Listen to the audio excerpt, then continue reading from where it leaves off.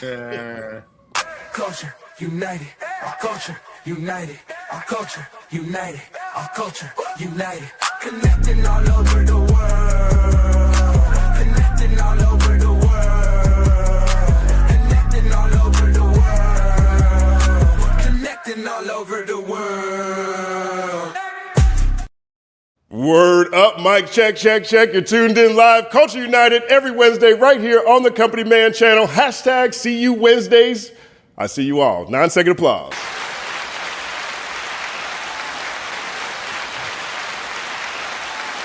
Word up, man. I'm excited about these topics, and I'm extremely excited about this panel. Thank you guys for rocking with us, showing us so much support every week right here, 5 p.m. Hashtag see you Wednesdays. Double entendres are the illest. 1-second applause. We have a lot of topics to get to, very big topics to get to. I think this is the perfect panel for it. Joining us today, back once again, music historian. You can go take his jazz class right now. His music history book is on the way. His undefeated YouTube channel will be streaming live. Every time you watch, you might not agree, but you'll come away more edified. And he's a comedian too. The one and only DwannB, 9-second applause. What's up, everybody?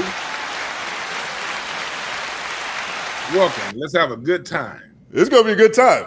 The last time was a crazy time. It was a crazy time. It was a crazy time. Issues with the clips, but hey, they didn't say I was wrong. It worked. Hey, it worked. Also on the panel, back once again, back with his own original channel. Now he has 2 channels, which is double the fun. One of my favorite YouTubers out right now. One of the most knowledgeable people I find, I listen to, I learn new things from. One of the most incendiary commentators online, period. The one and only Charles Brown, 9-second applause. I love that word, incendiary. I'm in between my 2 besties, too. Look at that. Look at God. Look at God. God be like that sometime. Joining us for the first time on Culture United, longtime friend of mine. One of the first people I met in media when I moved to Los Angeles. A true institution, a true champion for independent artists, for new artists. Someone who's been able to take a homegrown institution, pun intended, to the mainstream radio, homegrown's own, Real 92.3's, Chuck Dizzle, 9-second applause. My guy, appreciate you having me, man. Glad to be here for the first time amongst this, phenomenal panel, man. Looking forward to having a good time. Word up, man. Thanks for being here, man. People don't know this. Like, Chuck is a direct inspiration on me, not only because of the way he's carried himself in this music space, which can be very, very tricky, but he was a major inspiration on me deciding to go sober. And so I appreciate you for that too, man. It just made my life better. Congratulations, brother. Thanks, man. 9-second applause. Yeah, big, get a 9-second applause for that. Come on. Something about life is more efficient when you never wake up with a hangover, you know what I mean? It's a whole lot easier to get things done, I'll say that. Thanks. Also this week on the panel, co-host of Culture United. You can catch her incredible content on Look at the Material Pod. She's wearing a basketball jersey today. I'm not sure she's rooting for the right team. You let us know in the comments section. The one and only BK, 9-second applause. Hello. Go Spurs, go. Great team. I just want to say what's up, you guys. What's up, Justin? Happy Pride. Go Spurs, go. I'm excited for the episode tonight. Word up. 1-second applause. People have been asking me, where's the New Yorkers on the panel? I'm like, the Knicks are in the finals. Nobody's available. Okay. There was one person that had booked like 2 months ago. They had to change. They had to reschedule. So like, okay. That's funny. And on the panel as well, co-host of Culture United, one of my favorite people in the world, brilliant marketer, brilliant strategist, increasingly brilliant AI technologist. I don't even know what the term is yet. The one and only Elle-Z, 9-second applause.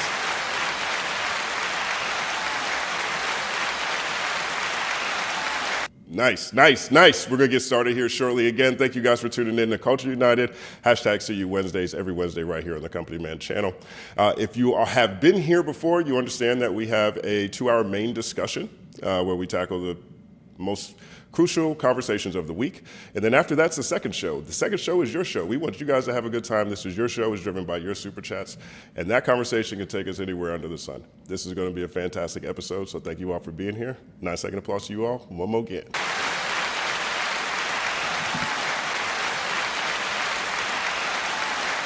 Now, up front, it was the freestyle heard around the world. Not sure how free it was, because clearly he had a lot in his mind, and Hov was able to let everybody know how he felt about it. Jay-Z's freestyle at the Roots Picnic has been the largest conversation in hip-hop this week. I think it's very fascinating how one verse can really put a pause on the whole game. He talked about Drake, he talked about Dame Dash, he talked about Nicki Minaj, he talked about Oskino from Oskino and Sparks, he talked about Mr. Busby, the lawyer. He talked about Drake, of course. I think everybody here has some coverage on it. I'm pretty sure everybody in the audience is probably in tune with what happened on that stage that night. Probably most memorable, Thuggish Ruggish Hov. We never seen that before. I actually really loved that freestyle. What was your reaction to it, Charles? Hold on, wait. Before we start doing the whole thing, hold on, wait a minute, hold on. Let me get ready. Hold on. Before we do the whole section, hold on. Wait. Okay, come on, I'm ready now. I'm ready now. I thought she had to pull out the afro too. I'm like, All right, cool. All right, I'm ready. Let's now, go. She got it. Second applause.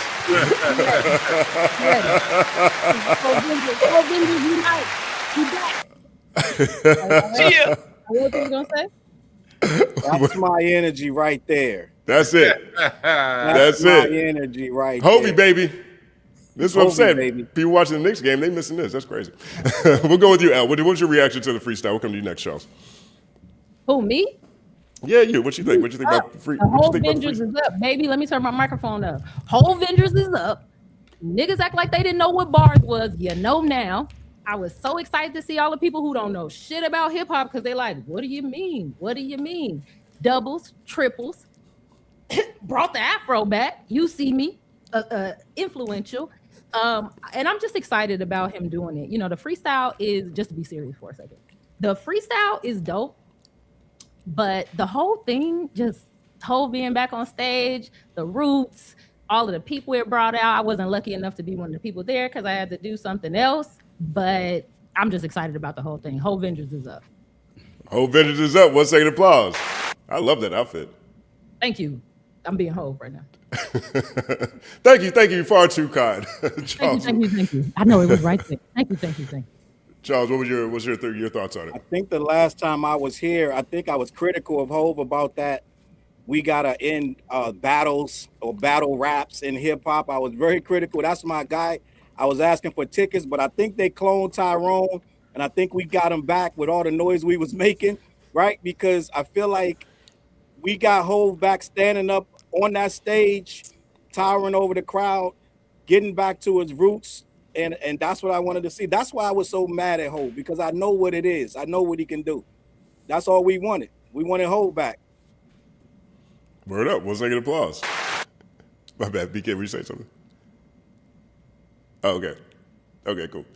Yeah, I mean, it felt like, it definitely felt like a moment, right? And we've seen Hov do this a few times where I think part of his, I'm about to put out an album package is, okay, I'm gonna do a couple of interviews. Okay, we're gonna get some stadium shows. Okay, there's gonna be an album, right? and oh, by the way, I'm about to kick a freestyle and let everybody know how I feel about them. What would you take? He tried to throw us off the scent, though. He said he was making music, but it was trash. You heard him say that with Fraser Tharp, right? That's what he said. I mean, look, he might believe it. It might actually be trash. We haven't heard a beat. Then he comes with this. I mean, we haven't heard a beat yet. You know, you never know where his ear is taking him these days. That's true. Chuck, where you at with Kingdom it? Come. I mean, people have been putting the AI to the freestyle too, so we kind of get a little sense of the beat beyond the freestyle. I'm excited, man. I'm excited to see Hov outside. I'm excited to see where he actually takes rap. I think there's always this conversation of where hip hop can go, and I feel like Hov always kind of leads the charge in terms of like what we can do and where we can go in terms of like a lot of people saying retirement and you should do this, that, and the third. It's like, no, I think he shows what it is, and he kind of leads the charge in that. I think he for sure. I'm glad he got them shots off because there's a lot of people talking shit, and this comes from somebody I'm indirect with Hov. I'm neither here nor there. I'm not like a super fan, but I'm not a hater either. So for me, on my side, I like seeing him get out there, kind of showcase his talent, shows what he does, and just take that charge, man. Word up, 1 second applause. There's a lot of people out here who've been talking about, maybe Hov doesn't sound as crisp as he used to. There's been people who have been very critical of the verse itself. We will get to some of the responses that came from this verse as well. But BK, what were your reactions to this? I love this. As someone that's not like a super fan of Jay-Z, but I've been critical of him on the billionaire tip, and like I think I prefer him on the mic this way than the GQ interview. I'm just being honest. But I love the fro. I thought he was so fly and so cool. Like, I don't even really feel that way about Jay-Z in general, just because, I just didn't grow up listening to him in the way that a lot of people do in the space. So, like, it was fly. It was cool. I think he whacked everybody real good. Everybody got a little pow-pow, much needed, especially because of the way people have been, disrespectful. I feel like his performance was it was fine. It was crisp. It was cool. It was like he was a little thespian up there a little bit, like the stuttering and the, moving his arm movements like Nicki. And I thought it was great. I love when, I always talk about the lack of monoculture and the fact that like we're all in these silos and we're hardly ever seeing the same things or hearing the same news. So I always love when there's moments, especially like in hip hop, where the entire feed, wherever, like whether you like it or not, is like all talking about something at the same time. So I didn't like, how people were acting like they didn't understand combing out locks and like, I don't know. I saw a little bit of some of this that was like, oh, old man, or oh, let the fro go. His hair was gorgeous. I feel like a lot of anti-blackness does hop out when it comes to Hov specifically, just the way he is phenotypically and how he decides to, do his hair and stuff like that. So I wasn't a big fan of that. I wasn't a big fan of people purposefully misunderstanding him or being like, these people are too beneath you. Like, don't say anything. It's like, bro, it was a verse. It was just on stage. Like, it's not like he dropped the whole album of disses. So I enjoyed it. I really like this. Sure. 1 second applause. Dwann, where you at with it? I want to first start off by saying Happy Black Music Month. It's June. This is when we celebrate black music all across the world. 9 second And applause. so I got to start off by saying Happy Black Music Month. For me, it was like I'm not judging the freestyle. That's people are gonna like it or hate it. It's up people they have their fans that they're gonna go after. So it's whatever to me. The actual freestyle. For me, it was, hey, look, I was right. When I said that Jay-Z think he ahead of the culture, that was my only thing, my biggest issue. He thinks he's bigger than the culture. Nobody's bigger than the culture. All that acting like I'm too good to celebrate hip hop 50. All we done battling. The minute Drake threw a grape at him, all of a sudden he's back in the ring. And good. I'm glad Hov is back in the ring because that's what the culture is about. The culture is about the battle culture is essential to all black music, whether you're dealing with church and the choirs, whether you're dealing with funk bands, doo-wop, barbershop quartet. Battle is an essential core component of the culture because it makes everybody great. And Jay-Z acting like he was ahead of it a few months ago in that interview showed me he was full of shit. So at least he came out and he jumped that back in the ring. Was I impressed? No. I just went to go see Rakim at the Blue Note 2 weeks ago. I was impressed by that. It was cool though, I'm gonna go see Nas at the Roots Festival out here at the end of the month at the Hollywood Bowl. You know what I mean? So, it's good to see, but I also think that, we head into something this summer, man. This is gonna be explosive the rest of the year with the people that he called out, waiting for their responses. I'm here for the drama because 60-year-old rappers generally don't make good music. I'm not expecting good music from Jay-Z. I just want to see the drama because, hell, he ain't never gave us anything of substance. I may as well be entertained. 1 second applause. He ain't ready. Entertainment. I mean, look, there have been people who have been critical of this freestyle. Me personally, look, like I said, I love moments like this, right? And I think that if there is a time where a 60-year-old rapper can put out good music, this is it. You know, I don't know if I don't know who we benchmark in that. Maybe Slick Rick. Not 60 though.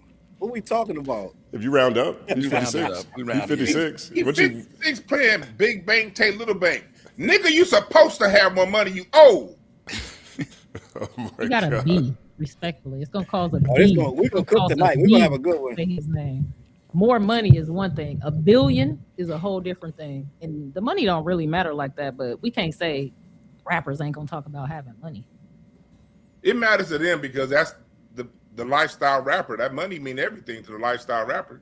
So Yeah, I get tired that's of a that core too. It's component funny to I'm the not tired of lifestyle it, rapper too. argument. You know what I mean? Mm. But that's You know just what? like, It's I funny. see it happen. It's funny. It's funny because I do get tired of that, and it's funny that I'm not tired of it from Jay-Z. But I think it was a good bar. I'm on a different chart. You talking about reaching the top of the Billboard. I'm talking about reaching the top of the Forbes list.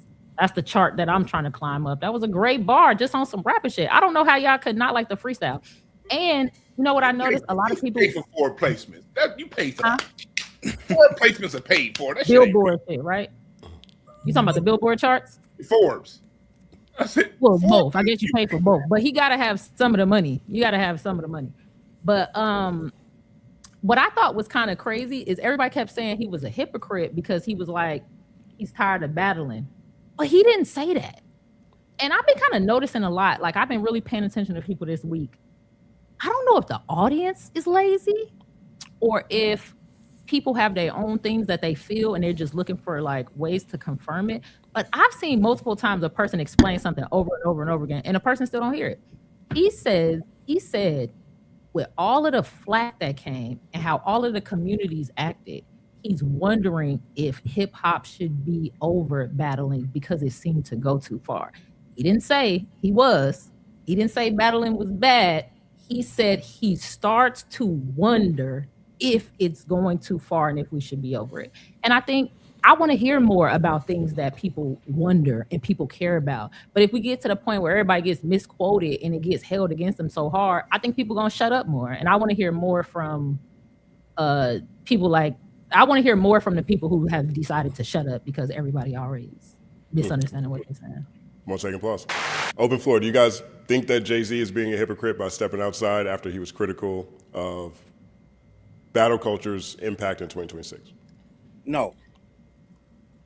The reason I'm saying no, because I feel like it's like I keep bringing up the scorpion and the toad. The scorpion is the scorpion. He's gonna sting, and I think Jay was trying to be civilized. He was on them super yachts a little bit too much with them billionaires, and he wasn't in the space for a while, and he kind of got a little out of himself, and he sadly kind of took a liking to Drake and felt a little way for him because he said, I don't like what you guys did to Drake, right? So I think a little bit of that was this little thing we got going around that Drake is some kind of victim. And I think Hov was a little far removed and felt like it's the same way. So he started looking at it like, oh, poor me. He didn't know Drake was going to attack him again. So when he looked up and he saw that Drake hit him with yet another bar, every time Drake drops, he hits Hov randomly for no reason, right? So when he saw that, it triggered him. And he was looking like, he said, I'm going to be on offense this year. Because he took a lot last year. A lot of people was coming at him. And I think, okay, a light switch went off and it turned him back on to what he normally is. Jay is one of the best battle rappers from when he was going from barrel to barrel in New York, battling people, battling DMX, this, that, and the third, all these battles he supposedly had and he won for cash. So that's who he is. That's in his DNA. So him saying that, he was a little misguided. Felt the way, got in his feelings, snapped out of it. They cloned Tyrone and we got him back. I'm gonna say, hell yeah, he's a hypocrite because I see right through this dude. Look, man, my major's in comm studies. I know what suggestions and questions do. You say things in a suggestive way, or you ask a question to give yourself plausible deniability. I cut through bullshit. It was him basically trying to put himself. Well, I don't know if we need to do that anymore because these guys are getting more shine than me. No. The fact that you even brought it up The fact that you messed up the pillars of hip hop and said battle culture is even one of the man, nah. You full of crap, and it's cool. I'm still glad he came out because we need this in the music. It's fun. Let's go. I'm glad that he didn't stick with it. I'm glad that he was a hypocrite. It's good to see him throw his hat back in the ring. My only question is it going to look like Mike Tyson in the Jake Paul fight? That's all I'm asking. I don't know, but I want to see. 1 second applause. I don't know if it's going to go that far. I'm not sure how much back and forth Hov is going to be doing on this round. But I will say, big shout out to the Rap Roundtable. OVO Macito on there. They were talking about whether or not this was if this was hypocritical. And he said, this isn't a battle, this is just bars. Right now, it's just bars. Chuck, what do you think? I mean, it's not hypocritical at all, in my opinion. I think he's responding to the bullshit that people have been throwing shots at him for the song. Even let's just say he did think that battle rap. Let's say that he was quoted with that, right? Which from that GQ interview, I didn't get that as well. I just thought that he kind of felt like it can go in the wrong direction, with these super fans, and it can just go in the wrong direction, right?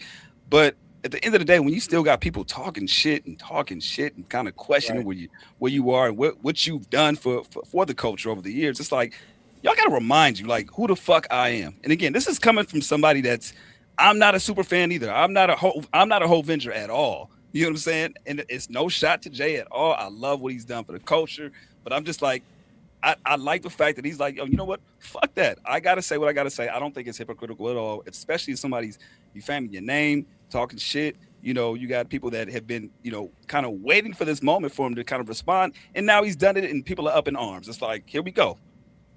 1 second applause. I don't think it was hypocritical at all. I view it like Macito views it, that it was just bars. And it wasn't like directionally at one person on a record that he dropped officially. It was just, to me, I viewed it as more of a State of the Union.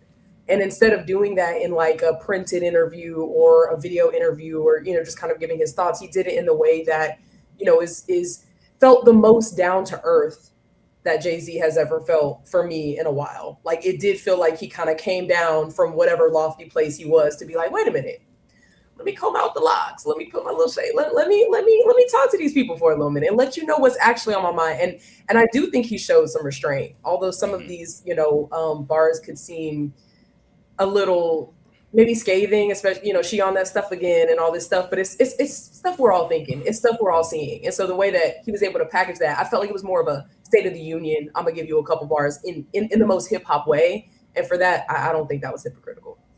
You brought something up. You brought a good point up, BK. You said it was a freestyle, right? Had he dropped this as a song, like a lead single for his album coming up, would your thought change? Because for me, I feel like my thought would have kind of changed at that point. If like, okay, then if it's leading up for the album, then maybe in that point it might be hypocritical if it's for specifically the album. I think if it's still, I would still probably feel the same way. I would think, honestly, we may think it would be a little bit corny. Maybe corny is not the right word, but I think this was Jay-Z-esque do it in the way he did. But no, I think if it was about one person, then maybe we could talk about, okay, well, what do you expect this person to do? Like respond, and then there's a back and forth, then there's a battle.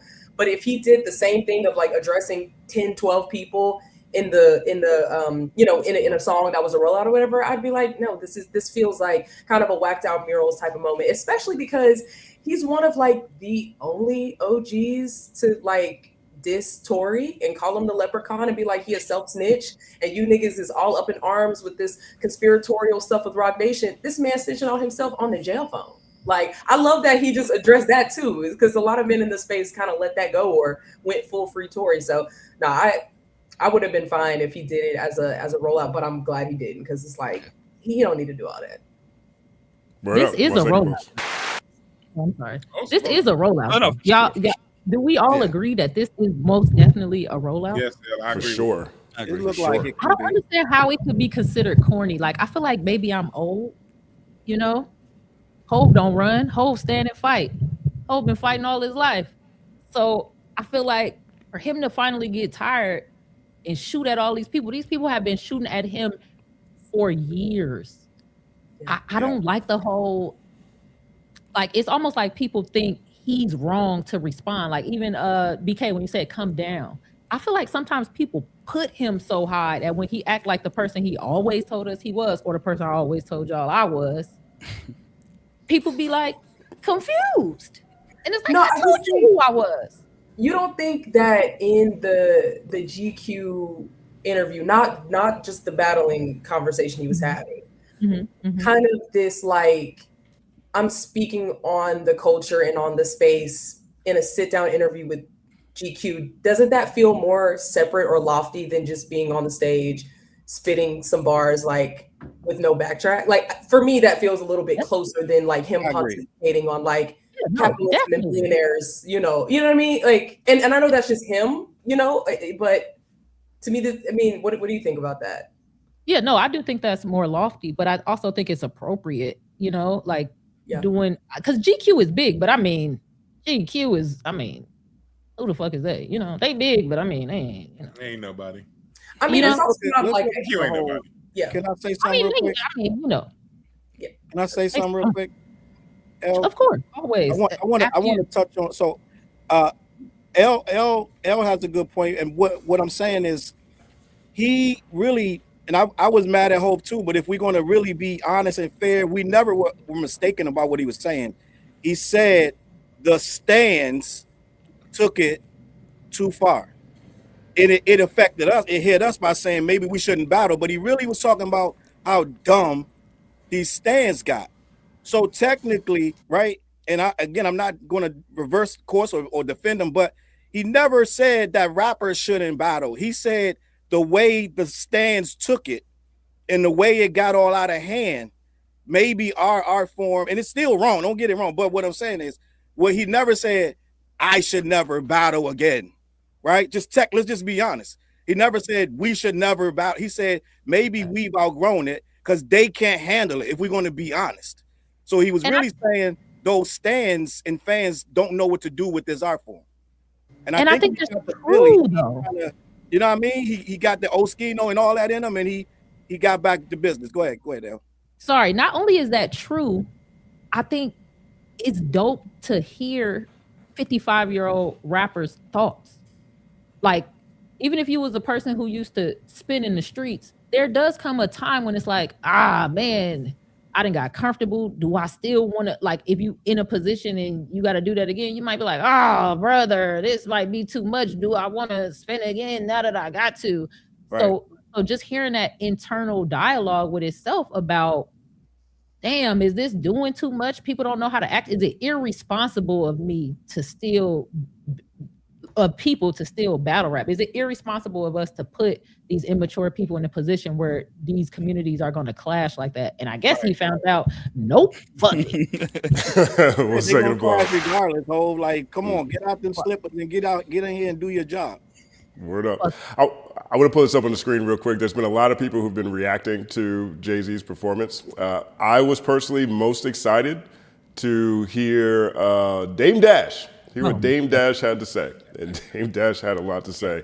But one of the first people Hov talks about in this verse is Dame Dash. He talks about teeth is tumbling out of their mouth, and suddenly he's the one to blame. It's a murder mystery gang, right? And so in this clip here, we have Dame Dash on Art of Dialogue. Shout out to Art of Dialogue, 1 second applause.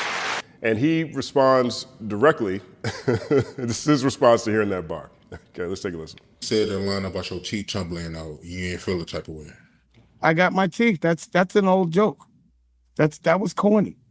He said something that everyone, I was expecting something clever. Like, they didn't tumble out, but if they did, that was 2 years ago. That's so 2 years ago. 50, why would I be mad at that? I'm like, this thing actually, I was just more like so shocked that he's broke, allegedly, just based on that motion. Like, I don't see, like, if he has a loan, how he's bankable because of all the accusations. So it looks like he got to work because he's working. Let me ask you a question. If he hasn't said anything in 20 years, why you think he's starting out? Why after 20 years and you 60, do you want to come back outside? And you got, look, even Charlemagne was defending this today.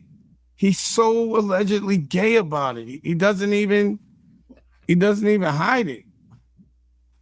Pause. They're so gay for each other. Or he's so gay for this nigga. Pause. Like he wouldn't even admit that rap was terrible. That did you like? Was that a Jay-Z rap? Was that ROC? We running this rap shit.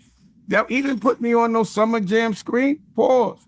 You can't do shit like that and come back with your teeth fell out a year ago with stupid hair. Like, would you ever think that Cam would have big teeth or Fredo, and that Jay would have a lion's mare with a goat face? Would you ever think this would happen? Dame Dash had a very colorful conversation. That was a quick, brief clip from it. What do you guys think about that? Open floor. Dame is old and senile. We're not listening to you, gang. Like at the end of the day, we gotta stop this nonsense. Dame is, he didn't even have time to prepare for this. He's rambling on. He's calling Jay-Z of all people broke. Like, what are we doing? What are we talking about? Like, Dame, he cooked you. That's why you're on Art of Dialogue. That's why Art hit you up the next day and had you come through, and you had time because you ain't got shit else going on, right? So at the end of the day, what we doing? You're calling a man that's a billionaire trying to say he's broke. You're trying to figure out how to crack on him, this, that, and the third. Your teeth fell out, dog. It happens. It ain't old. It's a part of your history, okay? You want him to talk about your tax, the millions you owe in taxes or the money you owe in child support? How much you need him to talk about? How long we got? And he has taken shots at you in the last 20 years, more than once. And you've taken $1 million at him, and you're going to get upset about him saying one thing about you. That's the problem, Dane, because you're cooked, and it's easy to get you. He can say something silly, and everybody's laughing, and that's why you ended up on Art of Dialogue rambling on. But yeah, nah, we're not jocking what Dane's talking about. Yeah, my only thing is, bro, just it was funny. It was funny and it was true. It's like at some point, it's somebody that fires jokes off. It's like you gotta admit when you got, and that's okay. You know what I'm saying? You can still have all your thoughts and things you want to say, your personal things about them. That's fine. You know what I'm saying? You have your own right to believe whatever. But don't sit here and say like that shit wasn't funny for one, it wasn't clever for two, and for three, like, bro, it was true. So yeah, that's the only part that I was like, come on, Dave. As somebody that roasts back and forth, you got to take that accountability and be like, all right, yeah, you got me. Because the shit was tumbling out. That's it. It was tumbling out, bro. That was it. It was definitely tumbling. 1 second applause to tumbling. Do y'all think go ahead. Do y'all think it's like a Jay-Z stimulus? Because I don't know if it's just me, but he seems excited. Yeah, absolutely. Excited. He even mentioned in the interview. He mentioned in the interview that he said, "Oh, perfect! I got a channel, I got a show on BET that's coming up." Like he's using the moment, and I think that's the thing that I don't like about it is that he's using this for his own self promo. And it's like you can have your personal thoughts, you guys, whatever the case may be. I get it, but don't act like it's not what it is. Well, I'll say this though, I actually like that. At least he's got something to promo. You know what I mean? Dame Dash been through a lot. He lost his teeth. His teeth were tumbling. You know what I'm saying? So he does have something to promo. I can't blame the guy. If Hov called me out, I'd be live streaming immediately. I'm like, oh, it's crazy. Teeth tumbling and all. Teeth tumbling and all. I wouldn't even worry about it. I think it's a both end. I thought it was hilarious the way Jay-Z illustrated that with his body language, the teeth falling out, the way he illustrated that. I thought that was hilarious. That was probably my favorite part. And I like everybody. I don't like nor dislike. I don't care about any of these people, honestly. Yeah. I really don't. I thought as far as the subject matter of all their careers was trash, but it's good. It was funny to see that. But Dame said it. I am going to use this to market. He said, I don't rap. I also remember Jay-Z in the song with Pharrell, the motivation for me. They said I would do it well with our old buddy. Well, old buddy. Jay been dropping stuff. Let him. That's what we do. We go back and forth. At least Dame has, like you said, so he has something to market. He ran right to Art of Dialogue. I clicked on it because I wanted to laugh. And a lot of us clicked on it. And he let us know he has a new show on BET that I'm not going to watch. But at least he has something that he's still doing. You know, when I listen to what Dame says, this whole back and forth to me, it's a back and forth over a whole bunch of petty nonsense. But when you got your own grind, your own thing going, it's good to sometimes watch petty nonsense, and that's just kind of what it was to me. I just saw the other part of Dame's interview just right before the Culture United came out. This dude 9-minute clip, man, that clip was hilarious. I was laughing so hard, him talking about his bad breath and cinnamon stick gum. I know how that smells. Well, that's actually the next clip real quick. Yeah, we'll play that real fast. We'll play that real fast, and we go right back to it. But that is a very extremely viral portion of the conversation. It makes complete sense. When you see sorry, go ahead. Yeah, no, here we go. Let's go right here. Let's see. And we're gonna do this one. Share stat instead. All right. I lost it. I found it. Here we go. Right here. And this is another thing about Jay that I still wonder about, being that he wants to be funny. Jay's breath always used to stink. And you know why? Because for some reason, don't you hate when niggas got bad breath and chew Big Red? It's just cinnamon doodle. Nobody wants to smell that. I hope this nigga's not still chewing Big Red with bad breath on that mic, because that mic must have been stinking. And then he dressed up like a mic. This is not the version. Jay, please come. We make Jay great again. That's the new slogan. Make him great again. I don't want to see this happen.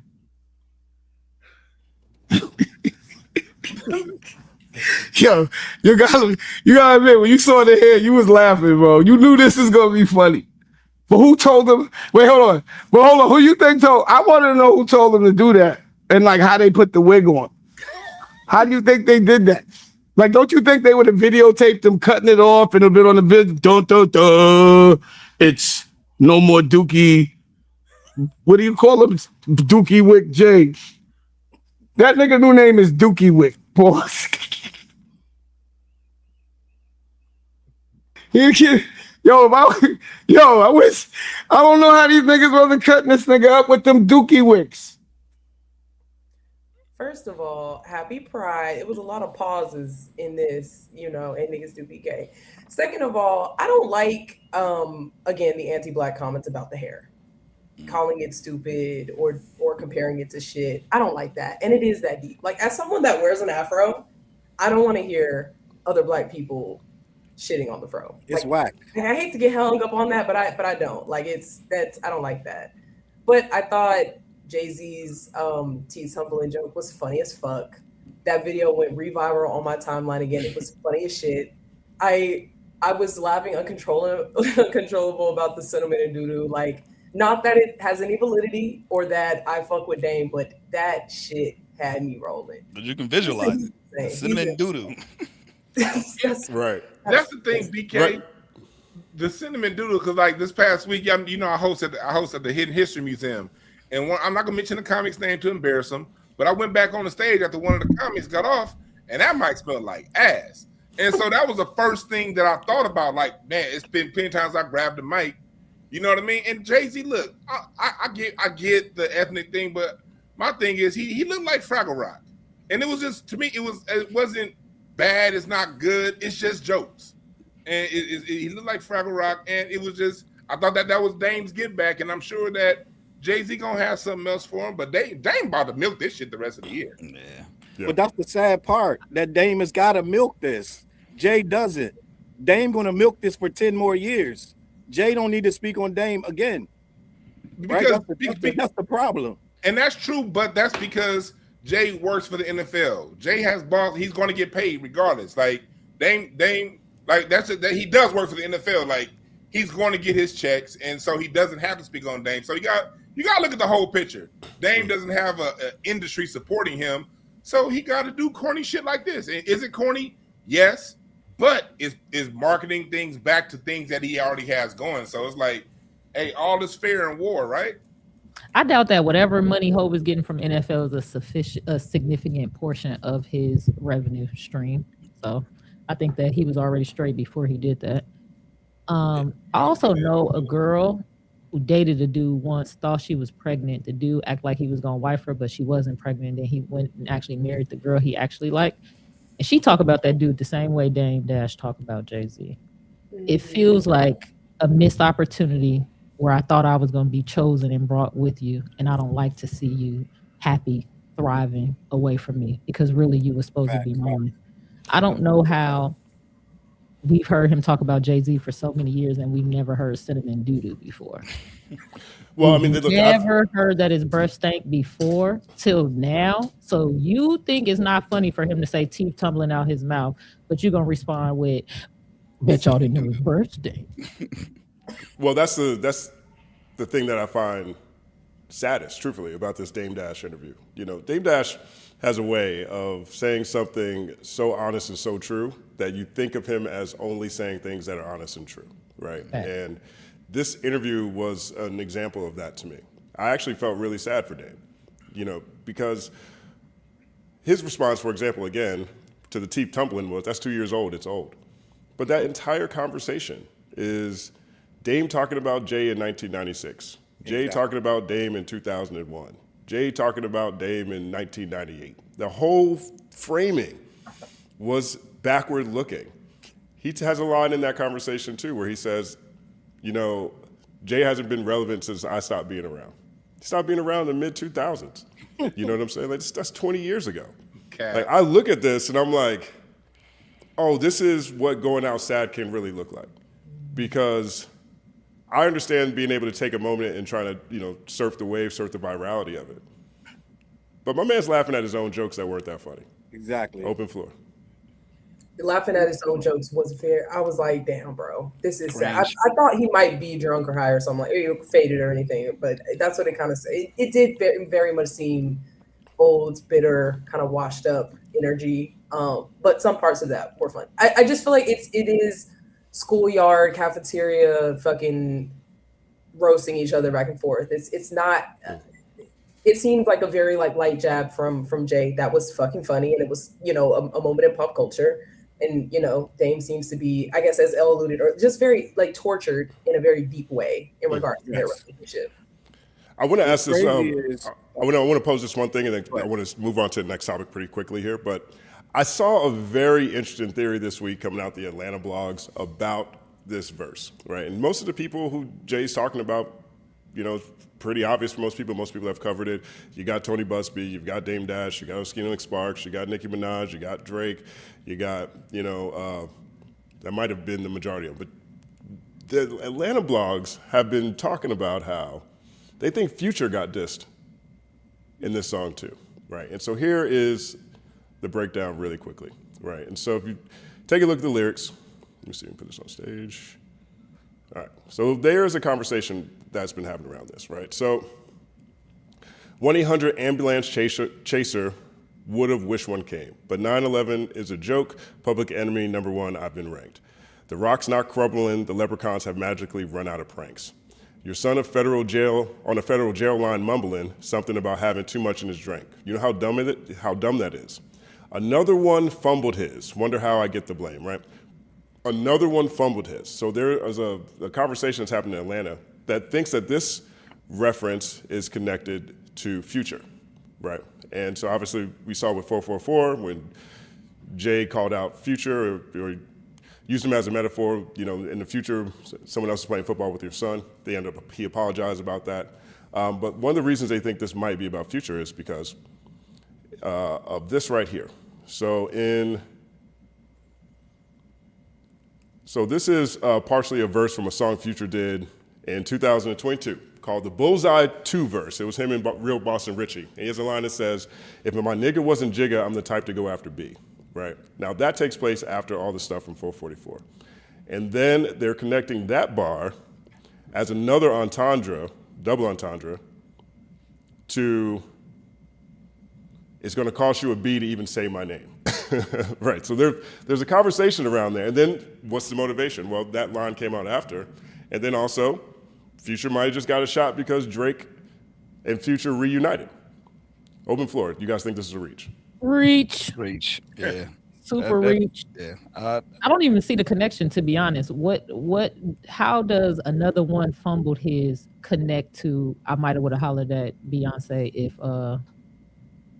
Jigga wasn't on. Those two aren't connected. I would have hollered at Beyonce is the reason to have Future Illusions in there. It's But going how to is cost you a another B. one The cost you a fumbling? B to say my name would be partially connected to that too. The fumbling would connect because he's bringing up what he said before, essentially about Future fumbling Sierra. In the future, another nigga be playing football with your son. I get it. Still reach. I still feel like it's a reach. Yeah. Super reach. But I do think I hate that we talked about the mess so much, even though it was fun, because I do think it's important to kind of teach the new generation how to break down bars. When they were just listening to that, they didn't know what the fuck he was talking about. They was like, this shit is ass. This nigga didn't say nothing. It took the teachers, took Mickey Facts. Real Facts. goats. Shout out. Shout out to We'll say Facts. applause. It took the real goats, the people like, oh man, you ain't on the billboard, to explain to them that these was triples, doubles. The niggas talking about two different things. The niggas connecting Lauryn Hill and Roberta Flack for a reason, not just saying it because it rhymes. Yeah, even the Nicki Minaj thing, like, it's so funny. The people in the crowd were saying, "Oh!" right away. I'm like, "How did you?" I didn't catch it until I saw the breakdown. I'm like, "Oh, okay, I get it." In real time, how did somebody catch? Oh, that was connected to Nicki. Maybe I'm off, but I'm like, how did you guys connect it in real time? I mean, were you familiar with the Nicki thing? Like, did you have that in the back of your mind? Like, oh, I remember when Nicki did this. Nah, that's why they probably did. Got it. 'Cause I didn't get that. They had to explain it to me too. I've been stopped looking at that lady. Right. I mean, and that's the other thing that's around this. You have all the super fandoms are the ones that are investigating these things at the same time. My bad, BK. No, you're good. No, it's just somebody was like, to Elle's point, someone was like, why he ain't whack yay? And I was like, oh, Jesus. He did. And I'm gonna be honest, I think Ye got it the worst. Who do y'all think? And I know, Justin, you want to move on, but we got to talk about the bars when they finally show up. Who got it the worst? I think it was Kanye. I think niggas shrink is a double. So not just niggas shrink, but you get sane when I come around. I'm niggas shrink. Right. I mean, I think the Kanye. I think the bars are dope, but it's ironic the day he's doing this, Kanye is doing 118,000 people in Turkey. That's what I was about to say right there. I don't even feel like he's shrinking. I don't know if I've seen Hov do 118,000 people. Do you think Kanye scheduled that on purpose on that day because he knew Hov was coming back out on Roots Pick? I mean, I highly doubt it. How as difficult as it is for Ye to book a show anywhere right now, I'm pretty sure he's doing his thing, and regardless of it. This man has had so many shows canceled. He has so many venues that won't even have him. I think they built a new venue for him in Turkey. You know what I mean? I don't even look like that's the thing that I understand him responding, and I think it was very well done. But at the same time, Hov is doing Ye is doing 118,000 people. But what do you speaking to the fact that that Kanye plays this game, this edgelord game, and is blaming it on some sort of mania, but when he's behind closed doors with Jay, he's like kind of still in a subservient sort of manner. Like that's what I thought he was more so speaking to, of like he played with y'all, he be pulling these little schemes with these stunts and apologies, but when we're in the room together, if at all, then he sits up straight. You know, I can see that. He ain't no maniac. Yeah, maniac. No, I'm just but like but I want to say this real quick. I want to say this real fast in response to BK on that point. I think I 100% believe Hov when he says that, but I also 100% have seen Ye do that with other people. I've seen him go on WGCI and just start crying. I've seen him go on apology tours with people who have accomplished much less than him. I don't necessarily look at any of that outside of the patterns that we've noticed with Kanye West.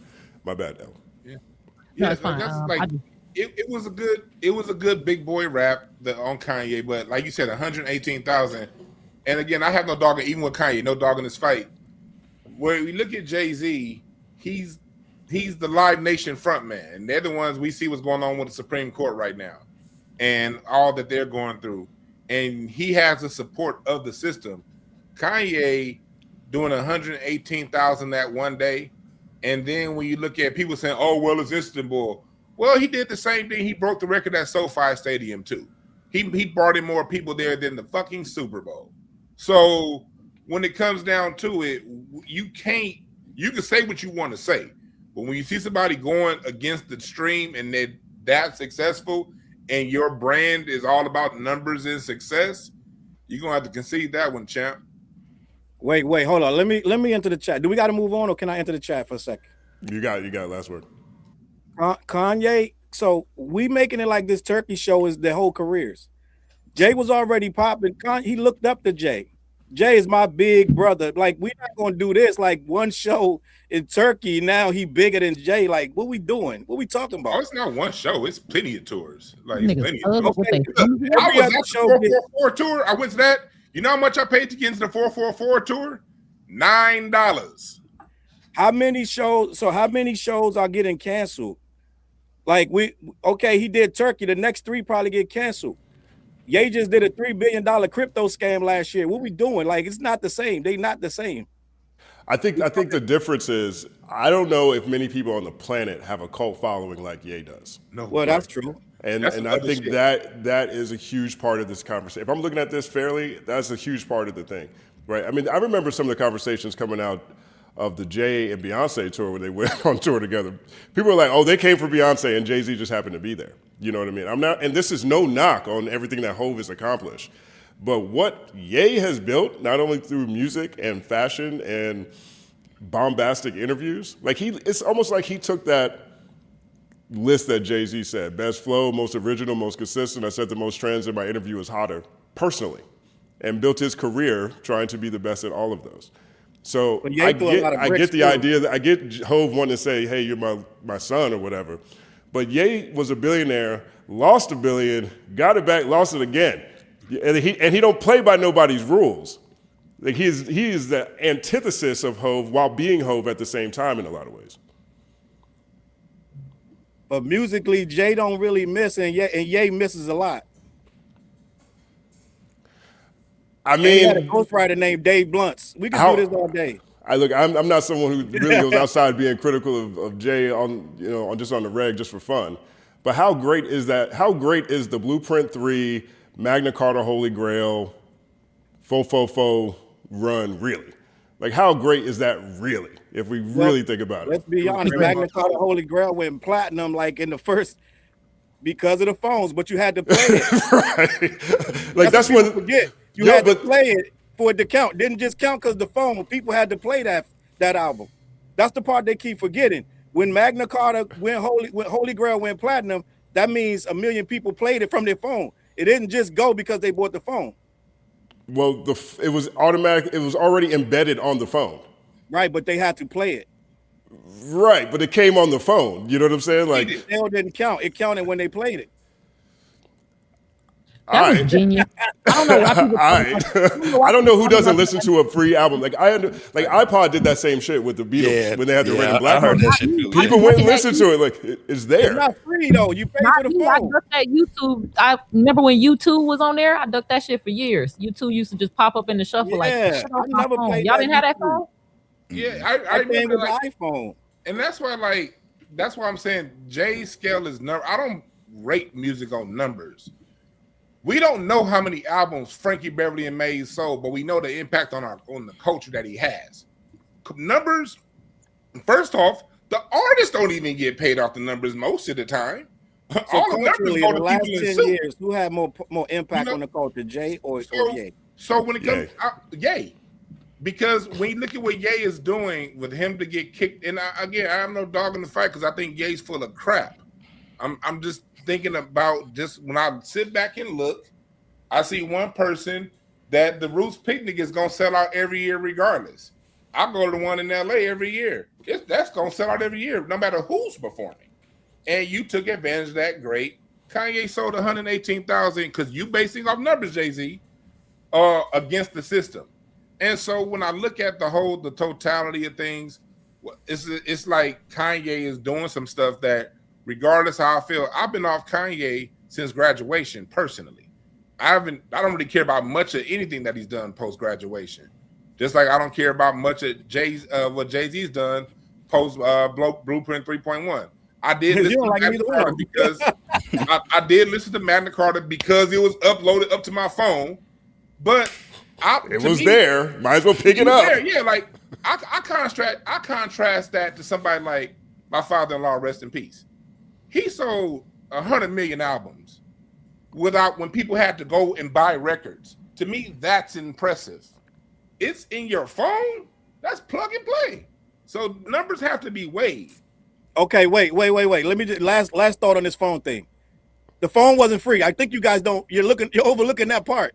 The phone wasn't free. Right. You're making it like the phone was free. They bought a $1,000 phone to hear Jay-Z. No, they didn't. They bought a $1,000 phone that accidentally had Jay-Z on it. Yes. Right. That's why he did the partnership. That's what happened. It just happened. Can I ask a question? Last word. If I make shoes, and a company buys 1 million shoes from me because they want to put them in a box that they sell in, or they want to give them away to people to get them to come to their event, how many shoes did I sell?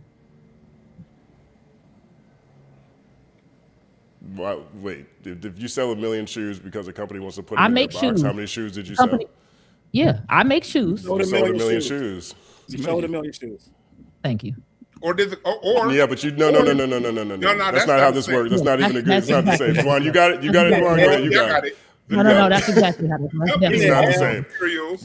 Right. Paid for the stage time. The company paid literally for every part of that process to be done, and then they already have a platform. Then they said, okay, what we're going to do is we're going to release something that we already paid to have put together and assign that number to you. That's far different than somebody that still had to have a company buy this stuff and then from zero go and sell $1 million based on their own work. Wait, I'm sorry. And also, like, nobody buys an empty shoebox, but people buy phones. They bought the phone without Jay-Z in the phone. Saying they're using the shoes to say, when you come to this event, you get a pair of these shoes. They selling tickets to the event. This event is $500 and you should buy a ticket because you also get some shoes. How many shoes did I sell? That's what Prince did. See, right? When I got my phone, I was getting that phone. I didn't like. Matter of fact, when it was on there, I was like, I don't want to hear this bullshit, and I played something else.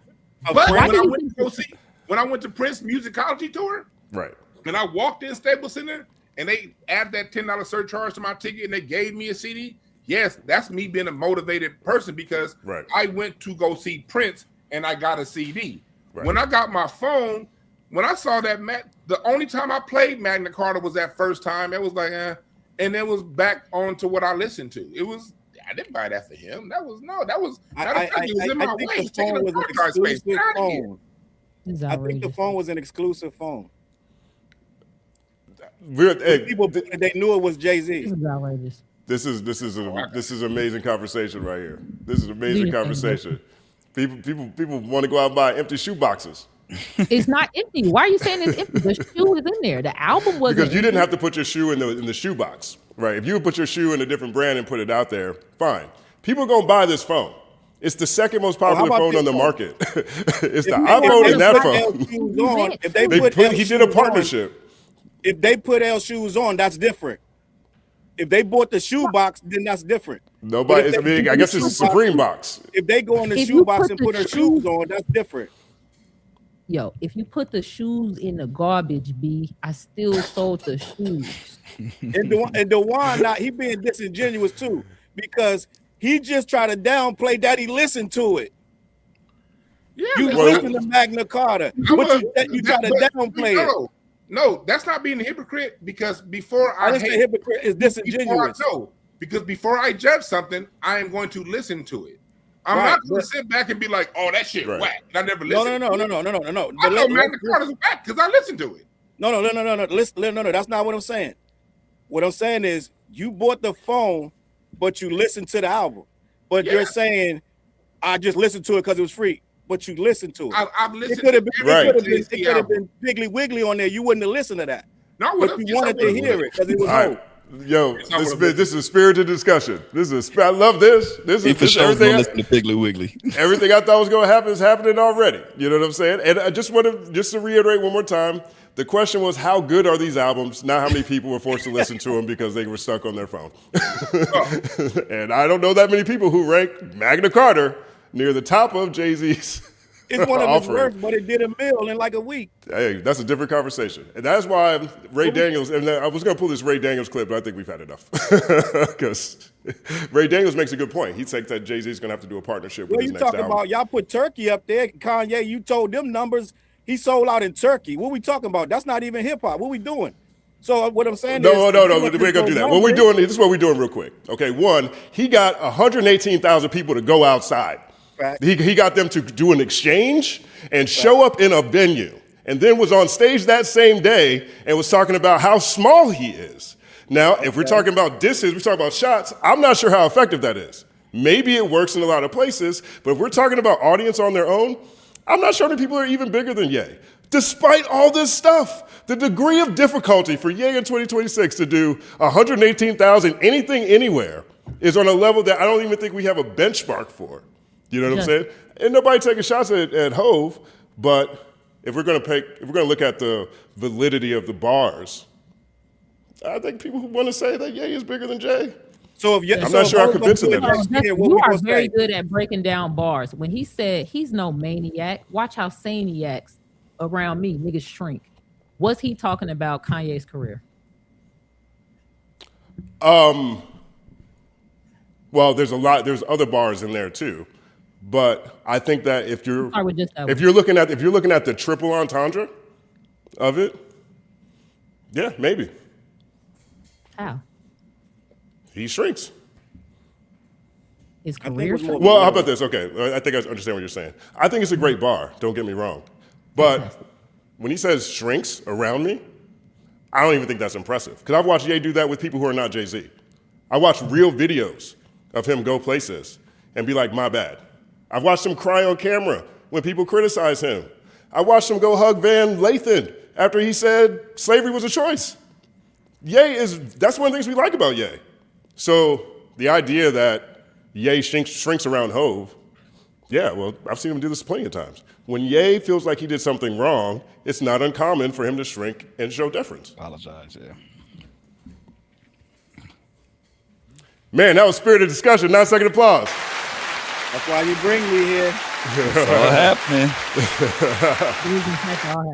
It is all happening, man. Thank you for tuning in. Culture United every Wednesday right here on the Company Man channel. Hashtag CU Wednesdays. 9-second applause to you all. Psych, we're gonna do about 4 seconds on that one. This next story is actually a fascinating conversation that I've witnessed over the past week, right? And the conversation is around Too Hard for the Radio off of Drake's Iceman release, right? And today on the lunch hour, Glasses Malone had Yuck Mouth on his show. Straight out the bank. 1 second applause to Yuck. And so we're gonna take a look at this right here. And then I wanna start the discussion with this clip from G's show today, because this is great. Not just Southern California. I'm talking about San Diego. I'm talking about any of that shit. Nigga Fresno, nigga All that Stockton, shit. Modesto, Seattle, nigga man. What Seattle, the fuck is up with nigga Mix a Lot? Portland. What up, Mix? Nigga. Like the whole shit. The whole shit. Denver, the West, all this. So I care and I KC, protect man. it. And then Kansas God is City. my partner. So it's like, come on, bro. Like, get your money, get your chili. I get it. I know how hard this business. I've been in it long enough to see how hard it is. But you ain't got to shit on us. Just pipe down. Like, you know what? I got my money. Let me get this money. I'm cool. Boom, boom, boom. I'm back to business. The Don't question fall is, into the marketing. can he promote or not? Sure. Okay, cool. But promoting don't mean it's like, man, shit, Bay Area, nigga. Bay Area over everything. Fuck, like, So why? promote without the dramatic shit. Because the song is anti-LA. Divisive. It's a divisive song. It's anti-niggas here. But it's slapping. That bitch slapping. hey, what up? That bitch slapping. You gotta get P-Lo in. I'm not That saying shit P-Lo. slapping. I'm saying P-Lo.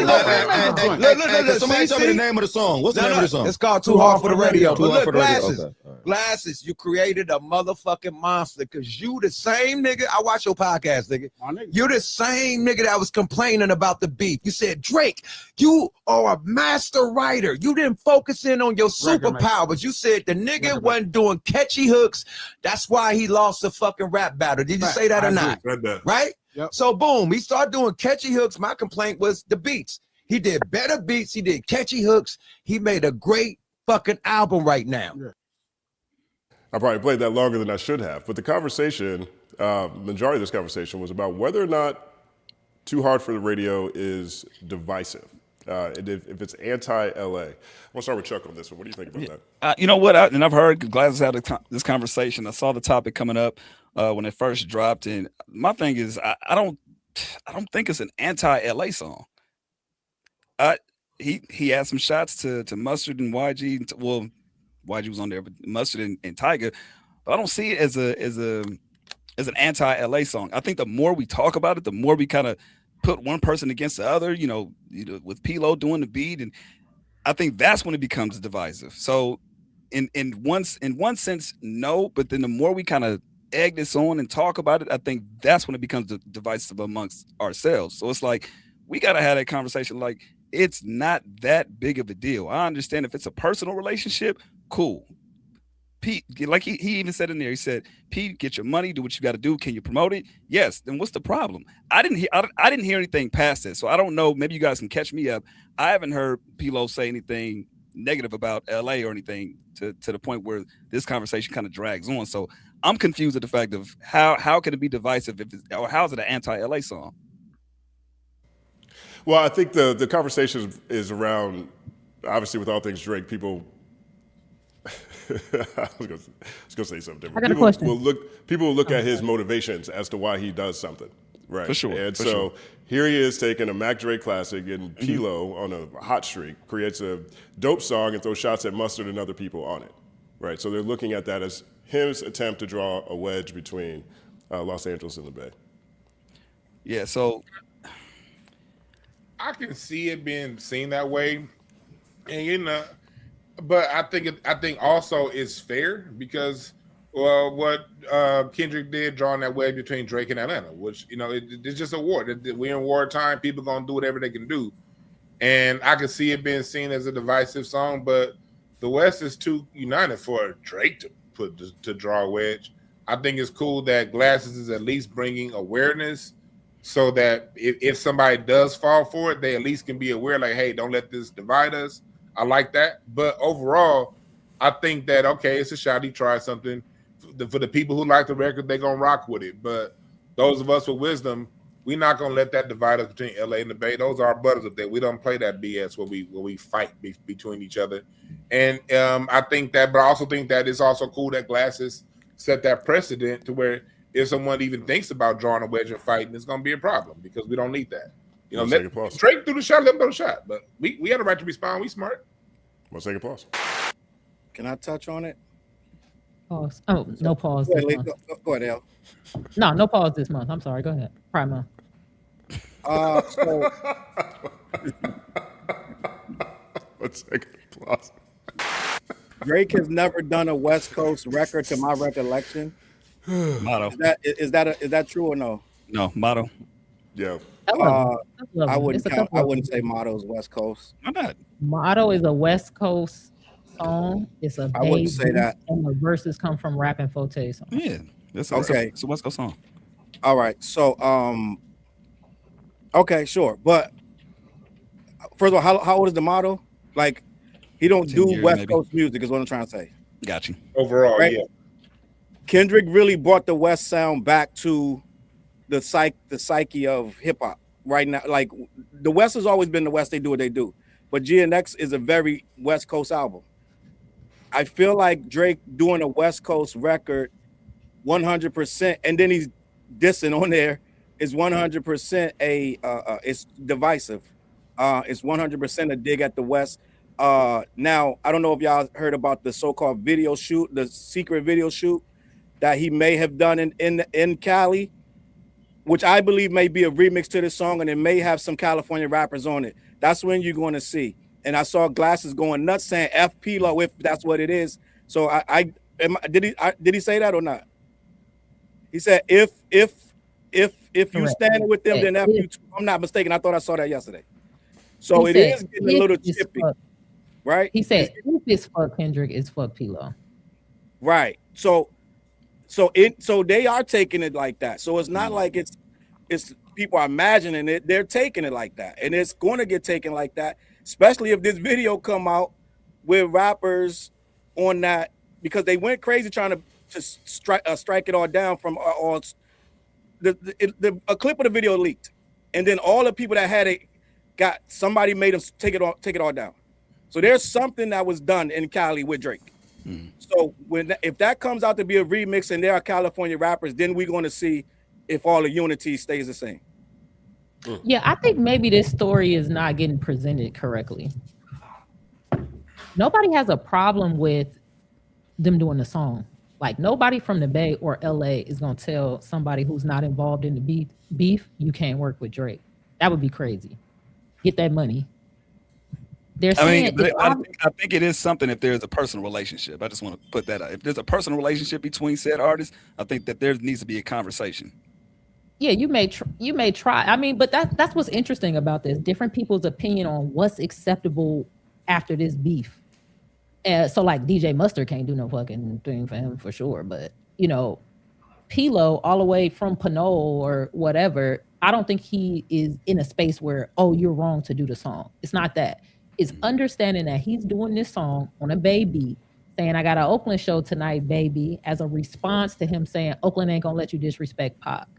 He's dissing Mustard like, oh man, I do Bay shit better than you. I remember when you did Rack City or whatever, that was cool, but you ain't had one in a while. You're gonna have to try it again. Let me show you how to do this West Coast shit. Everybody recognizes that that's like poking, they're poking at it. And it's fucked up to be like, well, I'm gonna go to the Bay to poke at y'all to be like, oh, you like this? I got your little bass sound, and I do your little bass sound better than you. It's fucked up. So right. What I think the conversation is get the money, because we never gonna say don't get the money. Go get the money, but don't play into the divisiveness. And I think people were starting to talk shit to P-Lo, and he tweeted out something like the Bay versus everybody. Ah, got it. I didn't see that. Okay, I didn't see that. Yeah, he tweeted out Bay versus everybody. Yo. I'm with you on that, Elle. Yeah. Now that takes on a different context because so Glasgow's like at the end of the day, like you said, make your money, but don't stop all the corny shit. You know what I mean? That's what Drake was trying to do. Be divisive, and it's working. Yeah, and I thought, but like I like for Drake, I expect that. I expect that the same way Kendrick successfully, in my opinion, made the people in Atlanta when he said he goes down there to steal culture. He's a colonizer. I thought that was such a brilliant move by Kendrick to do that, to drive that way, so at least people can see what they're doing, and those of us, we can see that. So this whole Drake back and forth with Kendrick has been Pee Wee Herman. I know you are, but what am I? That's been the whole damn thing with Drake. He ain't original. He's a punk. So he's going to do what works for somebody else and try to flip it the same way he tried to flip everybody else's rhymes, everybody else's style. He's a mimic from outside the culture. He's a copycat. He's corny. So that's a mimic, copycat, corny shit. So, of course, Drake is going to do that. Well, I like what Elle brought up. You can't be the corny dude, especially if you're from the West Coast.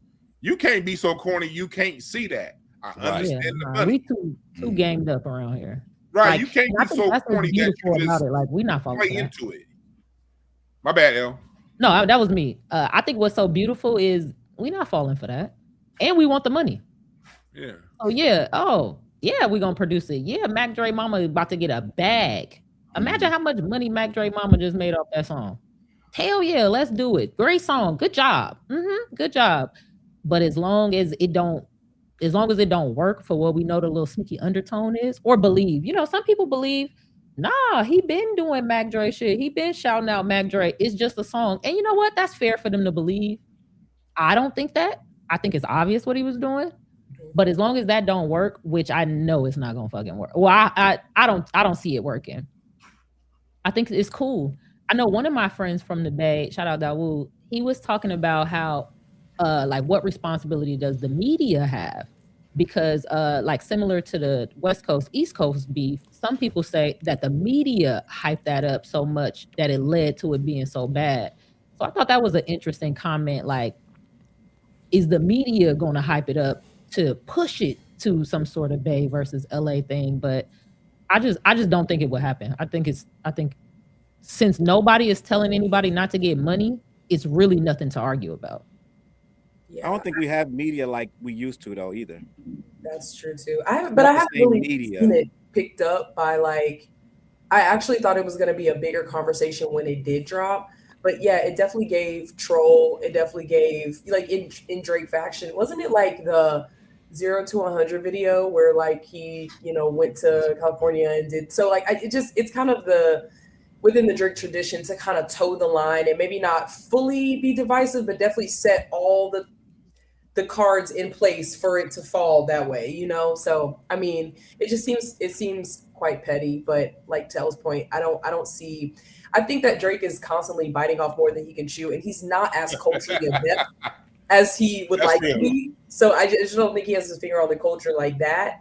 So it's just whatever. He did the little song, like you said, everybody make their money, but it seemed like too. I mean, Kendrick dropped a regional classic with the GNX, and Drake always jumps on what's hot and what's in the cultural zeitgeist. And like, I don't know, it's probably a bunch of those things layered, but it could get divisive. And I think Drake would be fine if all roads led to that. I'll say that.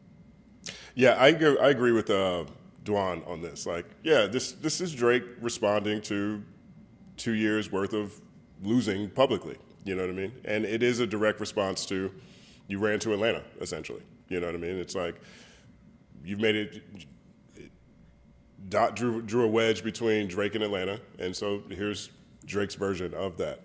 But I think, and me and Elle were talking about this earlier, I think the interesting conversation around this is what is the expectations for people on the periphery around the artists themselves, around Drake, around Kendrick, now that we're 2 years away from this battle, from the Shakespearean shakedown, right? Are we supposed to, are Atlanta people who are cool with Drake not supposed to work with, Kendrick? And nobody from the Bay is not supposed to work with Drake? Is it Drake not supposed to be working with Future right now? Are we back, or are we at a point now where it's back to business as usual? Open floor. I don't know, because DJ had that whole situation where he said he had edited out like the LA disses and put it out for DJs for free to like get it, and people really were like, that was corny, like like let them trade shots back and forth and all that. So I don't know. I'm curious to know what y'all think, because I don't know what the expectations are. I guess it depends on the relationship or how close or what. I mean, but like Playboi Carti, he's from Atlanta and he ended up doing 2 tracks with Kendrick. So I think it just depends on where you personally fall with all of it. Future got back with Drake. Like I don't know. It's I don't know what the expectation should be. I think it's kind of fun when people play team sports and they just put their line in the sand and they just like do whatever. Whereas some people are saying like, oh, that's corny. But I don't know. I feel like people are going to have their sides and their flags for like years at this point. So it's interesting to see how people who are closer to it behave, or like what's the etiquette, what's the protocol in this case. 1 second pause, because I agree with that. Open floor. Yeah, I think you choose based off of your I feel like your personal relationships. If there's personal relationships, those conversations should be had. Outside of that, go do what you got to do. Make your money, because I feel like at some point in time, people click back up. They end up doing music together anyway, and you don't want to be on the side of playing into this whole narrative and you looking crazy and don't have the relationships down the line. So I think, again, if it's personal relationships, you for sure need to have those conversations and say, okay, look, this is what the situation is. Is it still cool? Is it not? What's the situation at hand? We 2 years removed from this. Is it okay? Some people may not agree with that, but I just think that, again, if you have that personal relationship with somebody, I think you owe them that conversation at least. Do what you want to do, but I think the conversation should be had. Anything outside of that, you have to be okay with the consequences that come with that. Also, if somebody feels away, but yeah, run it up. Do what you got to do. 1 second pause. I don't know if the stan wars, if the fan bases are going to allow this. And that is the other element to this. This is the part that Jay-Z was talking about. He was most critical about the fact that, the stan wars and the fan bases are so locked in on these things, right? And you have people with where we are now in fandom, in online relationships, parasocial relationships, there's a lot of people who have been heavily invested in a number of artists. Like a Taylor Swift fan might be really upset if she breaks up with the wrong guy. You know what I'm saying? You might find, someone who's really upset if they see people switch sides. Like online discourse can drive things in that direction. Is that at risk at all, or is there another level of responsibility that the artists have, or that the people who are the forward-facing figures have to make sure they manage that with their audiences? I think that in terms of the parasociality, I think there might need to be new communications between the artist and their stand-up fandom. I don't know if they're responsible for them, because it's like that's a whole other thing. But I've often thought, like, if we just take Barb's for example, or even Beehive, but let's just stick with Barb's. I've often thought, even before Nicki went off the deep end, like, when people are doxing in your name, when people are like doing weird shit and chasing down children, like, just then I do think it is kind of their responsibility, because they're doing this in the artist's name, even though they're taking it further than what the artist wants to do. I do sometimes think that there could be a little bit more dialogue, and maybe in the future we'll start to see that as like the super fandom stand-up model is the main model we're going with. I do think you're going to start to see artists start to have to become more responsible for their stands, because it does kind of get weird and gross. But I don't know how much of that is their responsibility, but that's just something I foresee happening in the future. Yeah, word up.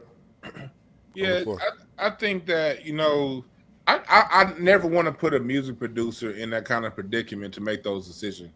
Money is so hard to come by in this industry, So if they're going to go with somebody, then who am I to say you shouldn't do that because of something, especially if you're not being supported on the other end, Pop checks and Coke Classic checks are two different kind of checks. You know what I mean? And so I'm not going to tell an artist not to do it, but at the same time, my personal feeling is, we should protect our culture a little bit better. But the fact is, we don't right now. That's just the world that we're in, and the money, the way the music industry is, the money's so scarce, and people are going to make whatever decision that they got to make. And as far as the culture, look, I think hip hop get too much blame for this. This is society, man. Look at the Republicans and the Democrats. People be loving politicians, and politicians don't fuck with none of us. And I've seen people fall out with somebody who babysat their own kid because they voted for somebody else. The dumb shit is nationwide right now. Happens in sports. You got the people that can't be objective. You have Rich Paul that tried to put LeBron on the same level as Muhammad Ali. Like, bruh, this shit is going far across the board. So I don't know how much an artist can do. I really think it's just a reflection of society that puts its faith in people and not themselves. And so now artists are kind of caught in that. And I just think it's a tough balance to where I can't tell nobody what to do with their money when knowing how the money is in the music industry right now. It's just gonna be weird for a little while. Yeah. One second, pause. Yep. Sorry about that, guys. I think you got to be careful not to be a lame ass nigga in this situation. Gotta walk on eggshells around the lame swamps that are waiting to grab your foot and pull you down to the level of lameness. So, if you don't know them, get your money. Let's just be honest. Let's just keep it. You don't know them, okay? There's no reason for you to be like, oh man, hell no, I gotta ride for the. No, get your fucking money. Just don't do too much. Don't hop into the front seat of a car on the way to do a drive-by. You can sell them windshield wipers. You can tint the car for them. If you tint windows and you tint the windows on the car that did the drive-by, that ain't got shit to do with you. Tint the windows. Don't get in the front seat, okay? Now, if you do know them, still get the money, but check in. Say, hey, thinking about getting this money. Thoughts? Feelings? Thoughts? It's very simple. If you are a fan and you don't get money, you only spend money, you should not be losing relationships with others over the rappers. You don't know them. They don't know you. So I think that's a good way to kind of eggshell walk around falling into, the level of lameness. One second applause. Give her a 4-second applause for that one, please. There we go. That felt like 4. Like, it's a different, like, we've gone going back on Elle said, we've gone a long way from Ice Cube, Get Off My Dick, that song.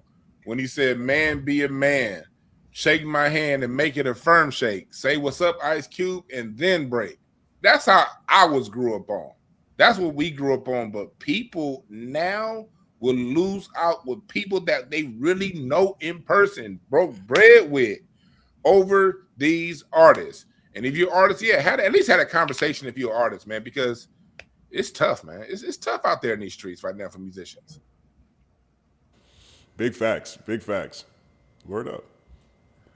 Now, second applause for this segment here.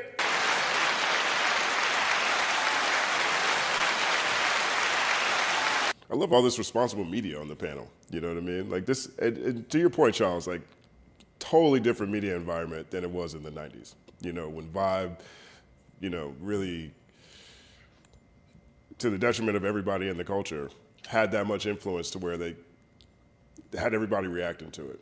And maybe that is a benefit of a lack of monoculture, right? Perhaps some of the benefit is not every situation is as explosive as it could be or would have been in a different era, and I think there's some value and some benefit to that. And that leads us into our next segment, because Tyler, the Creator, has been having great conversations, or clips from a great conversation he had with DJ Drama go viral this week. And so he told an awesome story about how Jay-Z tried to sign them, and he was like, no, I just want to sit here and play with my PowerPoint presentation and Photoshop and do cool art. You know what I mean? Like, he talked about just a number of things in his career. But he also talked about this here, which I thought was a really interesting take on what's happening in the media, right? His media critique here is very interesting, and I think this is actually the perfect panel to really talk about it, right? So, stage, and here it is. It's good to read this and learn things about this album that I didn't know. I got this one and I got an Earth, Wind & Fire one. One of the most recent ones they did on a recent album is To Pimp a Butterfly by Kendrick. I don't think a lot of people know about this, but even as much of a music nerd as I every day, I'm still learning. And this morning I got through the first 2 chapters. So that's a fire and collection. what academics, what shade room, what page is gonna tell you about this? It's not provocative. What's more provocative is so-and-so a snitch. So-and-so says fuck so-and-so. Like that's what we have to deal with. So, and it's only gonna get worse because you 16 and you see that and you like rap, you wanna be a journalist. Well, it's either that or you gotta write about the XXL freshman list. So we not even, like we're in such a weird fucking space. And that's why this is important. Very weird space. Now, away from the specific outlets that he mentions, I think this is actually, his point is really astute, right? We are in a very polarized media environment. We're in an environment now, particularly people who cover music, cover hip hop, almost any genre really, but definitely people who cover hip hop, where the actual hip hop, there's a huge population of people who legitimately are not fans of the genre. They are fans of these artists. And at the same time, you have platforms like YouTube that makes it risky at best, impossible if you're trying to actually, make money at worst, to actually play the music. Like the environment itself is so askew to be nice about it that I think it's impossible not to see the truth, or at least understand where Tyler's coming from when he talks about, how come I can't find more information that's a deep dive into my favorite artist? Chuck, I would love to get your feedback on your response to this. The one He Chuck said Chuck, Dizzle. not Charles. Charles got the best. Everybody got a Charles in their family. He's the first Everybody one I've seen spelled like this. I 1 second love it. applause. What do you think, Chuck? So I guess I'm trying to figure out, is he coming from a standpoint of looking for media outlets that are having these conversations, or is it more of like, you know, the dialogue and, you know, the literature behind it in platforms that are actually pushing that? In that clip, he's talking about outlets that would have let him know that this literature exists. Got it. Okay. And then, like, if you extrapolate the point, like, away from the specifics of what he's saying here, his broader point is, most of the rap media pages don't even talk about the music. That's essentially what he's saying. Most people aren't doing deep dives into certain things. Most people aren't even informing people about places they can go to go find things that might be more media or might be more music driven. You know, like, everything is click-based culture and clipping culture now, you know, on top of it. Well, I think it's a responsibility of the audience and then also the artists themselves to, you know, once, like you said, so as far as you to find platforms like that, when you find one, why don't you platform it? Why don't you let people know about it? You know, I think we got into a space of where artists choose not to do a lot of interviews or, you know, choose where they go and not have these conversations. So then their audience and people that are super fans of them don't know about the different platforms that have these discussions, have these conversations. I think you do obviously a phenomenal job. I'm sure, you know, I'm not too familiar with everybody's platform, but everybody in their own lane has their own thing that I feel like, you know, the audience tends to go with the bullshit first, or that seems to be the thing that, you know, is more polarizing. And people, like, I've dealt with it when it comes to artists, right? They'd rather go to said platform that has the bullshit versus somebody like myself who will actually, you know, really do deep dives in conversations about your music, like really want to have those conversations, but because said platform gets, you know, millions of views, they want to go for the attention. So I think it's a responsibility on both ends. It's like when you actually find those platforms that are doing the work, doing the journalism, having those conversations, do your due diligence on making sure that they're highlighted so other people know about them. You know what I mean?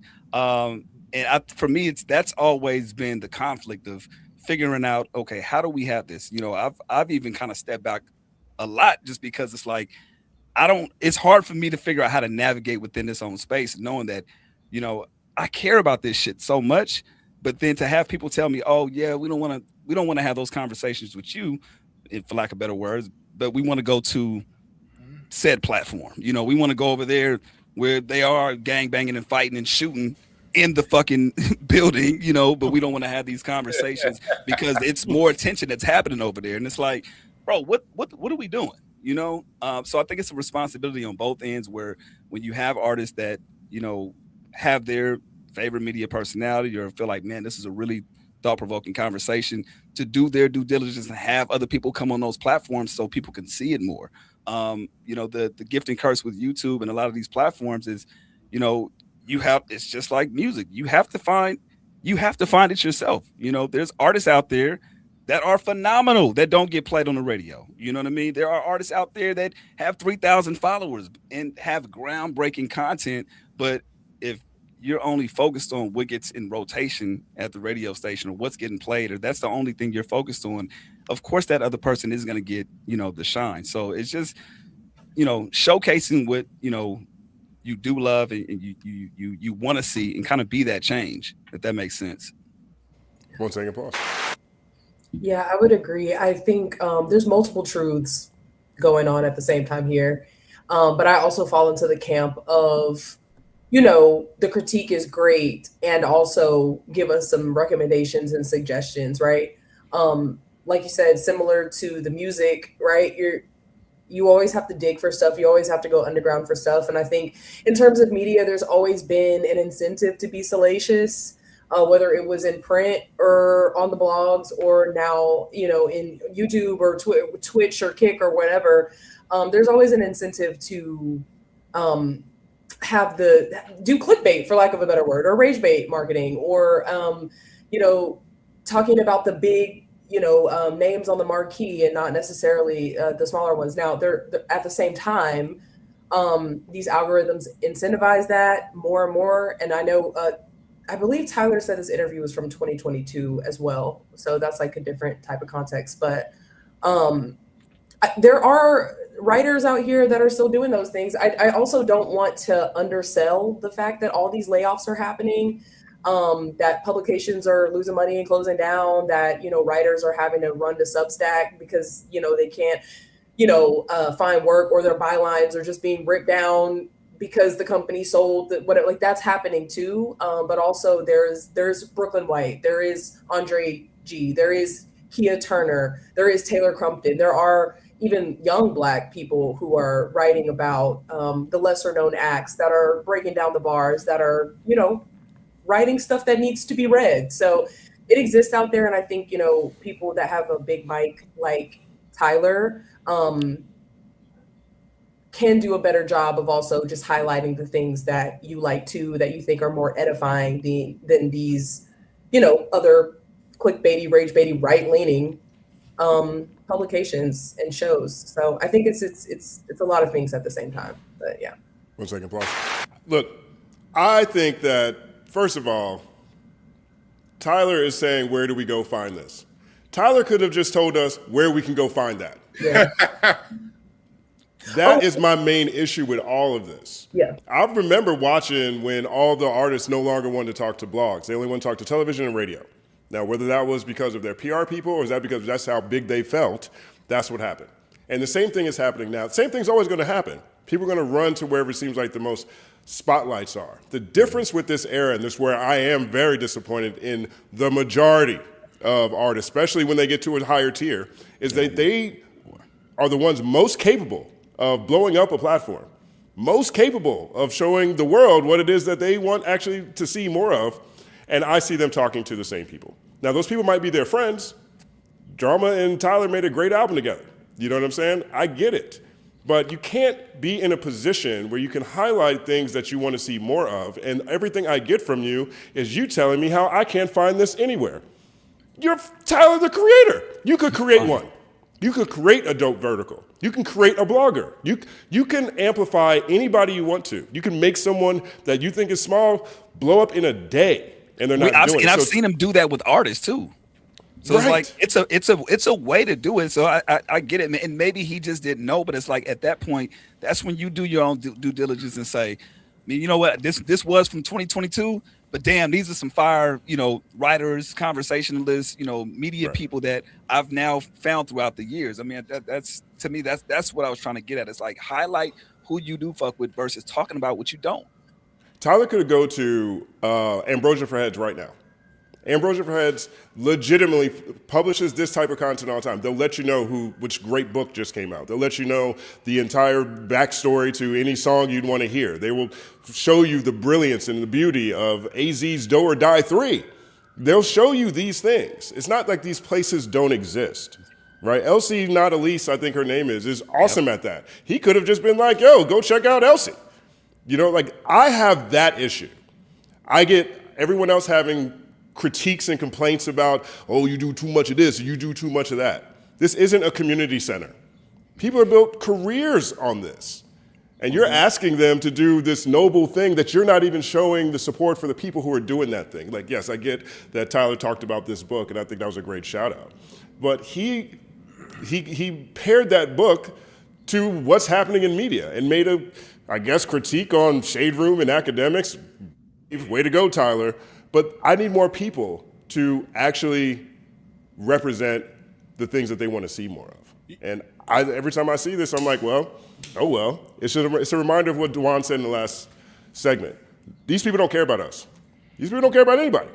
So people gonna do what they're gonna do. They don't, Justin. Here's the thing, like, there's so many, I look at my platform. When I was doing my live music reviews, I'll put them over on Mixcloud, because Mixcloud you can stream. You didn't get people coming over. The artists didn't support. I would stream myself. I move for the most part. I cover non-hip hop, even though I just interviewed Battle Cat. I'm covering jazz. I'm covering rhythm and blues and all these other art forms that black people make, because it seems to be more of an appreciation for the grassroots media over in those genres versus hip hop. And I think that, like, no, not for lack of a better term, the rappers are full of shit. I go back because they've done this before. Let's go back to Arsenio. Arsenio was the equivalent of YouTube. When syndicated TV was not where mainstream artists were meant. You didn't do syndicated TV if you were a star. The consciousness back in the 80s, the same way 10 years ago they didn't do the blogs, the stars. It was a consciousness of the MC Hammer, the biggest, Michael Jordan, Michael Jackson. Would we see somebody mainstream do an equivalent of an Arsenio today? Hip hop made Arsenio, and then Arsenio turned around and made hip hop bigger. It was a symbiotic relationship, but it took the commitment of hip hop to commit to Arsenio Hall, something that was not seen in syndication. You couldn't find it, and they made it up front. Right now with everybody knows about Justin Hunt on the internet that's in music. You know what I mean? I look at my platform as small. But when I go to the Hollywood Bowl, when I go to the Blue Note, these people know who I am. And I have a very small platform. These people are on the internet. They know different than all of us out there listening. These dudes are scrolling YouTube all day, every day. They're not above YouTube. They're on YouTube. So hip-hop has a chance to break its own media, and you can get away. As much as we finished talking about Kanye, where did Kanye go when he wanted to support? He went to DJ Academic's trash ass. He didn't come and come over. You know, even he did it. So it's going to require these artists to stop crying like hoes and turn around and come to the media that's on the internet, and don't just interview with them once. Keep doing it and build your own ecosystem. I got to give Snoop credit for at least trying that with some of these podcasts over here. I seen him do a lot of these smaller podcasts, which I was so happy to see him do. It requires that consciousness. Without the rappers, without the artists validating these platforms, they're just gonna be complaining and crying all day. They gotta validate. 1 second, pause. I took this such a different way. I hate when I'm at the end and I took it totally different. No, I took this in such a different way. Yeah. Because my original response is, ain't this the nigga who ate a roach?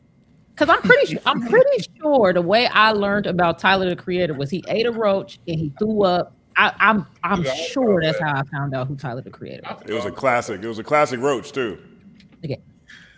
I don't know how it's a classic roach, but nigga ate Tyler ate it.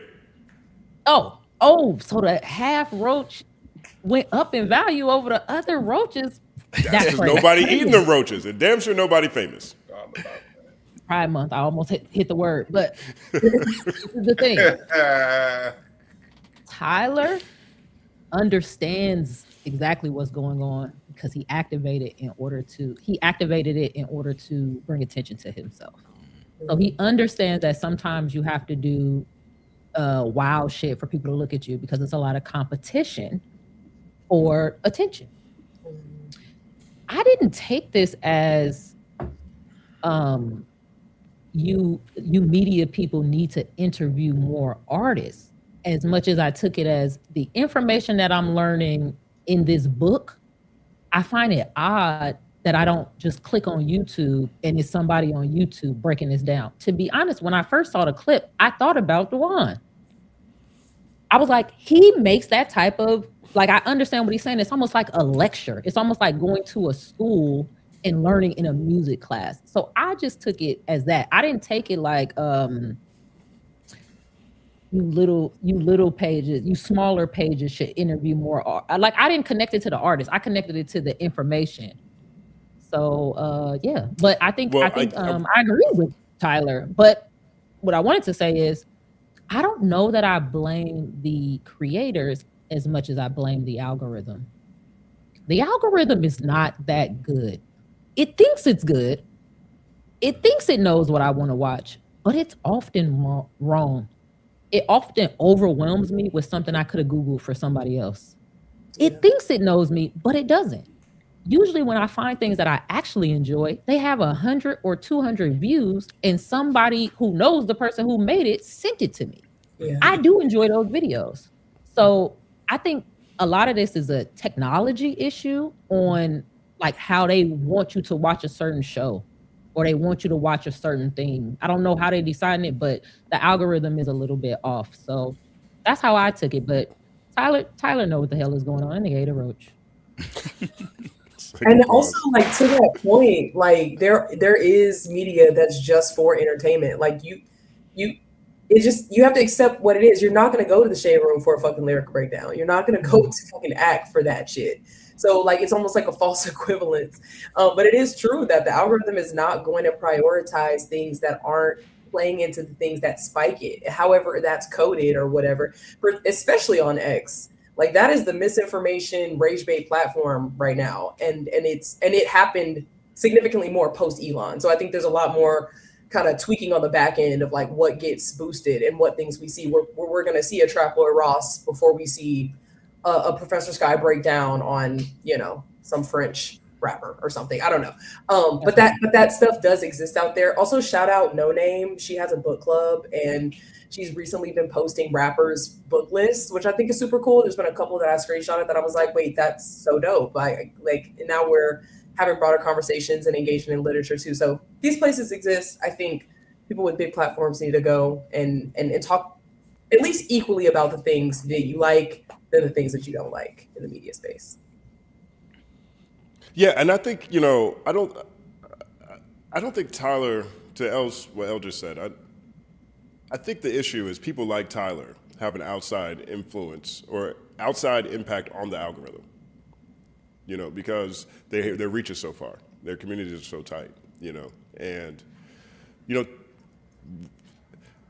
I find myself when it comes to Drake having to separate whether or not he's genuine from the fact of the things that he does. Whether or not he genuinely likes XQC or Aiden Ross or these people, he has the media that he rocks with. And they're generally streamers. I don't know how big they were before they started rocking with him with everybody except for academics, but he has the people that he rocks with. I'm watching Tyler, every time I see Tyler, let's see, he's talking to his artists, he talks to his friends basically, more than anything else. And I think that's amazing. But these people can reach and find anyone. You know what I'm saying? So it's like this whole era of like billionaires and rich people complaining about stuff is so lame to me. Like I put all of them over there. I'm like, yo, the things that you're complaining about, you have more opportunity to highlight. If Tyler saw Professor Sky's channel, I don't know. I know Professor Sky's channel exists. I know DwannB's channel exists. For what he is talking about, he says, where am I going to go find this? He just sounds like someone who has a point of view that he's happier sticking with than he is trying to change the fact that his point of view is based on a pattern that he doesn't like.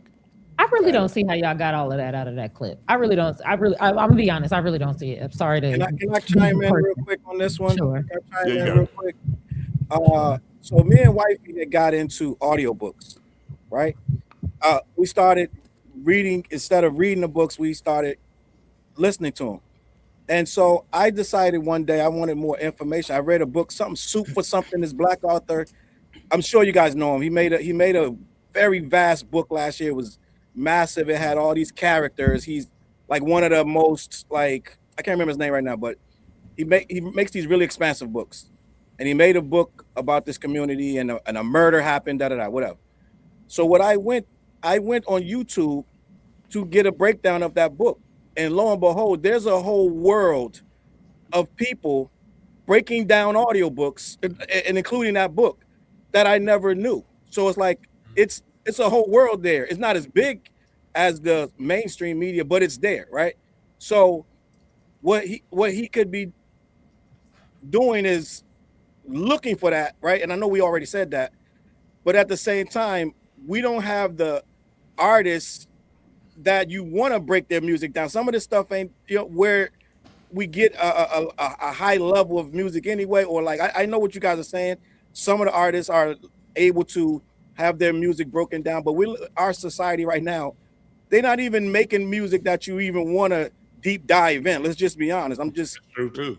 I'm just going that way with it. And a lot of these people that's top of the food chain with media, you don't even want them breaking down stuff because they're not going to be good at what they do. There are people who are really good at it, but they're usually on a smaller level, right? And it's because most people want the salacious stuff, so the people don't even want all that. So what I'm saying is like, what he's describing a world where everyone wants these coffee shop conversations, these book signings. That world is there, but it's small, and he's taking it out on the big picture. People want Twitter, weird shit. Like they want chaos, confusion. They want and to be blaming the YouTubers who are on here. Like I have a channel right now that I used to do reviews, but nobody was going over there. Right? I used to review albums, Spectre Deck, whoever came out, and it would get it would get a little bit of views here and there, but for the most part, when I started doing this, now I got people want this. But and the people in my comments like last week, they're like, Charles, you need to do more hip hop, get more expensive. And I'm like, why are you're here because of what I do? So they want to pretend that everybody wants this coffee shop conversation, but everybody don't want that. And if the people that want it know where to find it. What's second plus? What are you gonna say, L? L with the L face from the new angle. L with the L face with the new angle. I never seen this angle. I never seen the L face with it. It did like a slightly askew. It's like, oh shoot, I know this is what it looked like on the other side. 1 second plus. Thank you. You see the poster? Yeah. I like it. I don't really like this. I feel like I'm too close to the thing, and I feel like I'm leaning in. I feel like y'all having a conversation, and I'm looking in the window like, you said what? But I was going to disagree and push back harder, but I realized this is going to lead to you guys noticing that I haven't made my content yet. So, because you guys may have a different opinion because all of you guys are fighting the algorithm. Ooh. And I am just like arguing with myself about my first video, which I do have it, but I haven't put it out yet. So I'm kind of going to check. It's so good. Yeah, I can't wait to see it. I think I'm doing way too much. And I think y'all are going to be like, just sit down and talk. Like, you did way too much shit. But jump cuts. The point, all types of shit. So the point that I wanted to get to was I really didn't hear it as a call out. Like I didn't even hear it like he was talking about small creators. But maybe I'm missing. I don't think he's talking about small creators either. I think what he's saying is, hey, these big creators won't give you this type of information. That's true. Don't you guys agree with that? But they don't. Right. But the argument that the reason I'm even describing it the way that I am is because Tyler's one of these. He's in a position to make a small creator a big creator if he wants to. Facts. If he wanted to drive all these conversations he wants to have, if he wants to drive these through Homegrown, if he wants to drive them through Charles Brown, if he wants to drive them through Look at the Material, if he wants to drive them through DwannB, he can do that. And that would bring more people to their panels or to their channels because Tyler's audience would come over, for example. Like he can do that. True, but maybe he doesn't have time to do that. Like I was watching this. Well, he sits down with the same famous people all the time. So that conversation could sit someplace else. I'm not trying to put this totally on Tyler either. I think this is a pattern that has been going on for a very long time with people who have the most reach, range, and the highest reputation. What are you gonna say, Chuck? No, I said it's just a bigger conversation. It's definitely not a direct shot at Tyler at all. Right, but it's not like, at all. Yeah, if you see that there's a lack of something, you know that you have the power to go find it. We've seen you do it with artists. I've seen him say, "Man, I don't know who this artist is, but I've discovered them when they had 3,000 plays." He did the same thing with Kali Uchis. Like he discovered her at a very, very low point in her career and was able to kind of uplift her, right? So it's like it's the same thing with this. If you see that there's a lack somewhere, I feel like you can do the research and figure it out versus saying there's nothing out there. Or if you're gonna spin it, just like, yeah, it's a lack, man, but I really like this creator. Or, even with the book that he was highlighting, like, man, if you guys need to go check out this, and this is where I got it from. And if there's anybody, he can do it as Tyler and platform that next person. And again, not from an entitled standpoint, because that he might not even want to do it, but don't suggest it or even talk about it if you don't want it. You know what I mean? I guess that's the part that I'm not sure I agree with. Can I complain about something that because it seemed like a little bit of a nostalgia for the past, like, dang, or like I wish it would be this way where I would open up my, almost like he wish he was Andre 3000. I feel like Andre 3000 wakes up in a garden just out of nowhere and cool things just appear in his life. And it seems like he's saying he wish he had that. So I guess I think that's the part where I hesitate. Like, can you complain about something that you're not going to try to fix? Yes. Can you complain about something that you have the resources to make a difference in, but you're decidingly choosing to not do so? What are we gonna say? That's real talk, because it's like those are like, I teach, and it's almost like it's appreciated amongst the fan base. When people find me teaching, they tend to appreciate it. Like, I just finished my course on Miles Davis. You know, now we're gonna be doing jazz all summer and how jazz connects to bebop and to hip hop and the one-to-one connection. When they find it, I find people for the most part appreciate it, and they're willing to pay some money on Patreon to learn more about it. The issue is, it's human nature to want validation from something that's well established. That's why even General Motors says everybody else is buying it, you should too. That's part of life, and that's true. But those of us who are out there putting out, we need more people who are, I won't say need, because we're going to get the shit done whether or not. Regardless, we don't need y'all asses. Fuck yeah. But it would be better if we had that. Like, I'll give you an example. Right before I came live, I was on the phone. I was on the phone with Tashina Arnold. You know, that's my homegirl. We was talking, and Justin, she first of all told me, said, give Justin my love. Oh man, that's crazy. That's actually really crazy. I'll come back to that in the second show. One second of applause. Right. She's quick to, when she's around people, she'll say, you need to listen to this cat. You know what I mean? When we've been out, I've heard her drop your name. We've been like hanging out, and people like, okay, what's some good podcast? She's like, man, the company, man, Justin Hunt, Thought Crimes, the one, like, she will, if she listens to you, T will be the first person to put other people on. But she's so extremely rare. I mean, and you got people who don't have 1/80th of her impact on the culture that'll be like, I'm not gonna put nobody on, but then they'll turn around and go see Neon. That's my thing about it. These cats, a lot of these rappers is low-key white supremacists. They will go to Aiden Ross, they will go to Neon, they will go to all these jive jackasses because they got numbers, but then look right at one of our podcasts and act like it don't exist. That's why that fandom crap got to stop. These people don't care about the people. They don't. We'll take applause. Look, I understand that this environment is more complicated than maybe this conversation is coming across to people who are outside of the media and haven't necessarily worked in the space as long as all of us have, right? You know, there are all kinds of things that just take place off of relationship, right? If an artist has the same agent as a podcaster, best believe that they're going to have that artist and that podcaster on their platform. If an artist is a stakeholder in a company that has a streaming platform, best believe that artist is going to be on there, right? I mean, these things are, you know, some things just come with the job, come with the business, right?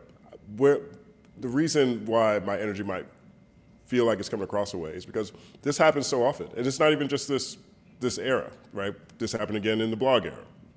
I remember when people stopped wanting to talk to blogs. The same blogs that blew up a whole generation of everybody's favorite rappers pretty early got to the point where they didn't want to talk to nobody. You know what I'm saying? They only want to talk to television and TV. Now, that might be their PR, that might be them, whatever it is.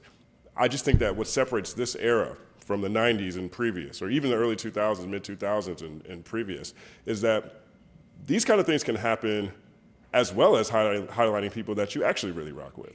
And I think that is the conversation that I'm waiting to hear from people who we follow because we love their music, or we follow because we love their interviews, or whatever it is. But and not even when it just comes to this conversation around, you know, the media-artist relationship, because I do think there's a lot of that in here. But in general, I'm tired of the people with the most means telling me. I don't want to hear Jeff Bezos tell me, raise taxes on me and schools ain't going to get better. I don't want to hear that from that guy. Just like I don't want to hear, you know, an artist with a massive super fandom talk about how come he can't find, you know, this type of information on these blogs. You know, we can do what we can, right? You know, like there was a comment in here who said, Justin, who are some good YouTubers? Tune into Culture United every week. Every week, there's a bunch of people who I think are incredible, who have incredible perspective, who all do different things. And there's a bunch of people who are not even YouTubers. There's actual journalists. There's people who work at streaming companies. There's actors, whatever it is. You know what I'm saying? There it is, right? 1 second applause. So that's just where I am in a frame of mind standpoint. We just had the elections out here yesterday in California.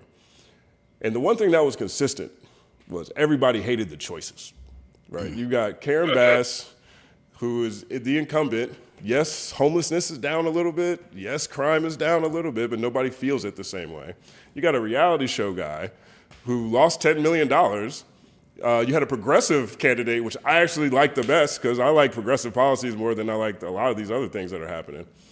And at the end of the day, it's like, people were so frustrated and pissed off at the choices in the first place that I don't know how inspired we're supposed to feel about the future. Right. If the people with the most means are doing the most complaining and asking to be worshiped the most, I don't know if I need to listen to them at all. And I think that is part of the problem. People get disenfranchised from things that they love because of that. If you start looking at all the media and say they're not talking about the stuff you want to talk about, and you have the opportunity to invest in whether that's just, your time and talking to different people to help change that conversation, and you choose not to. What's the point of having that conversation? Do you think clip culture and the way that people monetize taking people out of context have scared a lot of artists away from going on to platforms that aren't maybe something that they think they'll have more control over or have I more think to these lose? artists can create their own clippers. They can create whatever it is. they can create their own clippers. And look, and I know it might seem easier than it might seem like it's actually more complicated than that than it seems to other people. But buying someone else's account and then turning it into an account that you want it to be is a very old tool that organizations, companies, individuals, artists have done for years. You know what I mean? Like, there's plenty of pages that I've seen. I worked at Empire. Empire did this. Empire bought, they bought like if I'm not mistaken, they bought a YouTube channel that showed like all hood movies on it. Or they bought a channel that was already kind of big and they switched it to show all hood movies, right? People do this all the time. And yes, I agree. I think clip culture is huge, is a big part of this. But, like I've had conversations with people, with Staten Company, I'll say this. We've had conversations about should we buy a page and just turn it into a clipping page so we can just clip the stuff that we like. like rather than trying to build relationships with every clipping page in the world, should we just buy another page, let it be our page, and then we just clip the stuff that we like? You know what I mean? Like, these aren't, difficult conversations. These are not uncommon conversations. People have these all the time. But yes, I didn't mean to get long-winded and cut you off. Yes, I do think clipping is a part of it, and I think that it's a very easy problem to solve. Look what we did to J. Cole. Let's be honest, including me. We clipped that boy up and we tore his ass up. If I was J. Cole, I would never do another interview for none of your ass. 1 second applause. Man, there are some really upset J. Cole fans at me. J. Cole fans, there's a population that are very upset at me because of everything you just described, Charles. Yeah, we tore him up bad. No one told that man to say he doesn't believe he's the greatest, okay? He did that on his own. Yeah, no one told that man to go outside and say that he feels like Del Curry, okay? No one told him to do that. You know what, bro? I think about that way more than I should. That it's a persona that I don't think I'm the greatest. I think about that way more than I should. As a rapper, I'm questioning myself. Is it like, is it a persona? I'm starting to think like, yo, like what's going on? Like he got a point, but it's not really. You know what I mean? It's dumb to say. Yes, it's a persona, but you're supposed to believe you're the best, gang. Right, especially if you're one of the few people that people think are in this more than just. That says it all the time. Yeah, you know what I'm saying? And that you really are in this more for more than just the record sales of it all. Yeah. You know what I'm saying?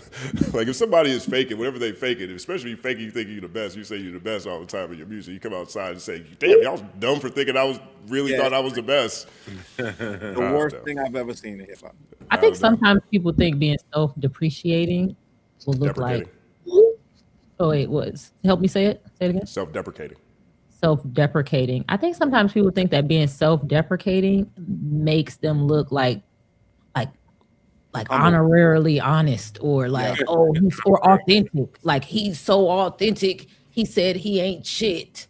But they will soon learn that people will just be like, oh, you ain't shit? Cool. Right. Like I have a fundamental problem with self-deprecating comedians because I was just self-deprecation in general. Like, it turns me off more than anything else, because I personally am very selective about who I spend my time with, who I watch, who I am entertained by, who I'm willing to collaborate with. I generally think everybody that I'm around, I'm talking to by choice, is awesome.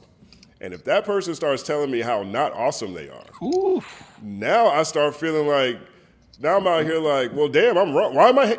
If you're not awesome, we shouldn't be friends. We shouldn't be around each other that much. And I know that people find humor in it. I know that people find, self-support with that. That there's a million different reasons that people take that approach to things. But for me, it's just like, damn, I thought you was dope, but I guess, I don't know. Like, that's how I feel about J. Cole.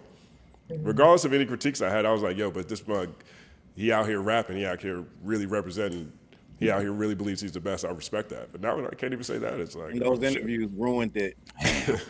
Right. Now I'm Justin, out here mad. Did you see the tweet, Justin? Somebody tweeted me and you about something we talked about in the show. I have Can not I read seen it real quick? Let's see what it says. Yeah, go ahead read it. Born Gifted TV, salute to Born Gift, said, you had to download a bespoke app on the Samsung, and the meal didn't count first week, but Hov sold 527K traditionally. YouTube did it, and then no one listened.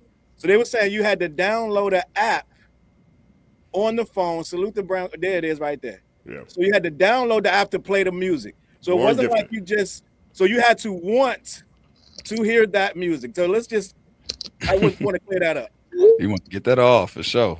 So now you got one second applause. Let's go back and say those people that bought that phone, then downloaded the app, then listened to the songs. Thank you for bringing us back to. Second applause. Any last words on this topic before we move into the second show? You got anything, Elle? You sure?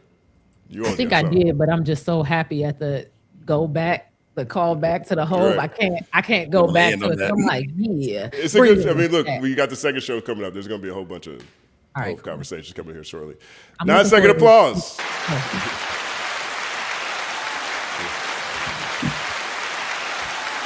Word up. Thank you guys for tuning in. Culture United live every Wednesday right here on the Company Man channel. #CU Wednesdays. That concludes our main show. Now, the main show is where we talk about the main topics where everyone's prepared to talk about them. And now we're moving into the second show, driven by you all's conversations from the Super Chats. Everybody on the panel, I think you guys, well, Chuck, this is your first time here. I thank you guys so much for joining us. If you guys want to rock, stick around for a little bit, I would love you to do so. If you have to bounce to at any point in time, feel free to let us know. Yeah, I got to get them kids in bed right now, man. Yeah, my brother Chuck Dizzle, man, thank you so much for joining us. You have no problem. Let people know where they can find you. At Chuck Dizzle everywhere. Check out Homegrown Radio podcast drop every single week. And man, you really inspired me to try to hop back on this thing and do some YouTube. So be on the lookout for that, man. I appreciate the conversation from everybody. Really love this discussion, man. So thank you guys for all having me, man. I appreciate it. Word up, man. Love to have you back too, man. It's all happening. 9-second applause, Chuck Dizzle.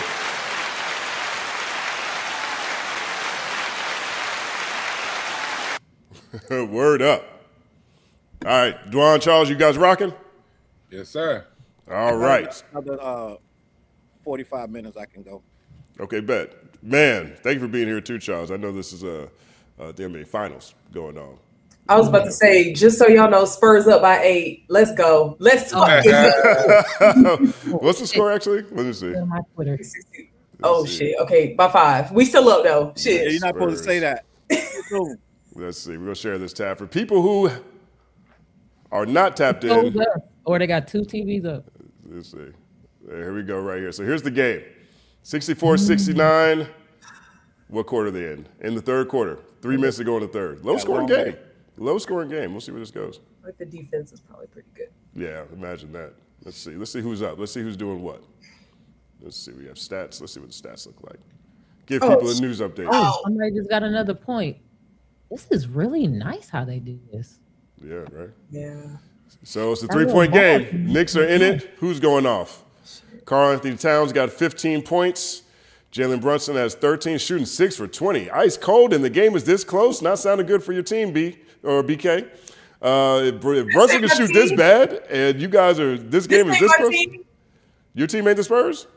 This is the Knicks tab. That's no. That's what I'm saying. It's bad news for the Spurs if Brunson could shoot like this, and they could be this close. He got out. He was out of the game. She issues. He wasn't playing for most of the game. And I understand. Let's see what you guys do. You got Wemby. Wemby's 2 for 10. Okay, maybe that's an equalizer because he's playing terrible too. But he's still +8. Yeah. Wow. Knicks gonna win this. I'm sorry. I want them to win. It's been a long road, man. And I think basketball is better when the Knicks are really good. I'll be straight up. The NBA is just a lot better when the Knicks are good. I wouldn't know because I'm 45 and ain't never been champions in my whole life. So I don't know if the NBA is better or not. They've been losing the whole time. They've been good. You can't say that. They're good throughout the 90s. They had some good teams, but Yeah. And wasn't it better? The league was more interesting when the Knicks were out here. 95, yes, it was dope. King versus Dream. That was right. And everything, but yeah, nah. I want the Knicks to win because I want New York to be hype again. I know they still kind of hype all of that, but I just think it's gonna do something to them. It's a whole year. The Knicks win the fucking championship. Like I saw a tweet and it says, New York is reminding me of like somebody who just came home from doing a body. It's like they was in prison for 20 years. Now New York, like I'm back. I'm a little old, but I still got it. You know what I'm saying? I'm solid. I'm on my dean. Right. So I just want them to win because I want to see New York that hype. But I didn't know BK was a Spurs fan. So now I feel like, BK, you want to break down your Spurs fandom, how that happened real quick for everybody? Yeah. So I was a Mavs fan. We were like a Mavs family. But then that horrible Luka trade happened.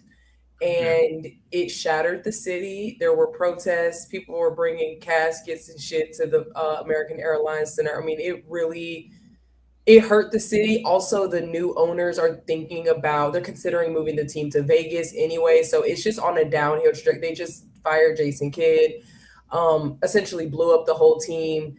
And so I think the Mavs were actually like, I don't know if this has happened before, but like it was one of those teams where people kind of gave a pass if we decided to disengage from the fandom. So we were like, okay, how can we still stay true to our Texas roots after him leaving? And De'Aaron Fox is now on the squad. We were following him when he was with the Kings. And of course, Dylan Harper, Stephon Castle, they're great. And Wemby's a commie. I'm a commie. I love it. I loved him before I was even a Spurs fan. So yeah, now we're here. Now we're at the finals. Not gonna lie, BK, gotta go Knicks. I didn't know you used to like another team and went to this team. It's not a lifelong thing. Go Knicks. If it was forever, then maybe I'd be like, I'll just be neutral. It's a Southern thing, but you know, I feel you. But I'm also not mad if the Knicks win because I agree. I feel like with the whole Mamdana Stan shit, and it's just really cute. Yes, it's a lot of. I forgot about Mom Donnie. I still say that's my mayor. I don't give a damn. My mayor too. Right. Yeah, I wouldn't be mad if they won, but I'm definitely rooting for the Spurs. So. Somebody say, "Wait, you a bandwagon?" I saw that. I mean, what you want. Not too much. Not too much. Yeah, I just like good hoops, but I don't really know what that means because it's the sports ball. But yeah, not too much. I think bandwagon is bad. All right. Let's jump into the super chats here. We got first one up is from Noah De Kaiser. Greetings from Belgium. Love BKL and Justin. Nikki could fight her own blanket in her sleep. Nikki could fight her own blanket in her sleep. Jay-Z should have sued for harassment instead of responding. Now he'll play the victim. Please bring back Moni and Curtis. Big shout out to Moni and Curtis. 1 second. Moni. What do you guys think about that? Nah, look, no lawsuits. Like, ain't that the Drake lesson? That's the whole thing. When it comes, no, I get it. I get the sentiment. I get it. But no lawsuits in music.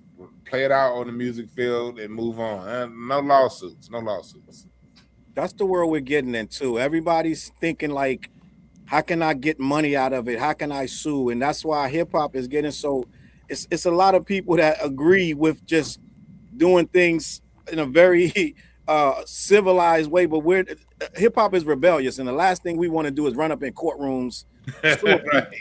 That's not what this is about. That's why Hov would never do that. Now he's going to sue Tony Busby because that's not a hip hop issue, but he's not going to sue Nicki Minaj over slander. He'll just say what he said and keep it pushing. I mean, he already did a couple cease and desist. He got Jaguar right, so he will. But she's not hip hop either. But he's not going to sue Nicki Minaj over that unless it gets too crazy. You don't think Jaguar writes hip hop? Damn, that was a good question. She's the culture.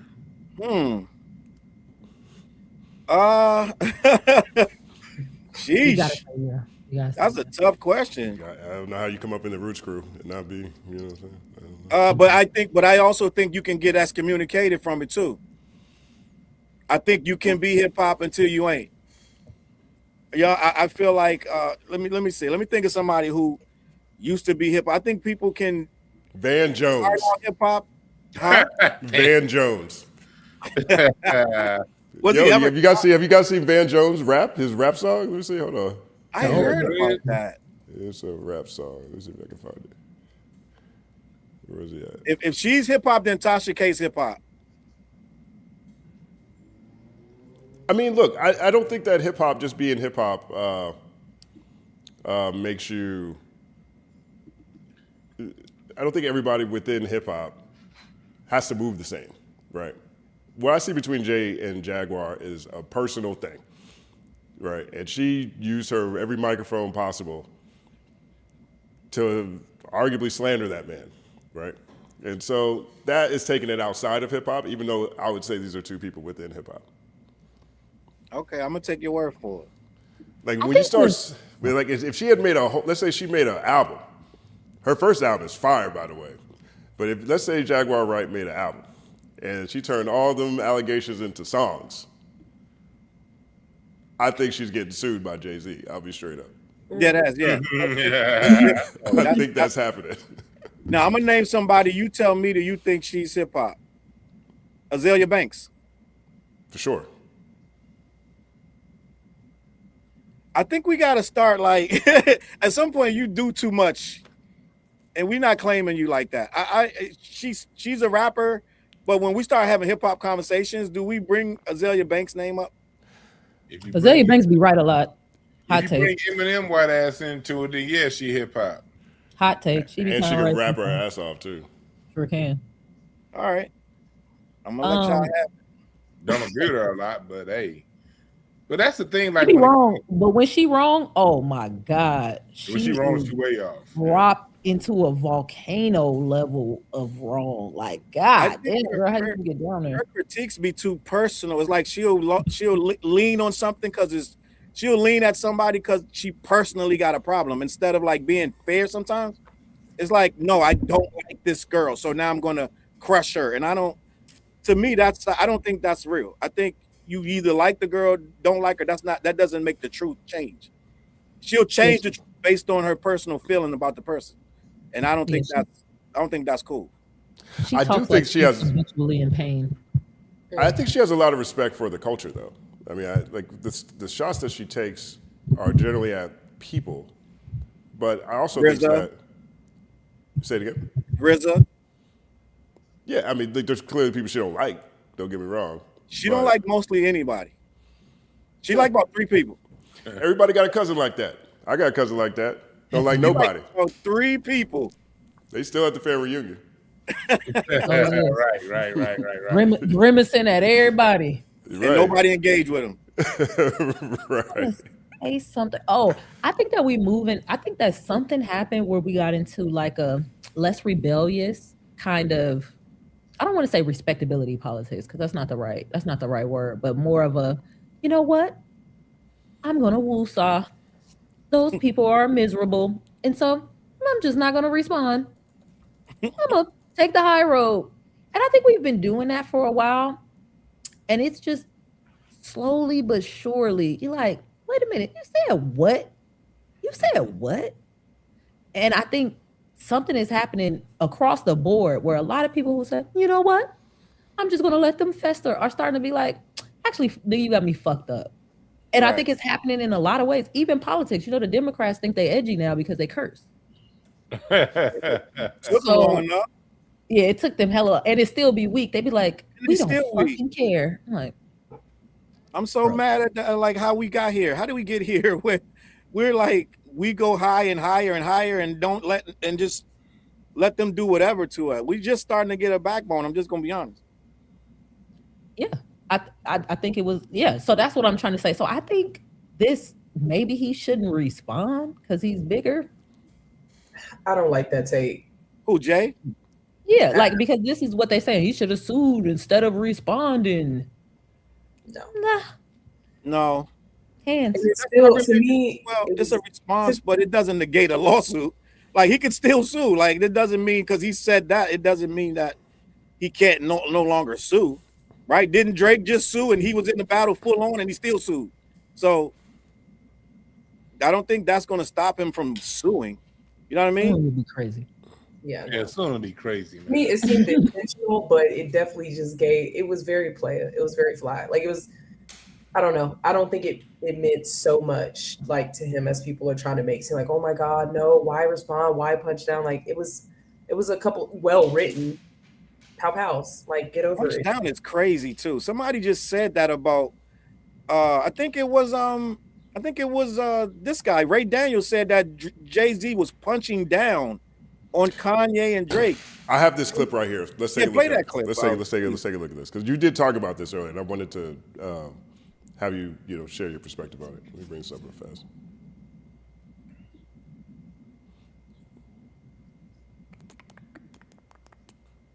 Don't worry, it's here. The way my brain is, you gave me too much time. Now I have to mumble. The way my brain is wondering, is that punching down? I'm calculating. Is that punching down? All right. So here is Ray Daniels. It's a 5-minute clip. I started at 2 minutes. I'm gonna play it on 1.25. And let me see if it covers what you're referring to here. They're picking on people younger than him. Picking on people beneath it. And to me, it was like, I just didn't like the freestyle. I just was like, because I said it on this show. We know what Jay's going to do. He's going to do a freestyle. He's going to address everything, and he's going to let us talk about it. I'm tired of that. You ain't bigger than the culture. Y'all not tired of Jay-Z dropping a song and then us talking about it, and then he go over there and get money from all the big corporations. Because look at, they all talking about me. It's just, to me, it's just like when you see the plays that he makes. And by the way, nigga, that's one of my idols, if not my top idol. But as a man, I would be fake if I'm at the age I'm in now and I worship him the same way I did when I was 22.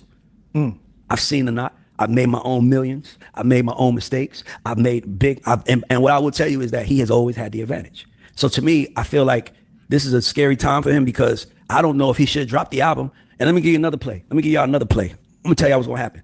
Jay is not dropping that album without a partnership. You think Jay is gonna give himself a chance to do 100,000 copies first week? Did he have a partnership with 444? He didn't need to. 444 was enough. It was about Beyonce. It was a response to Lemonade. Everybody wanted to hear how he was going to respond to that. You don't think that you think he needs a sponsorship? Okay, here's why. If he stayed and only focused on bars, he doesn't. But he's not focusing on bars. He's focusing on bills. So that means when you drop, you got to be bigger than the boy. How you going to diss me and you going to sell 180,000, 300,000 and the boy sold 600 some change? Bundles. You gonna do bundles? That's my point. You think Jay gonna do bundles? He has to cheat. He has to cheat, bro. Wow. I'm telling you, like, you got to understand something. Jay doesn't get this far without being conscious. Jay is conscious as fuck. He knows everything going on around him. Jay is thinking to himself, damn, Jay did 120,000? Fuck, that's big. Hip hop, like, he ain't did that. So you got to understand something. Jay is attacking, but I'm like, if I'm on Jay's team, I'm like, nigga, you better go sit down with Ye. You don't. That's why I think he was so bothered. This is the most alone he's been. I don't know if he was bothered. No, he felt the afro, the look. He came out on some Eazy-E, all black. I'm here to kill y'all. That was a statement. Jay has not changed his look in 10 years, and he did it that night. That's because I want y'all to. It's like when Michael Jackson did the moonwalk at that Motown 35 or 25, whatever it was. He knew what the moment was. He knew what it was. So let me ask you this: what happens at Yankee Stadium? I think he's going to do another freestyle. Yep, absolutely. But I will tell you this: the album drops around the Yankee Stadium shows. If an album drops, it drops around the Yankee Stadium. Like I seen his books around, I seen his play, but even when he said the brunch was canceled, the brunch wasn't canceled because niggas was hungry. The brunch was canceled because you had a light on your ass. The lawsuits was coming down. And so for me, it's like, I hate when you try to flip the narrative rather than taking the L. That's why I liked his 444 album so much, because he was so human on it. He called himself a dummy. He admitted his mistakes. Like, I feel like at 56, you still coming on the boss talk to niggas that's young enough to be your son. I think you should grow past that. I think you're too old for that. I think he announced. And to me, all of his bullshit. I ain't like nothing he said. And I got a whole hour talking about that whole shit that he said.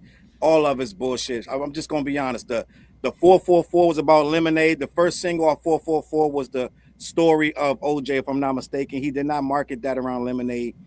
The whole thing with Drake doing 460.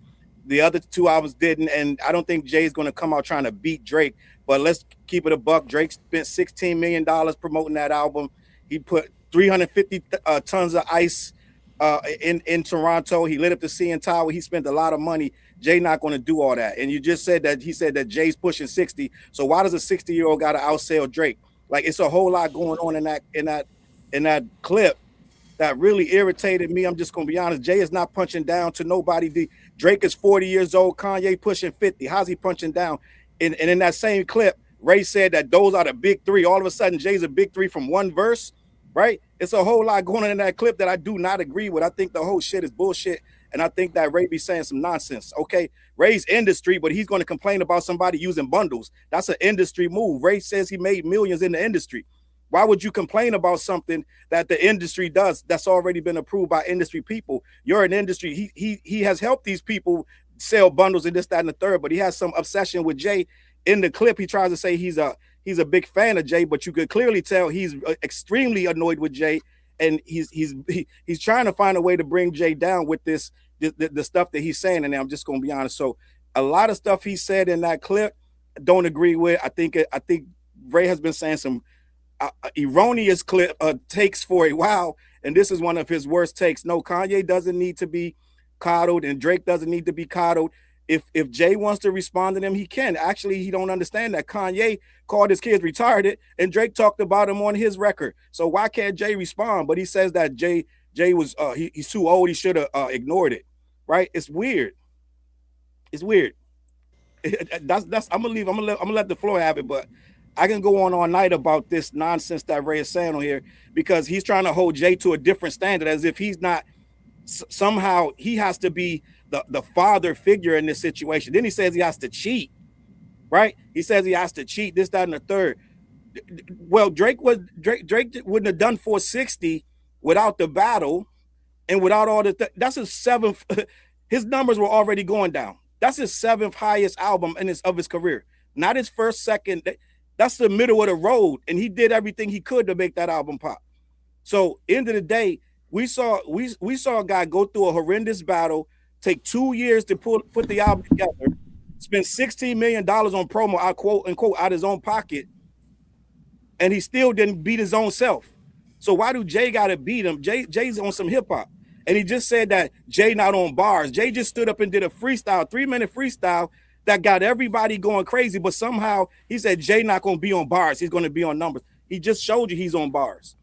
So the entire clip is nonsense, and you only played half of it. I'm gonna let you speak. The way I hear what Ray is saying, because I think it should be. Jay has. I look at the way Jay has positioned himself, especially since he's married Beyonce. Jay has positioned himself to be I'm better than you, I'm bigger than you, I'm bigger than the game, I make all the money. Every time I break a new album, I'm going to tell you how much I sold on the last album. Every time I release a single, I'm going to tell you how much it sold. I'm always going to remind you that I'm Hov, I'm bigger than you, I'm better than you, I sell more. So Jay placed himself on that level. Again, I'm not going to do a Hip Hop 50 celebration because I'm going to be a distraction. Well, KRS-One didn't do it either. But we talking about. I'm just saying, you can't position yourself as this and then say hey, but the person I said I'm better than didn't do it either. No, you put yourself on this level. Nobody else. So I think his argument. Oh, go ahead. Since you put yourself on that level, I get what Ray Daniels is saying as far as, okay, now you're going to come back and do this again. I don't agree with he should. I'm glad that Jay did it. I don't believe that he shouldn't have done what he did as far as going, but I do get why you were questioning, because Jay placed himself on a perch. Now he had to step off that perch and address the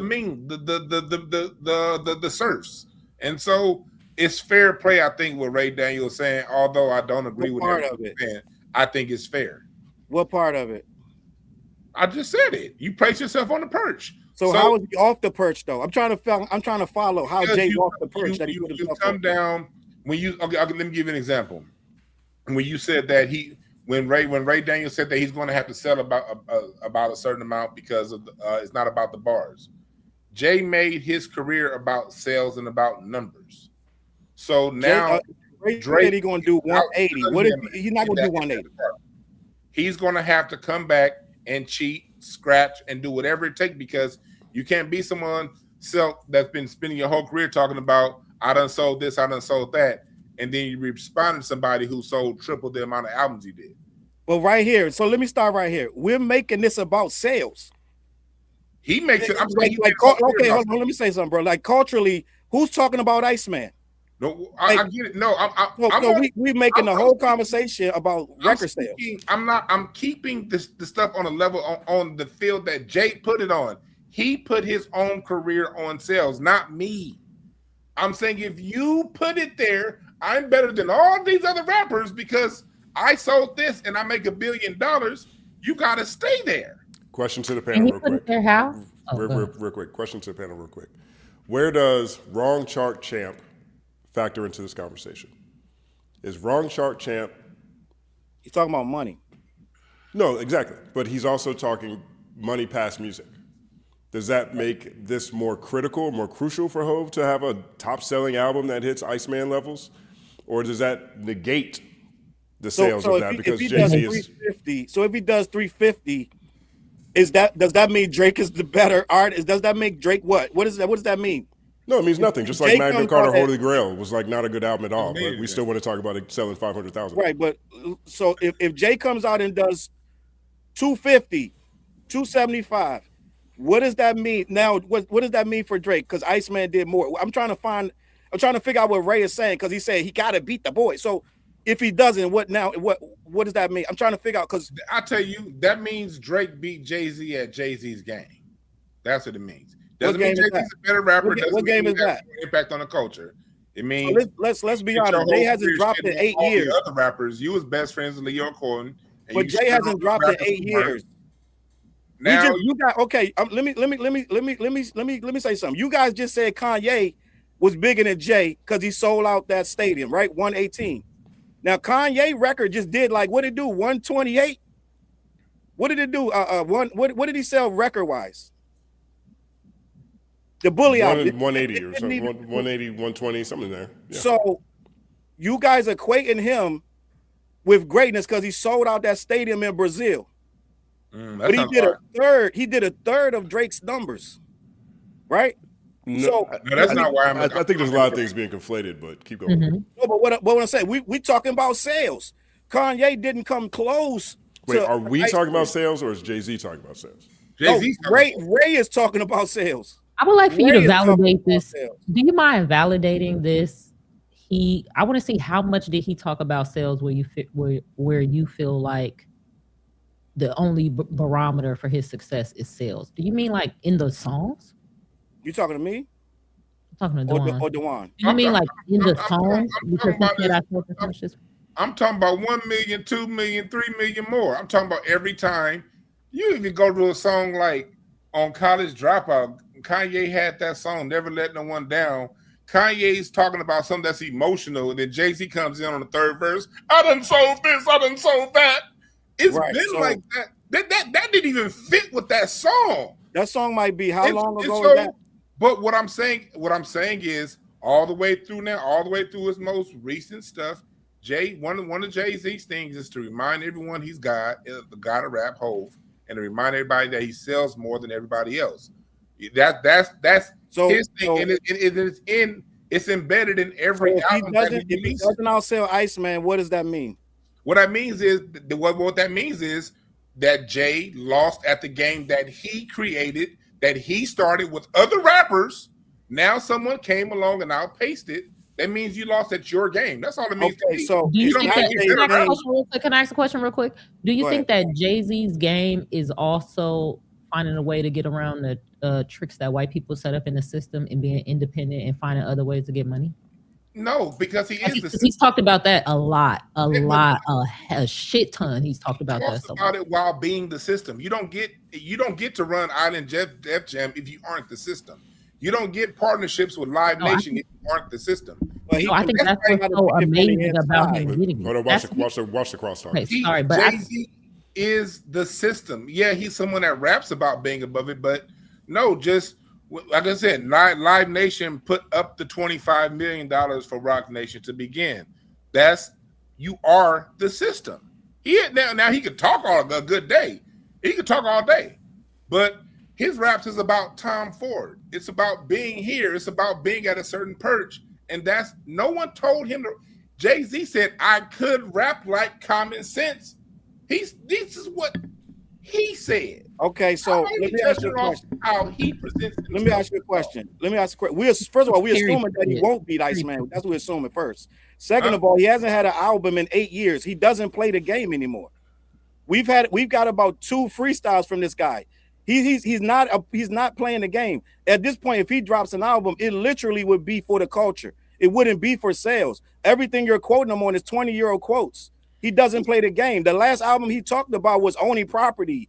He was talking about Black excellence and learning to manage your money. He wasn't talking about record sales on 444, and that was 8 years ago. Everything you're saying is old music. The Jay we got right now is not trying to compete with Drake and with music sales. So again, if he doesn't outsell Drake in a game that he's not playing anymore, if he was still playing the game, he would still be dropping music.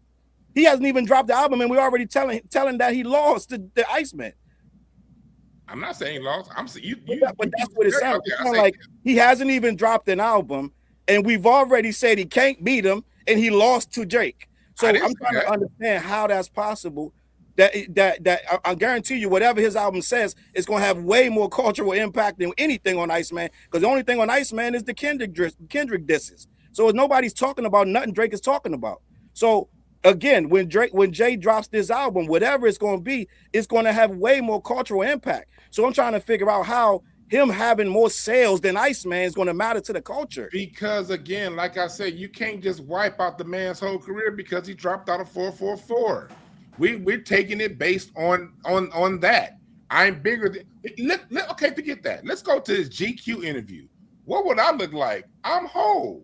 He's always placed himself on top. He just didn't. Can I ask like three yes or no questions? Hip Hop 50. So at the end of the day, I hope he does better than Drake because I hate OVO. OVOs are the worst people in hip hop.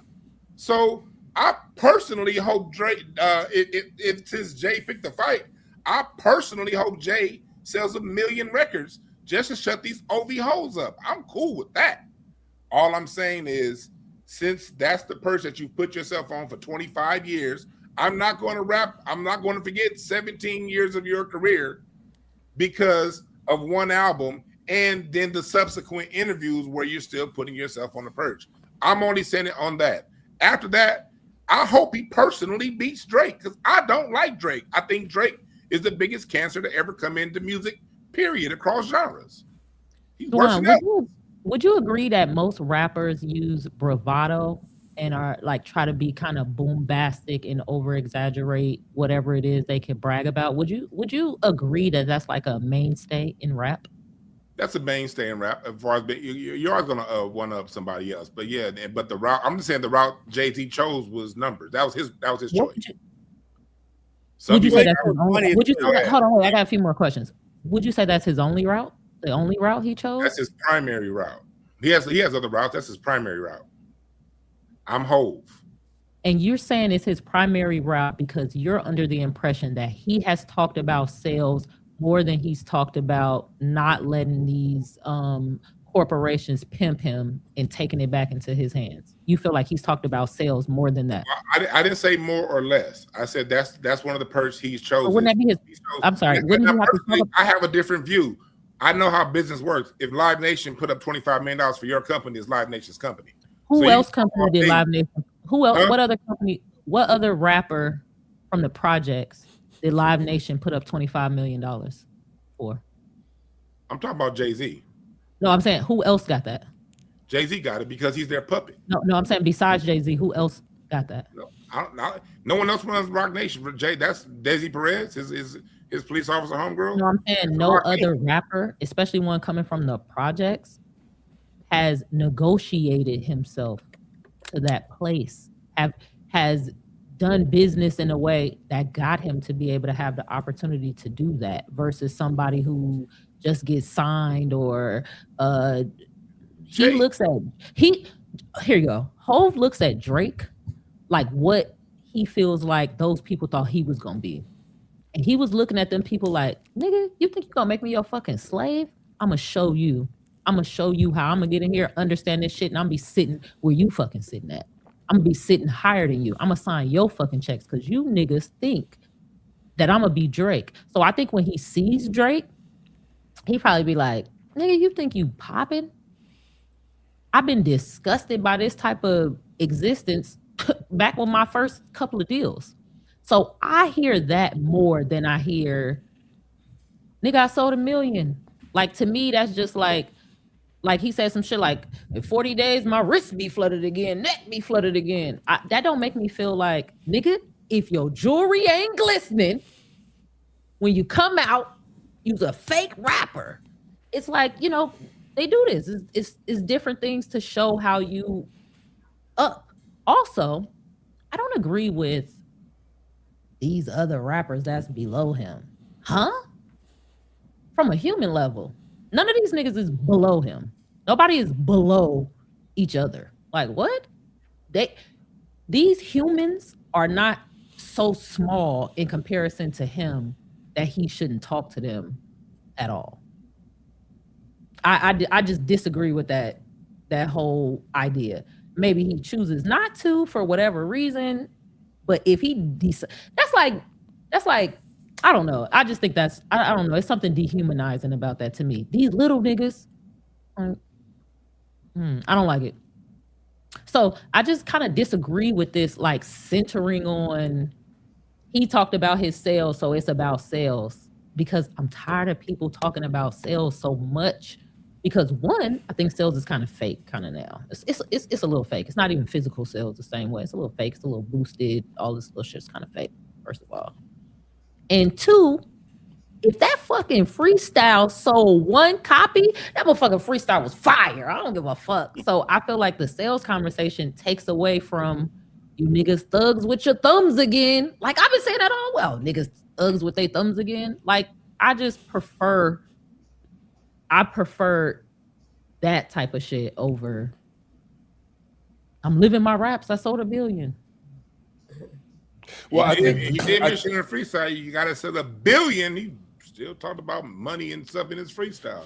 He was talking about suing that man. He was talking about suing that man for that money. Separate Jay-Z. Had a white man who decided to make up a story about a black man in America. That nigga started that freestyle off talking about his grandma being alive and how hurt or upset he would have been had his grandma died, having any sort of doubt of whether or not it was true or not. I think that's something to relate to, whether he's rich or not. You get what I'm saying? Like, that was telling. Like, my pride, like, I would have been hurt by my grandma dying, thinking maybe I did this crazy thing I've been accused of.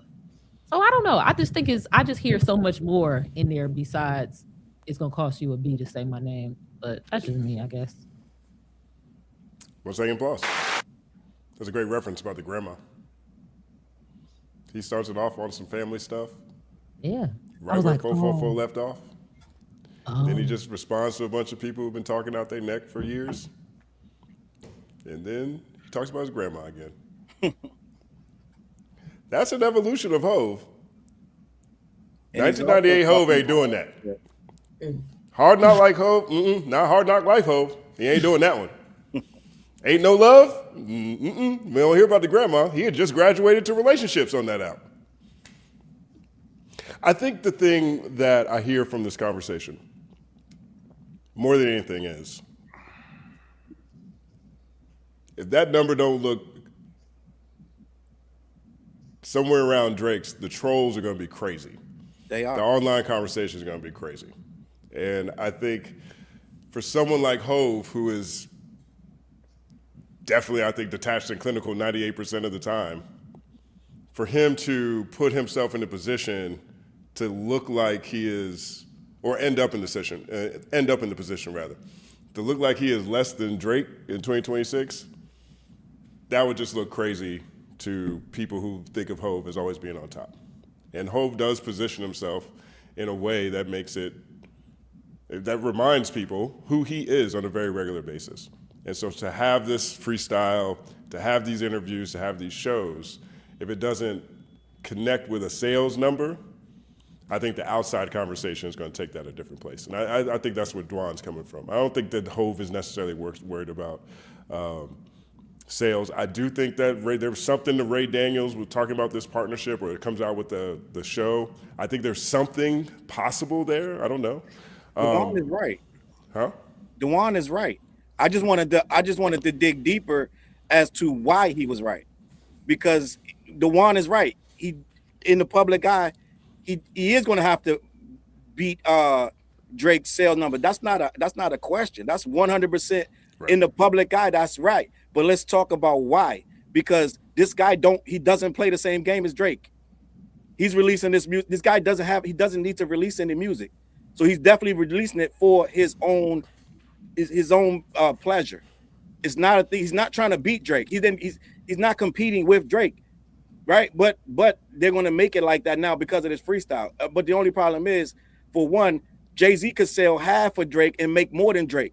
Drake is in a fight with his label because they got a 360 deal with him. So the difference is it's always been about money, not sales.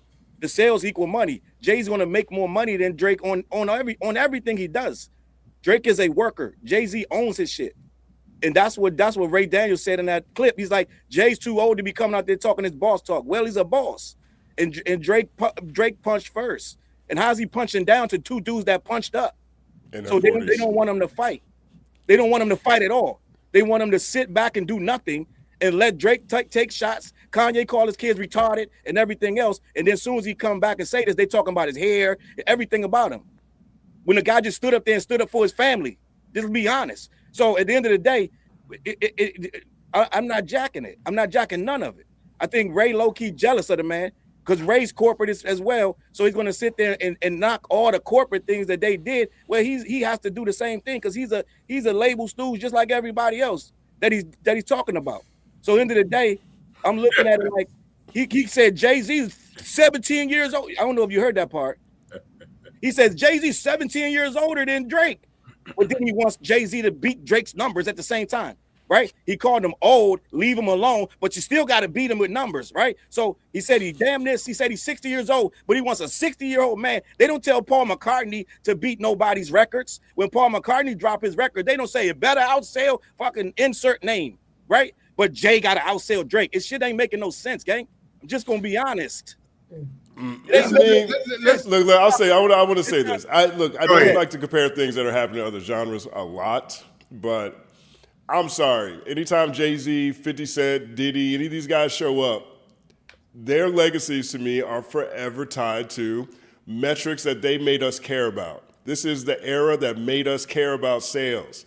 These are the guys that told us, don't worry if I write rhymes, I write checks, right? You're and right. I understand that, some of us might be more nuanced and deep and connected with the catalog than other people, and these conversations definitely live in that space. But Jay-Z's reputation is the top of the Forbes list, #1 albums, all that kind of stuff, right? What So I can't I'm pushing back on the comparison to Paul McCartney and these other places. Weren't those people talking about physical sales? And Justin, like, I'm with you on that because look, the reason why I don't like the shiny suit era moving forward is because it did change the rules of hip hop. Hip hop was keenly aware in the late 80s and the early 90s. Sales don't equal weight. It don't equal culture. It don't matter. They attacked MC Hammer for all the sales that he got. MC Hammer got attacked for how successful he got with his marketing. They brought this into hip hop. So you can't be part of the class that brought that into hip hop and then say, now that I'm old, remove myself from it. No, you gotta lay in the bed that you made. They made this crap. And also, I gotta push back to one more thing. We gotta stop talking as if, oh, Jay-Z's a boss. He don't have to. He don't have to. Jay-Z extended his Rock Nation touring deal in 2017 for 10 more years, $200 million. Jay-Z has to get out there and work. He has to. It's public news that he signed a deal with Live Nation to tour. He got $200 million of the things to do it. You don't think you wording that kind of antagonistically? Like, it could be, I felt like I was about to start rapping again instead of going out there and doing it another way. Let me be creative enough to make a deal with a company so that I can get the money I think I'm owed to go back out. Like, why are you wording that like? Why are you wording that like he went and did an interview? Elle got the Hovenger face on right now. I see the Hovenger face through the screen. No second applause for Hovengers. Looking at this camera like this camera's not working. Go back to this camera. However it has to be worded to feel good, I'm with it. The fact is, he's under contract with Live Nation. But would you agree he made that back in 2017? Hold on one second. Let me finish. When play this, if they gave him $200 million, that's because Live Nation knew that they'd make that back right away. It ain't about what you make back. It's about being committed to what you signed. It's an ongoing business relationship. Watch the crosstalk. Watch the crosstalk. In 27, I don't even know why people even pushing back on me. This is his deal that he signed that we're in. What year are we in? 2026, right? So that means he has another year on this deal. So just how business works, business is going to be like, hey, you got to go out there. Jay-Z probably recouped in the first 2 weeks. That doesn't matter. He signed a 10-year deal and he has to go back out there and work. And there's nothing wrong with it. I'm just saying, let's stop saying, oh, he don't have to. No, he got another year on his deal. He most definitely got to get back out there and work. And that's just what it is. I didn't sign the deal. He did. BK, what do you think about this? I hate the sales conversation, and I just don't understand. Well, I understand why Jay-Z and Drake are in the same conversation because Drake disses Jay and whatever. But I think I'm tired of it feels like if people had no context and were tapping into the conversation, you would think that Jay-Z dropped a 3-minute diss towards Drake. He was one of like a dozen people who got aimed at. I felt like the scheme, what he was trying to convey was like, I'm older, I'm more mature, I'm more creatively savvy than you. I'm playing different games than you. I'm in different rooms than you. I'm opposing MAGA Republicans. Let's just take him for his word. I'm opposing MAGA Republicans. Drake, you're placating to them. You got the White House stealing your shit, whatever the case may be. He says the perpetuity line. He says, them crackers got you held up. Go be talked up with them. What that got to do with me? I feel like he had a lot more jabs than even the Forbes thing or the B thing and whatever the case may be. I don't know. I don't think that Jay-Z has to sell more than Drake. I think I saw the stands coming for Jay-Z after the little disses, before even he drops anything, before he does the Yankee Stadium performance. Like, they're going to do that regardless. They were mainly talking about his hair. They were thinking that they were confusing the purposeful stutter for him actually messing up. Like, people were being really obtuse about it. I thought it was some fun jabs. He was like, look, I'm kind of in a different, stratosphere than you, which I think is true in a lot of metrics. I think that Charles made a great point that, Jay-Z hasn't dropped in 8 years and he isn't, participating in the way that someone that's actively chart chasing would. I think that the album is going to do really well because it's been that long, because this disc generated so much talk, even from an elder statesman like Jay-Z. And I think this is fun. Like, I hate that it's like Jay-Z's going to have to cheat to be to who? To who? Like, the people who care if Jay-Z sold more than Drake don't care about the nuances of the hip hop conversations. They're already made up their mind to say you're too old, you're too whack. Who cares about that? The people that do care about that don't matter. And I guess Ron's argument is that, well, Jay-Z cares about that and he's cared about that his whole career. Well, the narrative he's spinning right now is, I don't care about the charts. I'm making billion-dollar moves. You're not.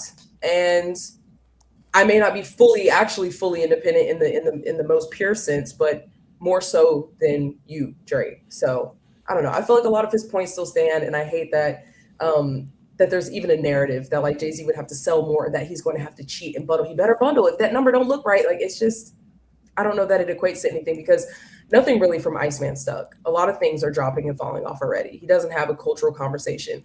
People rush to the internet to dunk on Drake, to make fun of his bars, to put it over the Mickey Mouse theme song and make fun of it because of how simplistic bars were.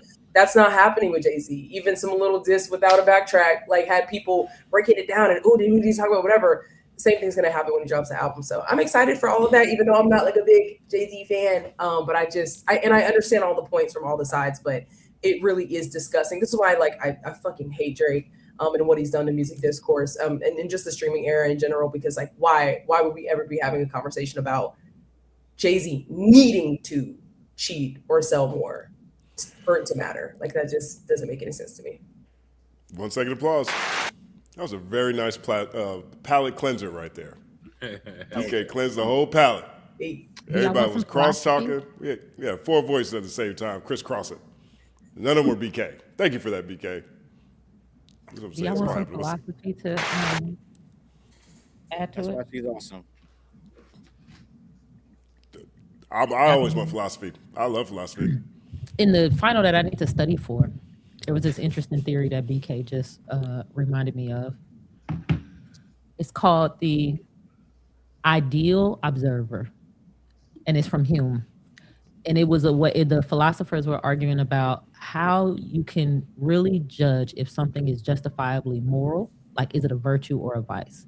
And Hume came up with the idea that you have to use an ideal observer who is unbiased. They don't have anything to win or lose from the situation, and they also have the capacity for sympathy. And I feel like BK just showed a perfect version, because I'm a Hovenger. Dwann's a whole hater. No offense. And I think the way that you kind of came in, like, right, in my head, I was like, Dwann would describe himself as a Hove realist. Realist. I think that's how he would describe it that way. Also have something funny about philosophy about a realist, but I'm not going to do it because they were wrong about a lot of shit, but I'm not going to do it. Cool.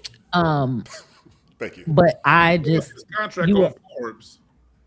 I was thinking about pulling up his contract too. Text it. It's on Forbes. They announced it. Let's get the philosophy point. Yeah, let's get that. So that was just a perfect example of the ideal observer, in that I need to take my final tomorrow. That's all. Second applause to finals, because they're final. That's a good reason. That was a nice. I thought that was a bar that I dropped, but whatever. Yo, big shout out to Noah DeKaiser. This is the first super chat.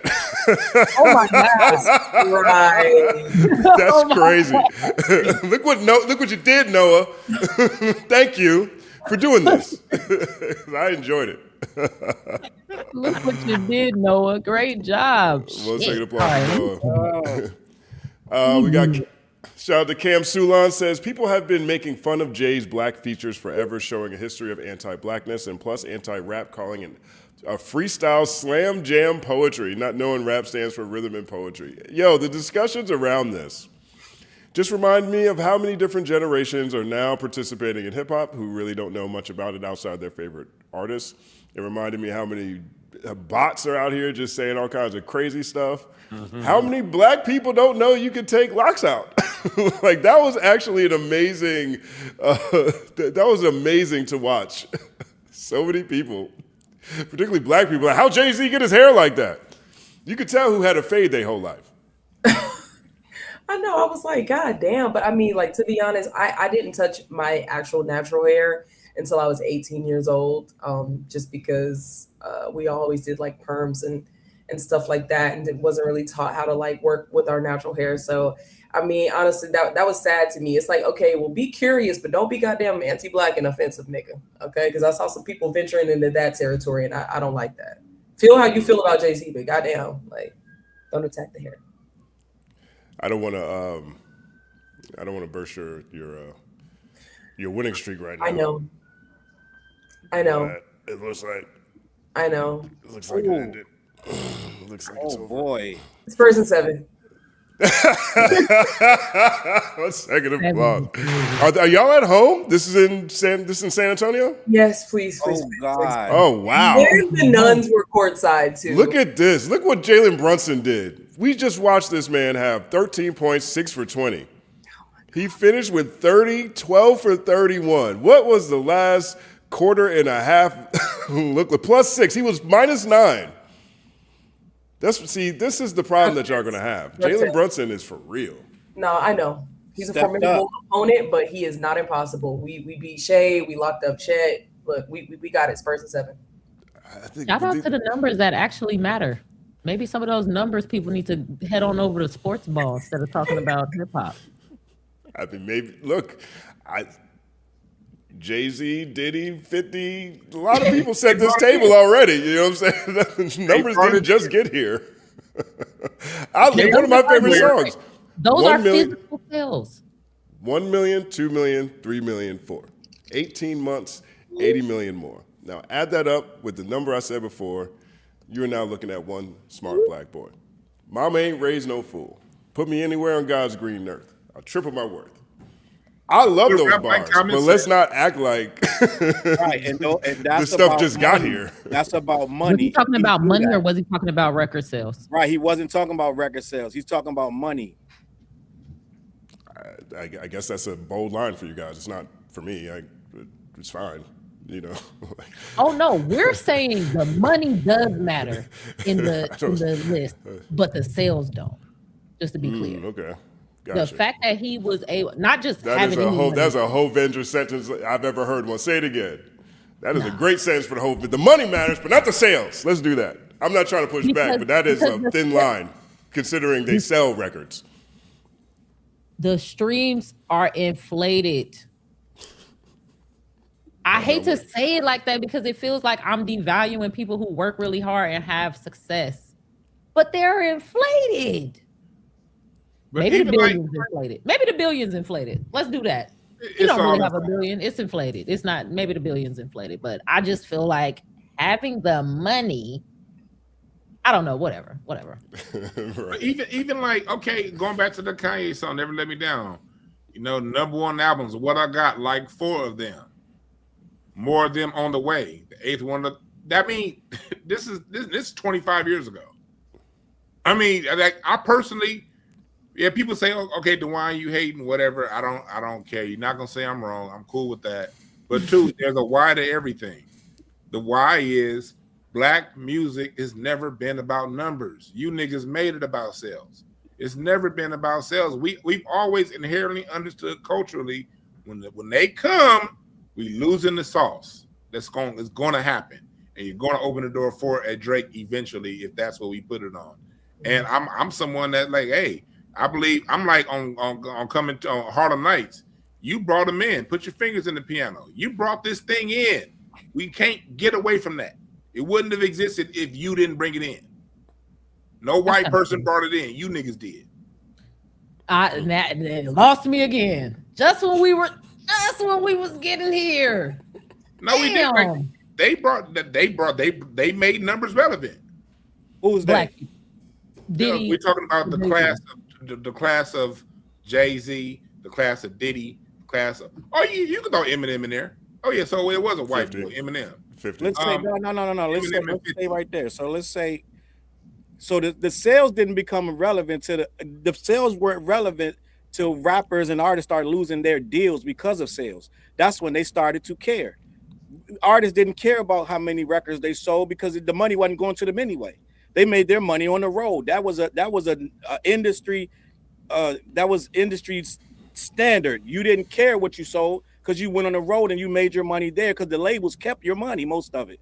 So artists didn't care about that. So Jay and them did come along braggadocious, and it started to be, every summer, 16, all this, that. He was one of the people making sales important, and Diddy was another one. So we can say that, but that is in essence a white label exec. They the ones that started to even make you even care about sales in the first place.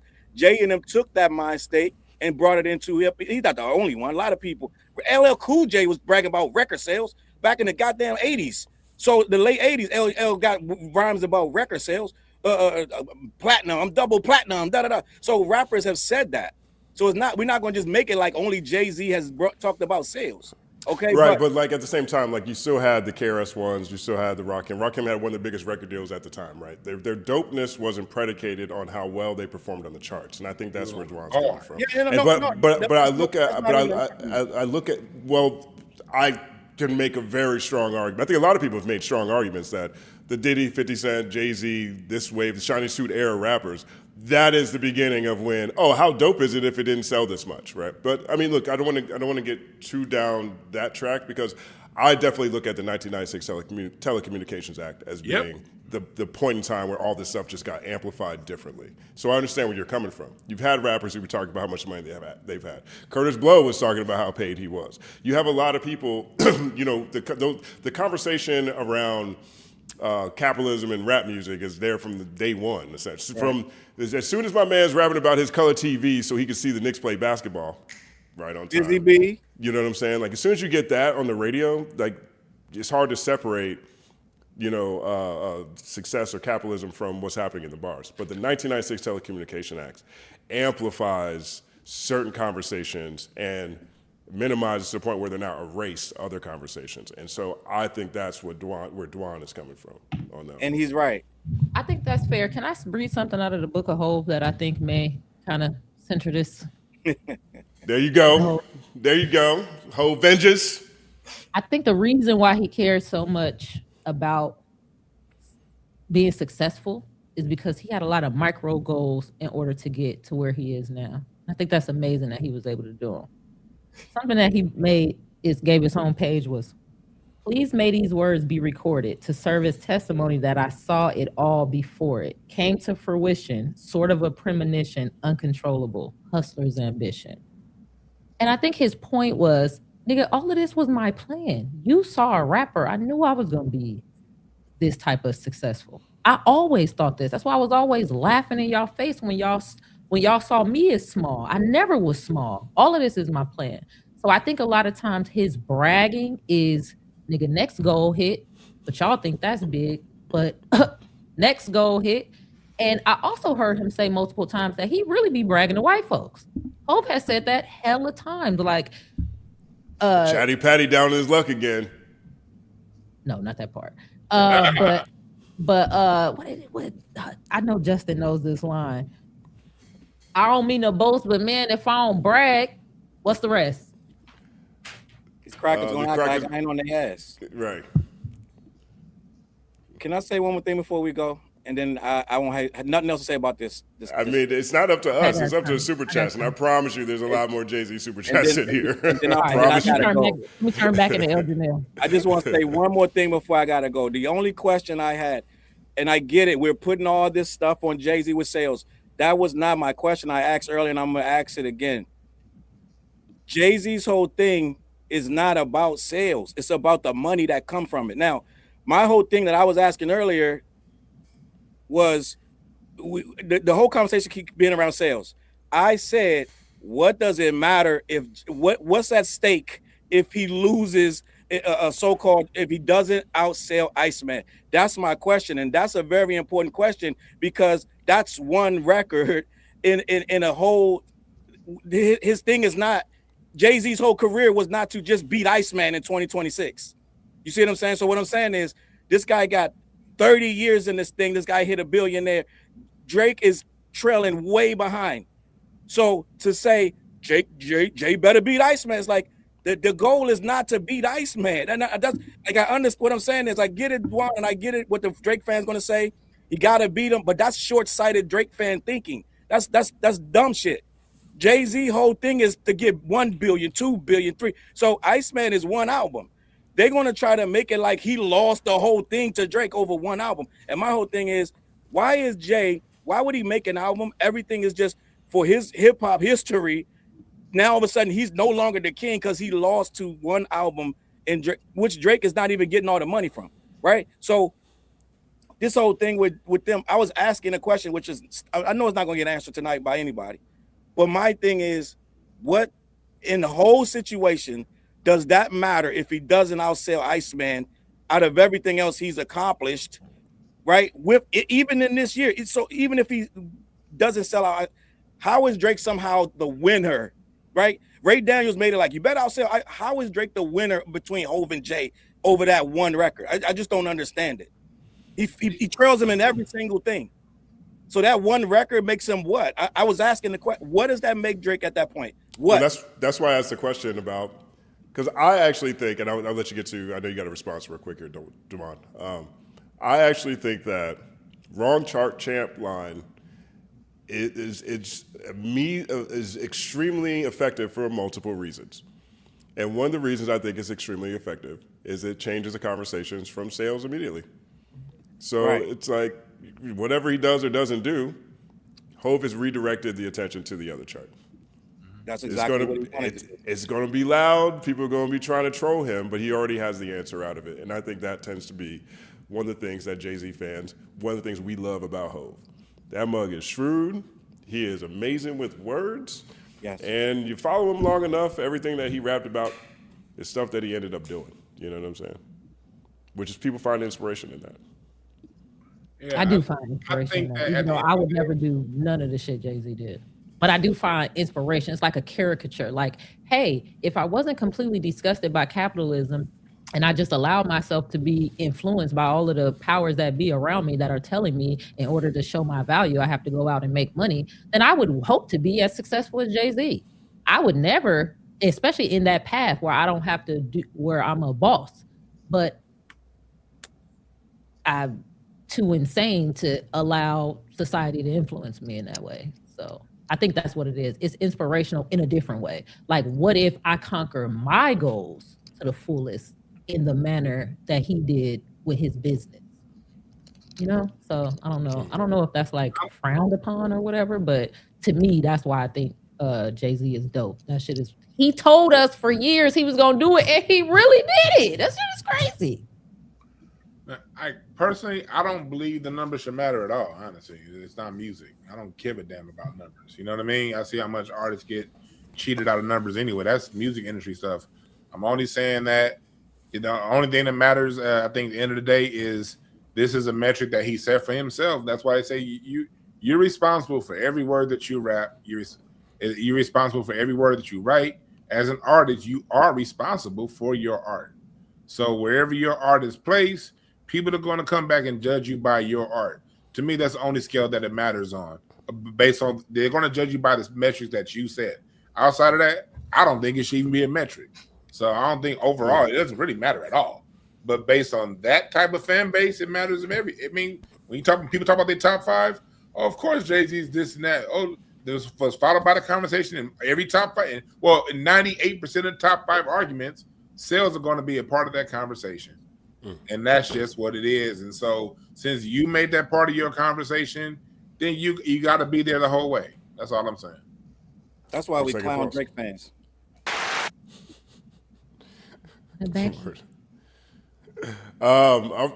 Dope. Thank you, Cam. Big shout out to Cam Sulan right here. 1 second applause to Cam.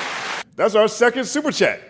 I gotta go, gang. I gotta get up very early. Yo, my brother Charles, man, thank you for coming through. As always, thank you for everything you contributed to the conversation. This was my best experience here. Dwannb, I appreciate you. You're a great guy. Likewise, my brother. and Justin, appreciate you. And my two besties over here. You guys are always amazing. I love having this time with you guys. I'm like, it's a Carol Burnett show. I'm so glad we had this time together. Word up. Big shout out to Carol Burnett. All right, guys. 9 second applause. I appreciate you. Peace. The one and only Charles Brown. Make sure you check out. Tag team in the Hovenger jersey. Go watch that Hovenger jersey because mine's sweaty. I know yours is too. Yeah, Good make game. sure you, and mods, if you can, make sure you share everybody on the panel's channels as well too, because there's so much dopeness out here. We got to make it easy for people to find it. You got to make it easy for people to find it. Word up. All right, that was Cam right there. All right, next one comes from Miss Hummus. Showing love to Justin, my biggest famous supporter. Appreciate you, L and BK. Y'all are amazing. Thank you so much for the love and support and you give me and smaller channels in the chat, including K-Way's warped ass mind. Love us. Shout out to K-Way. K-Way. Shout out to Miss Hummus, man. Hummus as well. Yeah, definitely. 1 second applause. Tell you, man, there's a lot of talent out here. Y'all got to check out K-Way's show. I think it's every Friday. K-Way's show got me through last Friday evening. I had a tough week for different things, and I hurt my back. I couldn't dance the way I wanted to. Gotta check Miss Hummus' channel. Miss Hummus is doing amazing things out here. I tell her all the time. I say it all the time here because it keeps happening. It happened again today. Miss Hummus goes outside and says stuff, and then people tell me about it that don't know that I know. You know what I'm saying? That is a sign of someone who's making an impact with what they're doing with their channels, with their art and their conversation. Right? So it's amazing. 1 second applause.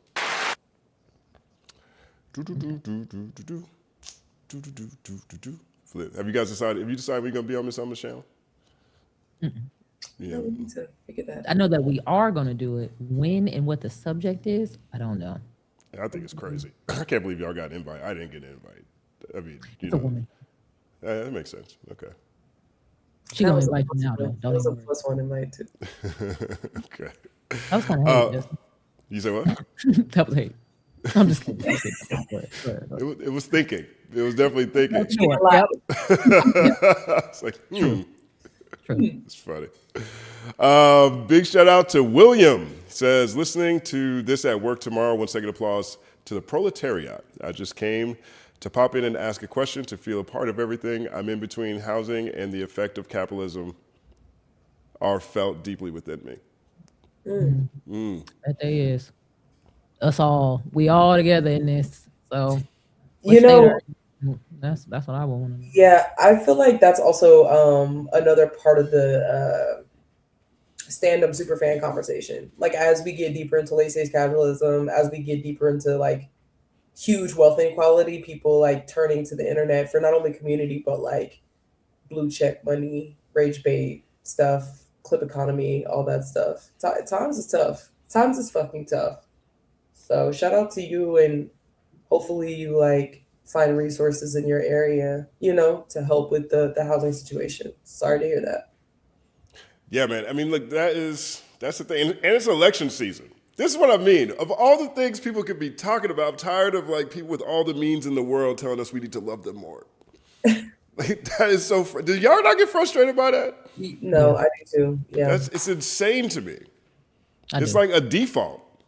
Like even we don't have to go all the way back in the Hove conversations, but that GQ interview, that was one of the most awful things I read. He was like, "Yeah, I don't care. There's a right-wing agenda. You know, yeah, maybe we get rid of all this stuff too." Oh, I was killing it back then. You know, hey, I'm Hove. You know, it's like, you know, I understand like when you achieve something, you accomplish something, it becomes your identity, right? And I'm not even saying this like this is no shot. This is just straight up. Like after a while, when you progress through life and you get a degree, or you get another degree, or you get a great job, or you get a raise, or whatever it is, like your identity starts to include all of those things you've accumulated and accomplished along the way. And I think I obviously think billionaires are so far out there that there is. I see so many of these conversations that is around them being trillionaires.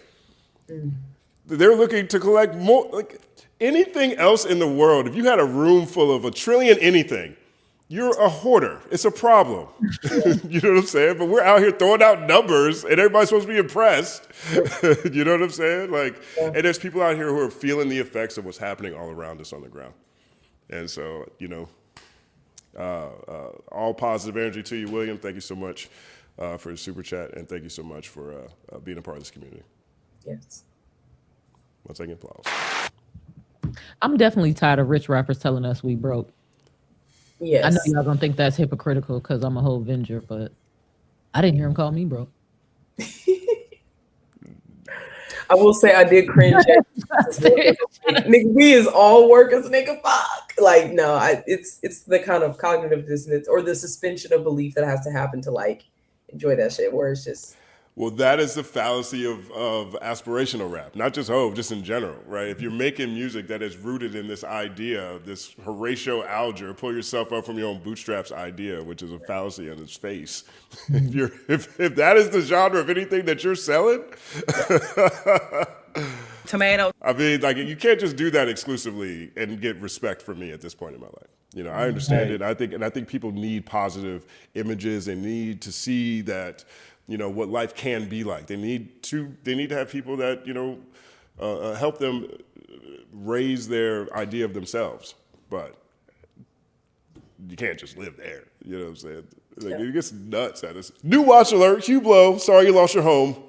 Niggas hate balls these days. I don't know why. You know, every time you say that, and I don't want to say this because I feel like it sounds crazy. During a crisis, when everybody was losing their homes, I was dealing with like housing insecurity and issues with because I'm a unique talent, right? So I don't fit well in a lot of places. So I was having issues with like being an entrepreneur and getting to a position where I could even buy a house, especially with kind of the lack of like the people I knew who was buying houses like years before that, the houses that they ended up losing. There were a lot of unique positions where they were able to buy the house. And I remember how some of them kind of felt like the same thing you saying, new watch alert, Hugh Blow, while people are losing their houses. I experienced a few people who those people was the new watch alert, Hugh Blow. So I never say that when you bring that up, like you talking about watches when niggas lost their houses. But I don't know, I couldn't take it anymore. Like, some of them, I don't know. I don't think everybody sees it the same way because when some of them people lost their, I don't know. I shouldn't say it because it sounds crazy, but fuck it, I said it. Now what? I think people definitely don't see it the same way. People love that album. You know, that is my reaction to that album. Okay, like if you go look at the reviews, you go listen to the streams, you go look at the streams for metrics or whatever, you go listen to the way people talk about it, they don't talk about that. That's what I hear. I don't like hearing that from people that I know people follow. And I get it, right? It's like, okay, I have nothing, so let me imagine thoughts are physical. I'm Mr. Thoughts are physical. You know what I mean? I understand it, right? But at the same time, how's life gone since then? How's life gone since then? Is everything better? Wait a minute, are we past kneeling? Wait a minute, occupy all streets? But like after a while, it's just like, okay, no knock, no shade. It's just a different type of a listening experience that's resonating at this point. And I understand that I need to start looking other places for different types of inspiration. And that's no shade against her. How did you say it before? I mean, you know, he's an expert at something else. You're so busy being an expert at something else, you don't get it. How did you say that? Hold on, that's one of my favorite quotes.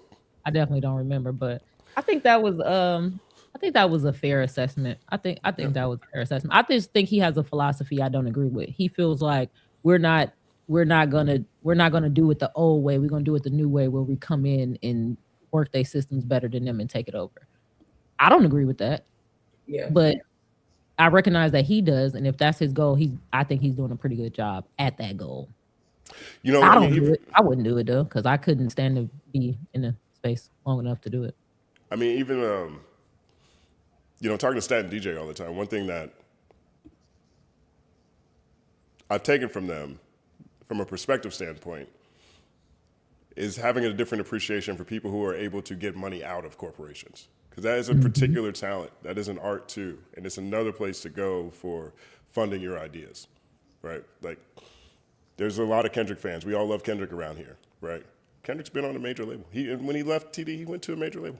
You know what I mean? So not everybody's corporate experience yields the same thing, you know? And so I understand that. I'm not pointing fingers at people with different ideas and things, but you get around a certain, every time I see you, it's like we passed Neil and Occupy All Street, New Watch Alert Hublot for a long time. And then you show up and then the album that I'm Sorry Beyonce album, and people talk about, oh, he's talking about how to make money. And his advice is, buy a building in Dumbo. Don't buy the building, Dumbo. Buy the art piece. Buy the Van Gogh or whatever it was. Like, it was great aspirationally, but if you really listen to what he's saying is, nigga, you ain't got $200,000 for a painting that you can flip into a property?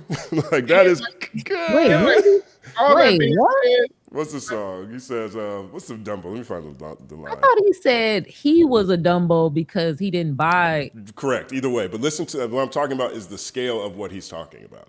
Like, he's not talking about, he's talking at a scale that is very, he's talking at a scale that's past 90% of his audience. But Talking at a grandiose scale, but the fraction can be like it's some math theory where the numbers are even and you can reduce. You are 100% correct about how many people you think listen to Hov album know that though? I wouldn't know. I wouldn't know either, and I think that's the problem because I tend to think that everybody listening to everything in this era is a lot dumber than it was back in the day because schools have gone down and education has gone down and people's ability to monoculture has gone down and people's ability to understand what's real and what's not has gone down and all this stuff has gone down. That stuff's not addressed. We just start at, oh, I should have bought the whole building, but instead I bought some art. You know what I mean? Like, and I'm not trying to knock them. I'm just saying this is just what, you know, my mind has grown towards as I've grown with Hov, you know? I understand that. I understand that point of view. Yeah, my thing is, okay, you said all that. My biggest disappointment with not just him, just for hip hop in general, we went through a whole pandemic, and what major artists had anything to say about what us as a people went through? None. I mean, and what we're going through now with the economy.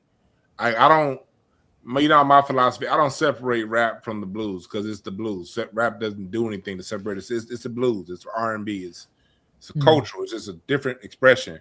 When James Brown was on top, he said, people, we got to get over before we go under. We have to get together and get some land. We have to. It was a communal approach to, yeah, James Brown had a jet. He didn't brag about his jet. He talked about how we need to get together and what we could do from the grassroots to get that done. Michael Jackson got on top and wrote Earth Song. You know what I mean? When it comes to our artists, when they've gotten on top, they've all, Stevie Wonder, found a way to reach back and speak to what the common man is going through. And that's just not what we got out of this here. That's why I don't buy the aspirational thing, because the rest of us aren't going to be able to get up and get a deal with Tom Ford. You know what I mean? But at the same time, or keep the music. But when we go through a whole pandemic and what's going on right now with the economy, ain't nobody addressing it. Man, that's a problem. In my opinion, that's a problem. I agree. Bro, want to take applause? Big shout out to William again, says Ray Vaughn's album is extremely underrated. His recent single with Isaiah Rashad is great. Got me thinking of a new segment. 4 artists, 2 pairs. Which theoretical duo wins a versus in potential album creation? 4 artists, 2 pairs. So we have to pair up 2 artists into 2 groups and then say which one would win. Wayne, can you give us more detail on this in the chat, if you don't mind? I'm not you know what? Maybe he's not asking us this right now. Got me thinking of a new segment. I'm gonna be right back, y'all. Yeah. Okay, this is a suggestion. I don't know why I said okay like I was in charge of things. This is a suggestion for a new segment. 4 artists, 2 pairs, and then which theoretical duo wins a versus in a potential album create. Okay, wait, you lost me. In a potential like, yeah, it's all hypothetical, right? If these like 2 duos got together, made something, and then based off who would. Okay, so somebody said Freddie Gibbs and Pusha T. So now I'm supposed to imagine if Freddie Gibbs and Pusha T made an album. My brain is happy, by the way, about it. I'm supposed to imagine that album, and then I pick 2 other people and imagine their album, and then make them battle with themselves. Yeah, hypothetically, it's a cool concept. I like the idea. Who y'all Like the got? idea. Who y'all got against the Freddie Gibbs and Pusha T album? See, this is kind of cheating because now you're gonna. I'm gonna go with Nick Grant and Isaiah Rashad, and these are the two stickiest albums of the year for me right now. I keep going back to this Nick Grant. I keep going back to Isaiah Rashad, and so I put them together in a playlist. It's just those two albums, and that's how I move around all day. I listen to the shower before I even, get online. I'm listening to that in the gym. I'm walking around. Do yourselves a favor, put them two albums together and go take a listen and enjoy that. And I say that because just the artistry is all over the place, but the bars are there too. Like Isaiah Rashad has this line. It's the hardest line I've heard in a while to start a verse, particularly in its honesty, but also its effectiveness. The bar starts with, the song starts with, "You be fucking anybody when you on that powder, make you feel invincible." Dog, that shit brought me into Isaiah Rashad's world in a totally different way. Right. You know what I mean? And then the way it's built is that it's not just like a voice sitting on the track. Like the voice is in the track. Its tune has got it distorted a little bit. Like it's just crazy and it's musical and it's brilliant, but you have to really take a listen to catch in it. And then freaking Nick Grant's over here with the hardest bars too. He's over here saying, "Look into my eyes and see the ghost of hoes who never got away." You know what I'm saying? Like, so they're in the relationship pocket, kicking. Yeah. Like I'm telling y'all, I would do that. Nick Grant album is on repeat for me. It's fire. It's fire, dog. Both those albums. I do Nick Grant and Pusha T versus Freddie Gibbs, and I think it would be different, but you still get the bars that would be. Ooh, that'd be fire. So Nick Grant, Pusha T versus an Isaiah Rashad and Freddie Gibbs album. Yes, I would do that. And I'll be the underdog, but I think it works out. Great segment suggestion. Yeah, I like that. That was good. You got BK, you got one? Well, I wouldn't put them up against Freddie Gibbs and Pusha T necessarily. Maybe. No, I don't know. But a duo that I want to see is Slayer and Baby Keem. That's just kind of like on some new age shit. But Slayer produces all his shit. Keem produces all his shit. They're always finding crazy pockets and great sounds. So I personally just want to see them link up. Can you text me Slayer? Because I got to get hip to the new music. Okay. Auntie got to stay afloat. He is literally 18 years old. Yeah, he's young. Like, he is a child. He's like even 10 years younger than me. Like, yeah, I gotta find a way to stay. I can send you some stuff though. Thank you. We put in the app. The app. Yeah. We put in the app. Word up, William. Thank you again. 1 second applause.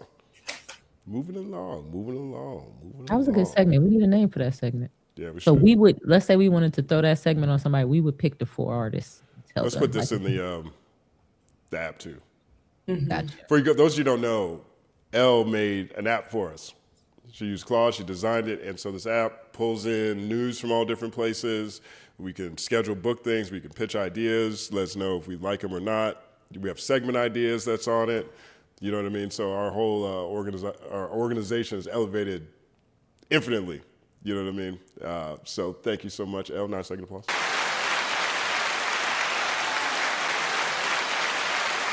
Thank you. I think I was gonna blush. Shit. From a brand new angle, because we ain't seen this angle. I like this angle. My neck hurts like a motherfucker. Can y'all tell? My fucking neck is hollering. I need to shift the chair. I don't know, but I'm playing it off. I'm holding it in my hand like this. Oh my gosh. You don't look like in pain at all. I'm playing it off, child. That is the truth. But at least I can look at the camera. I'm gonna be honest. When I'm looking at this camera, I can't look at the camera because you guys are either on this screen or that screen, and I'm trying to look at y'all. Right. So this is kind of interesting too, because it's like, oh shit, I never just look at the camera like this. I wonder. I think maybe that's why I like eyes and see the hoes that never got saved. Look at my eyes and see the ghost of hoes who never got away. It's a the ghost of hoes. The ghost of hoes who never the ghost of hoes who never got their way. Oh, never got their way. That's cold. Look at my eyes and see the ghosts of hoes who never got their way. That is crazy. I wish that bar was out when I was in college. That'd be awesome. All right, we got Ms. Hummus. Shout out to Ms. Hummus for the 5 memberships. Thank you very much. One second applause. Memberships are also really cool. I'd say this every week at this point in time. It gives people the opportunity to, win a subscriber. You know what I'm saying? So, I mean, Super Chats, awesome. Memberships, awesome. Support, awesome. Everything's amazing. But that's the unique thing about memberships. You know what I'm saying? So, Fire. Shout out to Miss Hummus. yeah, big shout out to Ms. Hummus. One second applause again. All right. Okay, we do have to schedule that. I don't know when we're gonna do it. I know. I think we let the topic lead. If we figure out a topic that we could get hot on, then I feel like that could guide when we do it. It got to be after school's over. I'm so sorry. Facts. It has to be after school. Jesus Christ. Then I can think again. Like, brother. Y'all are almost there. You're almost there. You closer than ever, right there at the finish line. Got that 3.9 coming. You know what I'm saying? We got that top tier, top shelf, top flight with the philosophy coming. You know what I mean? It's all about achievement over here. Achievement in every field of human endeavor. You know what I mean? Shout out to the Crimson and Cream. That was an inside reference. 9-second applause. I'll make it 3-second applause. We'll do it that way. But yeah, no, I think that's really dope. I think you guys are inspiring more people than you realize. So It's so fun. Yeah. I really appreciate you guys sharing your journey with that too. I mean, that's awesome. Yay. Thanks, Justin. We have Easy to Be Authentic says, shout out to See You Wednesdays. Real quick, FD Signifier knows Deontay and Big Ice Cup Cat from Grits and Eggs. If you want to inquire on that collab one day, I'm a big fan of their podcast. And they go viral all the time. And I agree with them like all the time.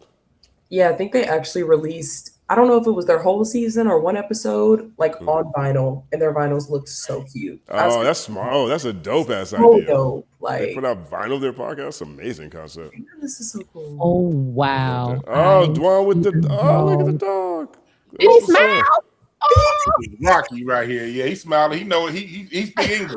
You said his name is ASAP Rocky? I said ASAP. It's Rocky. I think he speak English. These big ass ears. He does. He does look like it. He look like he's smiling. ASAP Rocky got hella people in them tours. Yeah. Mm-hmm. I was not familiar with his game in that way. Really? Do they look crazy? Let me go see what they look like. Nah, Rocky's. There are hella. It is a lot of people. And at first, when I saw it the first time, I was like, maybe that was New York. Oh yeah, I didn't this is him in Toronto right here. Let's see it. In Toronto too? Sorry. That's the leftover from the game that BK's team lost. Let me go find this. Please.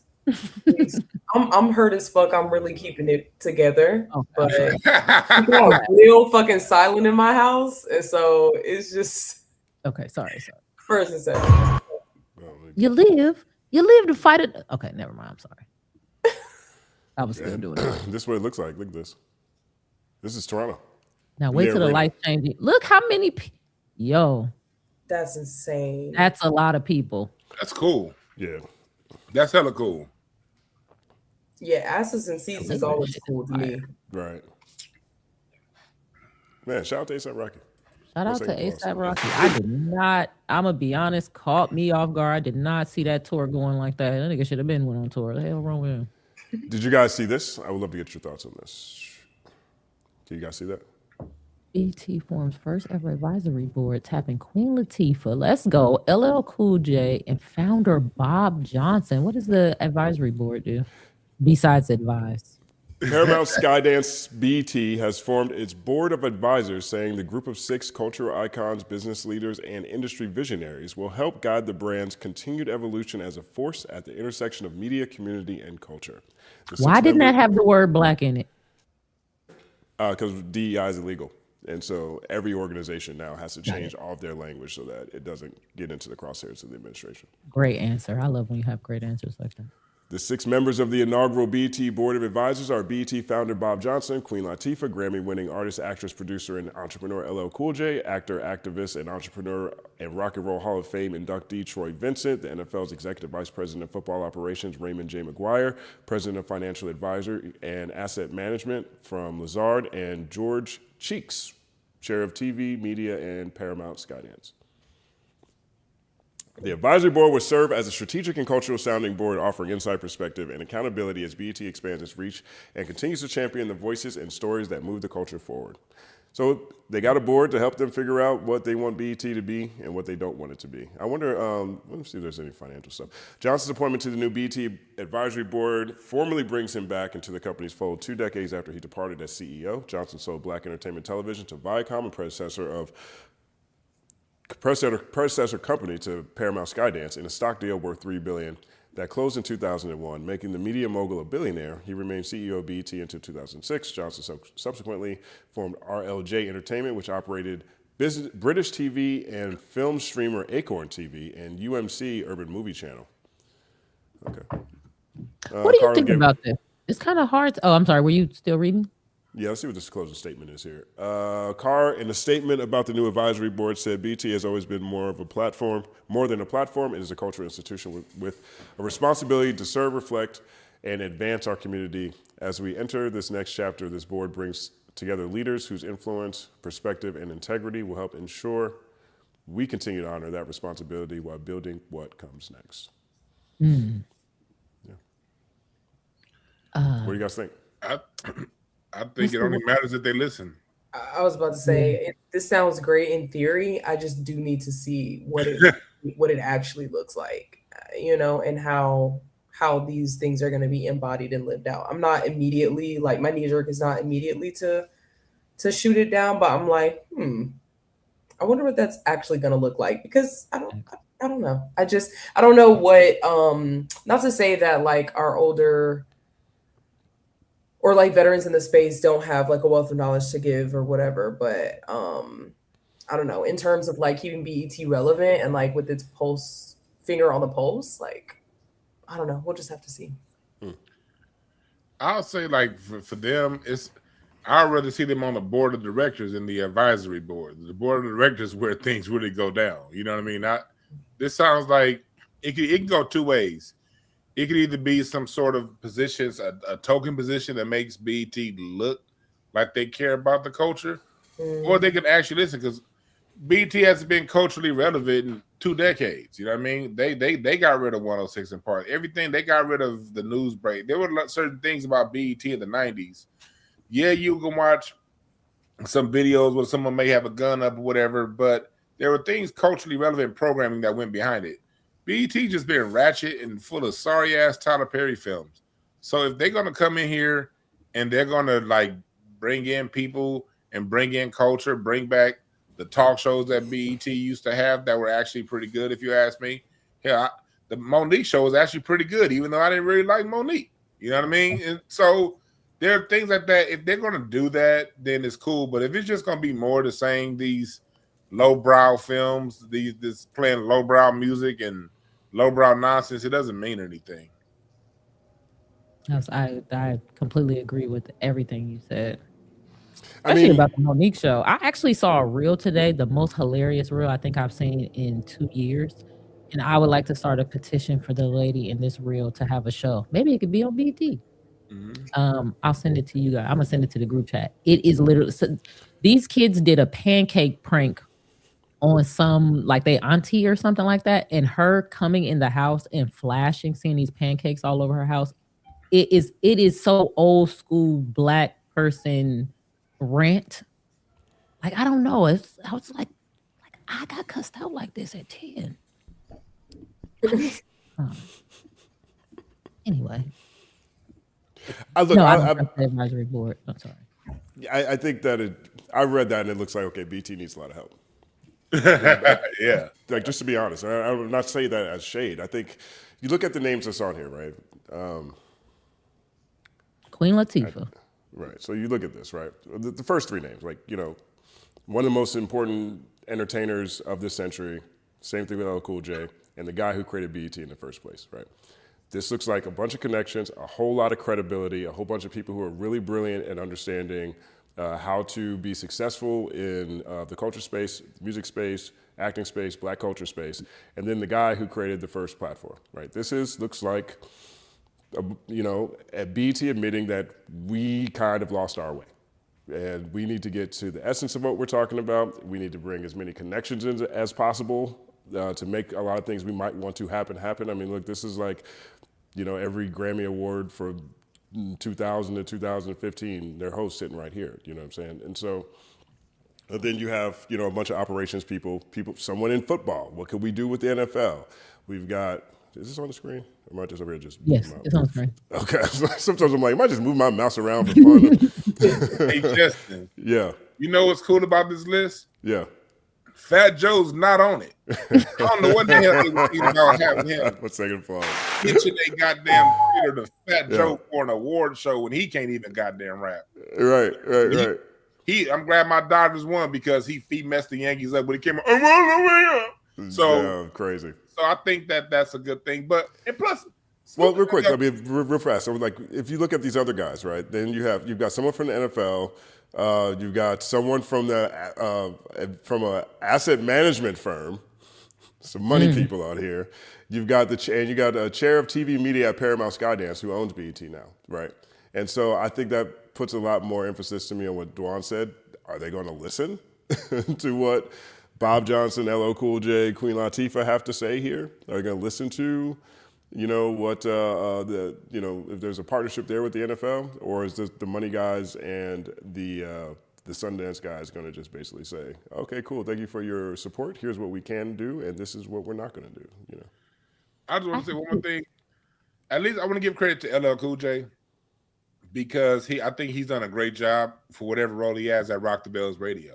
You know what I mean? Like, I think Rock the Bells, even though I don't have XM anymore, when I had it, I thought Rock the Bells never lost his cultural relevance. And so LL Cool J has somewhat of a track record of maintaining cultural relevance through things with his name on top of it. Word up. Super facts. I used to love Too Short's show on that channel. So I kind of have two questions about that, even though I see Justin trying to move on. No, we're good. Just choose a question. Do we care about the success of BET? Option one of questions. Do we care? Because that's why I was just sitting here like, do I feel invested? Do I feel invested in BET doing well? Kinda, because I feel a little nostalgia. Like when BET does well, it looks like black folks are doing well, but that's not really true. That's not really true. So that's question one. I don't know which one you want to answer. Second one, what do we think about these advisory boards exactly? I don't know that I don't like it, but I think I don't like it, but I could like it because think about it. You pick some black folks, you give them money for them to come in and say, you fucking this up this way. Y'all should do this. Bring black NCIS to BET or whatever the fuck they're going to say, right? Teen this is Summit. trash. Yeah. We need Teen Summit back. This is trash. No. Caribbean Rhythms. They don't know shit. They don't know nothing about no Caribbean Rhythms. That was crazy. Now I'm trying I learned a lot about myself watching Caribbean Yeah, I know. Rhythms Now my brain is going over here. Yeah, that was a pivotal point in my maturation. So that's a great question to answer. What you got, Dwan? I was gonna say, like, that's a great question. Like, do we really care? Has BET gone so far off the deep end, it really don't matter. You know, sometimes I'd rather have no representative than what the hell they've been putting out. You know what I mean? And I was in high school the last time they were relevant to the culture. And I got great chinny chins. So it's like, it doesn't matter. This is a great on paper. And if they listen to those people and we see substance, we know ratchet stuff is going to stay around. But if they don't bring in substance to balance the ratchet, I'd rather see them leave all the way together. You know, there's do we care about BET? BET is a brand at this point, right? And I think that's where the question lives. From a journalistic standpoint, I know there's a ton of us in the community that are pissed at BET.com for getting rid of all of our work. So that sucks. Does this just mean that we're going to? I personally don't think that in 2026 that the issues and things that BET would be most effective at making a difference through are things that are even on the table right now. You know what I mean? Like that's why they don't say black anywhere in there. You know what I'm saying? Because like and that's not even BET's fault, right? But we're looking at Viacom in this spot. Now, I do think that with that being said, there's not a whole lot of spaces where you can get a celebration of just blackness, whether or not they're saying it or otherwise. And I do think that actually is important. Like, regardless of whether this is the best representation that we've been getting from BET over the past 10 years or whatever, the fact they have an advisory board tells me, with those names on it, tells me that they understand that there's a problem, right? And so that is encouraging. And then you take away BET, what do you, like, you know, from a production standpoint, from an award show standpoint, from a big tentpole event standpoint, what options are even left? And so in that regard, I do think I care quite a bit, actually. And I like the idea of them trying to get better at this. That's a great, very thoughtful answer. Maybe they should switch from Tyler Perry to Tyler the Creator and start doing better, better like the type of shows that he's looking for. Tyler the Creator needs to butt into it. Yeah, for real. Yeah, exactly. BET can do it, Tyler. Stop blaming us. Word off on second applause. Let's see what we got here. What's the next one right here? This one is Nigel. LLM Nigel. I took too long to leave. You know Nigel about to ask for your social security number. Shit. All right. Shout out to LLM Nigel. For the panel, have you ever heard a friend of yours spoken of in a disparaging way, and how did you respond? Also, name a song from 2026 you think is a classic you will be playing for years. Shit. Tricked me with the first thing. Okay. Those are on two different sides of my brain, Nigel. I don't know if you know that, or if you're like hacking into my computer some type of way, testing my brain through the camera. That's how it feels. Right. Those are on two different sides of my brain. So let's repeat it. Yes, I've heard a friend spoken about in a disparaging way. How do you respond? It depends on the location. That's a good answer. Yeah, that's a good answer. It depends on how disparaging as well. Yeah. So like what was the context? Who was it? How close? Are they associate? Are they a close friend? Is it at work? Is it at church? Like that all depends on me too. Yeah, are they correct? Should they have they correct, but it was right message, wrong messenger? What's up? I'll say the one general response I've given to that is, did you tell them? Ooh, that's a good one. Ooh, that's a good one. That's a good one. That's a good one. And then from there, I decide how to handle it. I'm gonna take that. I'm borrowing that. Well, did you tell them that? Oh, I can't wait. I'm gonna say it's so nice, but like slightly condescending. Well, did you tell them that? I'm ready. I'm so ready. Thank you. I needed that. You gotta add that to it. Right. That little makes people be like, what the fuck happened? Yeah. Like, Got you. Hypnotized you with that, didn't I, buddy? All right. A song from 2026. Y'all are gonna be so mad at my answer. Are y'all ready? I'm ready. Go ahead. Where all my scammy ass niggas spending that money fast. Girl, go in that go yard bag. Spend that shit. Spend that shit. That's such a booty call soundtrack song. That's so I don't know if you remember the movie Booty Call. Yeah. It gives like back then for some reason. No, it's fire. I feel like it's a good skate song. It's a good Yep. girl in the car song. It's just it's a good little jam that it's fun to sing. I feel like you got you one when it's like fun to sing. Mhm. Now you know Classic is a stretch though. heavy. I'm like, okay, wait, classic. Because I was rereading it as I said it. Wait a minute. I think I was just saying But I play for you. think playing for years is what you were like making about. And We must have been reading it at the same time. yeah. I was like, wait, well, classic maybe. I ain't gonna do that. I'm going. Oh, go ahead. 2026. I want to hear yours. I don't like. For me, my favorite album this year so far has been Thundercat. This album right here. Like it's no more lies on this album. This has been my shit this year right here. Thundercat. So I would say I think I'll be playing this whole album decades from now. I really do. The substance in it, the musically, but I think there's a lot in there musically for me to dissect, decipher, and break down. So probably some off that Thundercat album. Fantastic coverage of that too, by the way.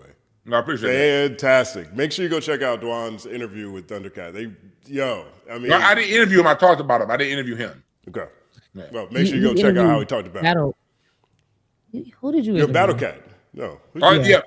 I interviewed Battle Cat. Battle Cat, that's right. Yeah. That was a great interview. That was that a was really phenomenal. good interview. Yep.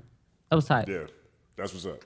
Appreciate that. Justin, you don't get to get away without answering Nigel's question. I'll be trying to maneuver through Nigel, trying to get up in there, you know what I'm saying? Have you ever had a friend of yours spoken in a disparaging way, and how'd you respond? Yes, I've had that happen multiple times, and it's something that happens all the time in this space, and I tell them straight up, hey, no slander over here. I understand that you've got your frustrations, that's not my experience, and I'm not gonna participate in this conversation. I just shut it down. You know what I mean? And so it's pretty cut and dry with me. If I rock with you, I rock with you, and nobody's gonna be able to pull me into a conversation that is disrespecting you. It's just not how I don't operate like that. Also, name a song from 2026 you think is a classic you will be playing for years. Body by Don Toliver. I'm gonna be playing that forever. That song might be at my wedding if I get married one day. You know what I'm saying? I love that song. That's that song hits like so many different notes that I appreciate because it's electronic. It's still like electro R&B kind of. You know what I mean? There's some nostalgic elements to me from like, you know, just other periods of time to listen to music quite a bit. I love that one. I don't know if it'll be viewed as a classic, but Razor Ramon by Nick Grant. I'll be rapping that whole thing bar for bar. I got all the Ransom, all the Sci-Hi, all the Dick. I'll be rapping loud, walking down the street. No, I walk to the little green juice spot, rapping loud outside, you know, looking crazy, and I'm comfortable because it's so impactful. I love it. Probably, oh my God, what's the other one? What's this called? Happy Hour. Happy Hour by Isaiah Rashad. Yeah, like those three right there. Body, Happy Hour, and Razor Ramon. Like that is what I'm on right now. I love that. So my choice is also from It's Been Awful, Isaiah Rashad. It's Boy in Red featuring SZA. I love that song so much, and I think that album and that song is going to be appreciated much more as time goes on. But I know I'll personally be playing it for years because he describes it as, you know, it's obviously this love song, but he described it as like, I'll be whatever you need me to be in order to love you, you know? And I just can tell that was a growth song for him because he was like, I didn't rely just on, remember, you know, we talked about this. He was talking about like, I didn't want to just rely on the misogyny or just the low-hanging fruit, low-hanging bars. I wanted to kind of challenge myself to like write about my vulnerable side and about love and his bisexuality and all of those things and like blackness and all of that wrapped in one. So Boy in Red, Isaiah Rashad. Great song too. 1 second pause. What do you guys think of Imani Imani? PG Lang's new artist. Have you guys listened to her project yet? Yes. I watched the video. I absolutely love, you know, I'm always going to talk about the marketing and the rollout. I love the idea of, I had no idea who you were at all. And the day I see you for the first time, you have an album, a music video that dropped that day. I don't know why exactly I like that. Because if you think about it, any new artist I find, they may already have a video somewhere. But something about that and it being that popular, I liked that. I thought that was big. I think that really comes just from, you know, the weight that Kendrick carries and PG Lang carries. But I just thought it was dope. I thought it was dope that worked like that. There's an exchange that took place on Twitter that is hilarious to me. And so this post is from Kenny.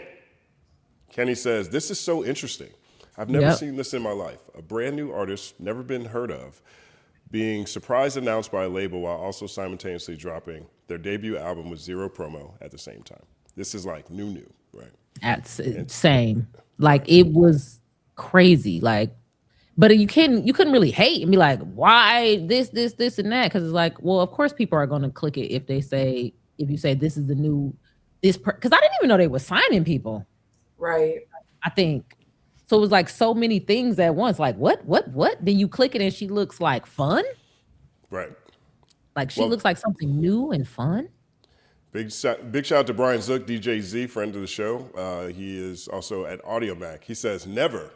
For most of all recorded music history, labels signed unknown talent, matched them with songwriters and producers, and then when they thought the product was good enough, debuted them. This is called development." Imani wasn't literally signed yesterday. I thought this was like a really interesting juxtaposition on how far we are removed from traditional music industry, or at least legacy music industry.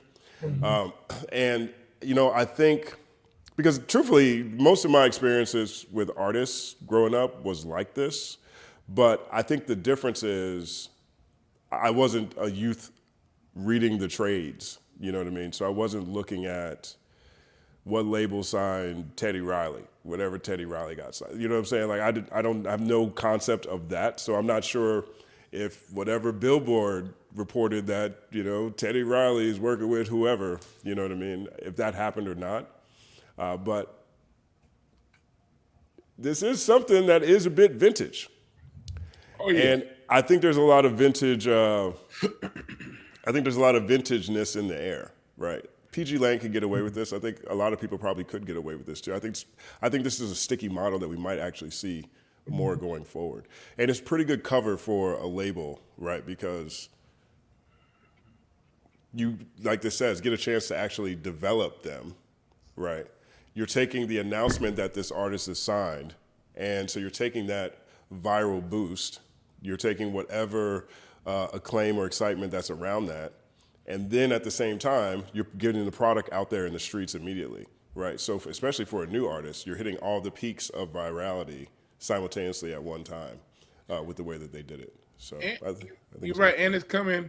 I think to take I'll know better when I listen to the music. I'll have a better judgment.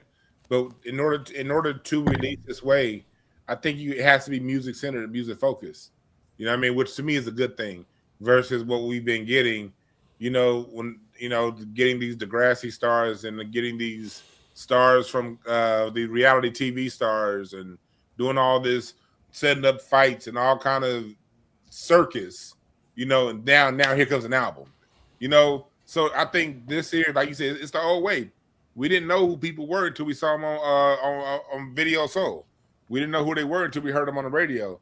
Now we hear it, and it comes with a full. And the new world isn't about singles; it's about numbers. So it has a full developed project. So when you hear this person, I know it's gonna make me actually go and listen.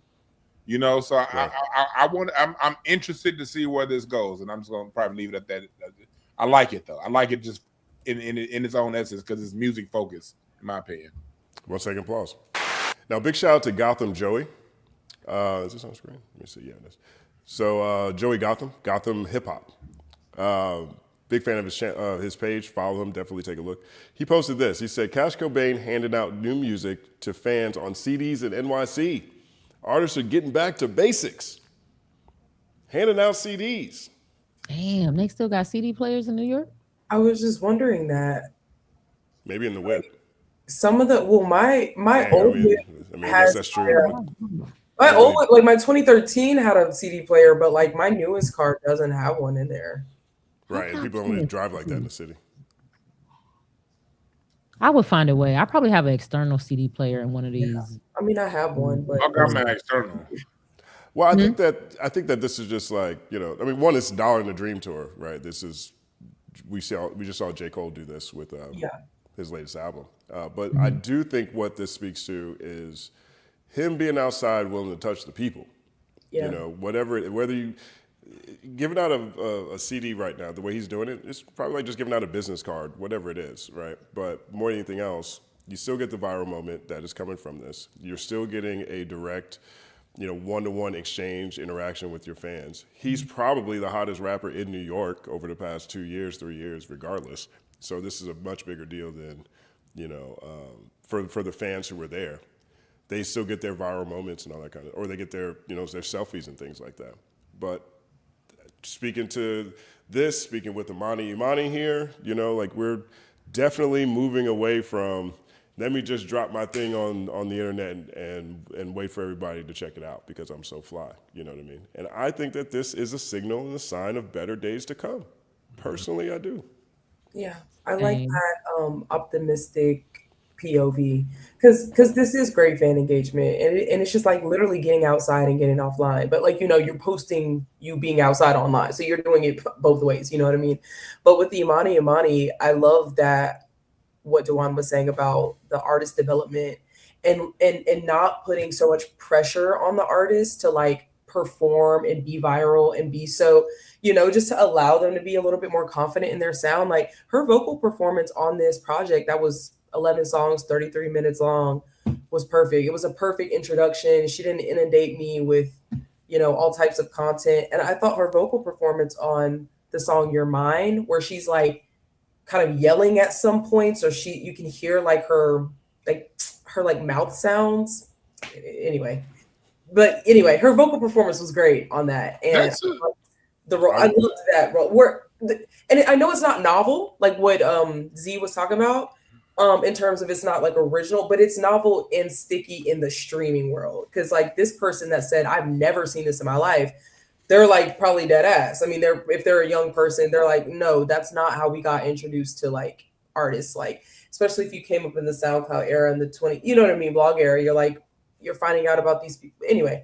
Or artists are having to come pre-viral, or I have 10K already, sign me, or whatever the case may be. So to do the inverse of that and kind of go like analog, digital with it, and allowing us to like see her, but like, there's layers to it. Like the music video I was so shocked to see that in comparison to the song that was playing, right? And like, I want to know more about her. I immediately went to go listen, and I was like, oh, this is like my drive home. Heck yeah! Like, so anyway, I love all this. I love switching it up.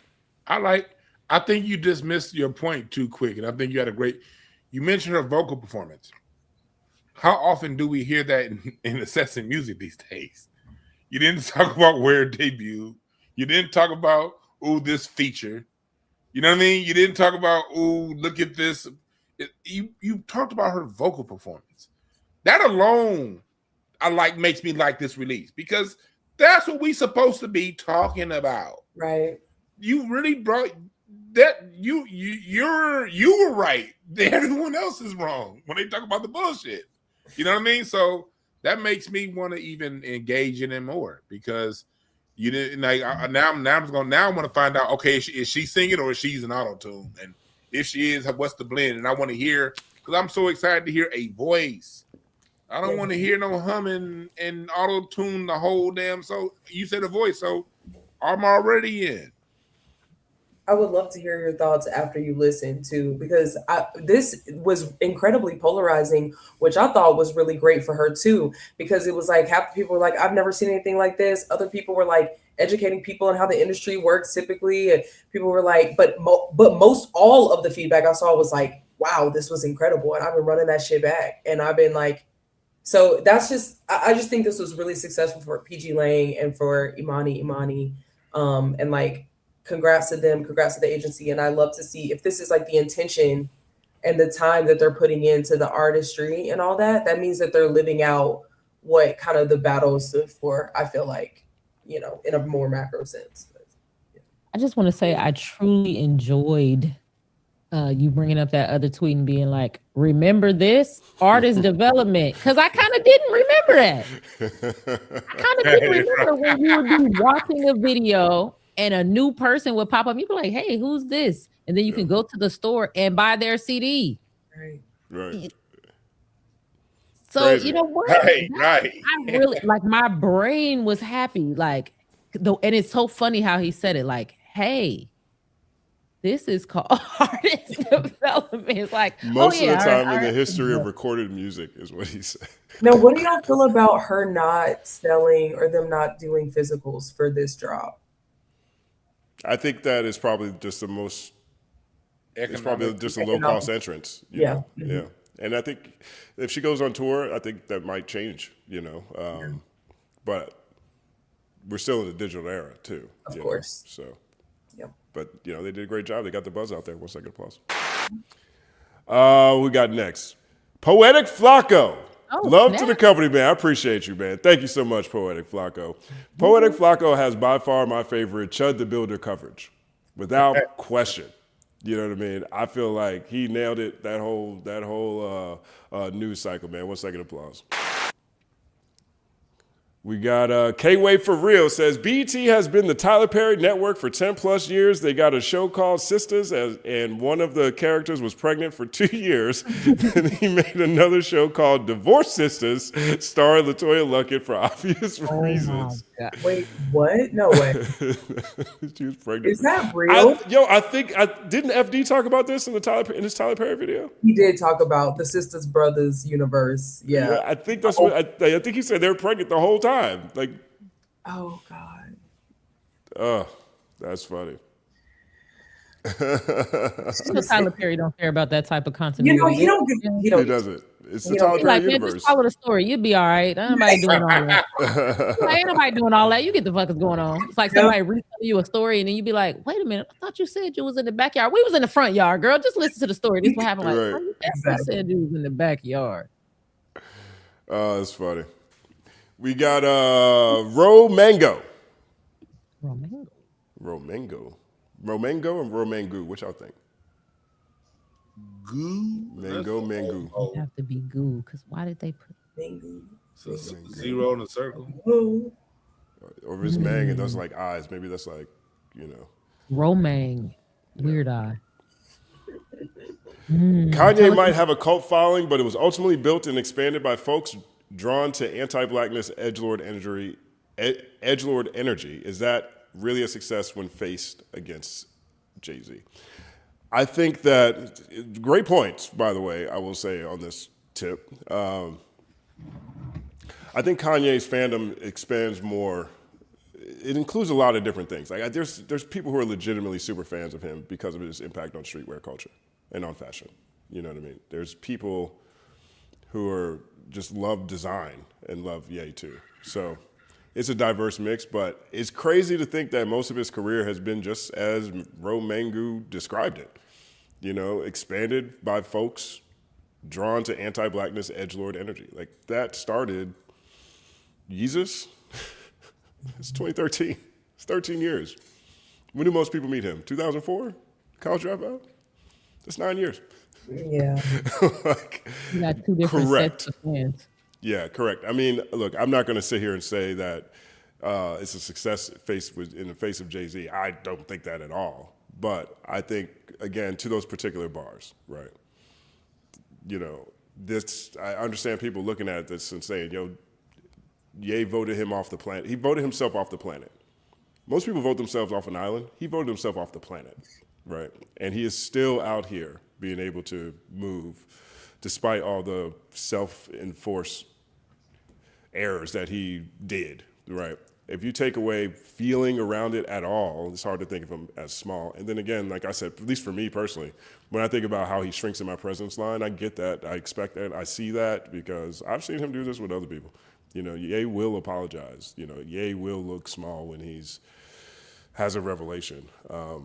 But I agree with you. No, I wouldn't say it's a success in comparison. The quality of audience I wouldn't necessarily describe as a success from my point of view. Right, but if we're talking about the size of it, yeah. It's the truth. I mean, look, I had a great conversation with Mark Batson. Shout out to Mark Batson.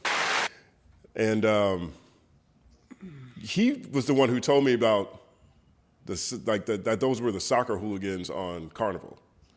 Like, you know, all this basically European skinheads, basically, that were chanting and carrying like the energy of that, right? He was trying to tap into that. And once he was the first person to let me know that. And when I thought about that, I was like, man, the lengths you have to go to sometimes to get a #1 song. I'm over here Have to is doing a lot of work. Have to is doing a lot of work in that sentence. well, for him, you know what I'm saying? Not everybody, but like. Oh, gotcha. It's Yeah. Kanye specific. Oh yeah, Yeah, no. Kanye, for real. Yes. Yeah, because especially that late in his career. I mean, that was a triumphant moment, right? We're looking at Drake and the success of Iceman. Right? People like Janice, STFU is #1 2 weeks in a row. You know what I mean? Looks like Iceman's going to be #1 again next week. It's 3 weeks for the album. I don't know if that part's as much of a surprise. But this is the most successful single he's had since Scorpion, right? And so you put that into context. Well, he's 40, right? I mean, that just lets you know how much older hip hop is in general. But when Ye did that with Carnival, what was he, 48, 46, 45? You know what I mean? Like Carnival was #1 for a while too. It wasn't like a, you know, it wasn't a viral support that just hit because everyone was excited and it fell, you know. And he was basically excommunicated at that point in time too, not like he is now. But would that song have traveled as far if he didn't have the energy of soccer hooligans, you know, I don't even want to say soccer hooligans. That's probably unfair to soccer hooligans, but that particular group and that particular energy, does it go that far? You know, is that what it takes now to be successful or get closer to monoculture? You know, I don't know. Hope not. Bleak. That's bleak if it is. You know, I'm still working on my theory, but I have a theory brewing. Brand new thoughts. Brand new thoughts. 1 second plus. I think we are too absurd with the level of success that we accept as success. If that makes sense. Like, do you have to be #1 over everybody? Or could you just be like happy that you sold 10,000 a week? Like,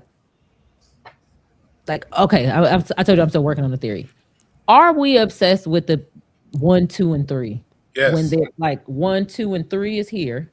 We always talking about 1, 2, and 3, but it's a shitload of talent right here. Like amazing talent, diversity, all sorts of new sounds, cool people, shit you could relate to. And it's like, well, fuck y'all. Y'all ain't 1, 2, and 3. And I think it's both ways, the fans and the artists. Do you not feel successful right here? Because you're not up here? I think honestly, I really think we've been socially engineered into wanting what the people who run the music industry wants. The 1, 2, and 3 only really at the end of the day only matters to the people who run the labels. That's it. That's all it really matters to. And they pay for it, you know?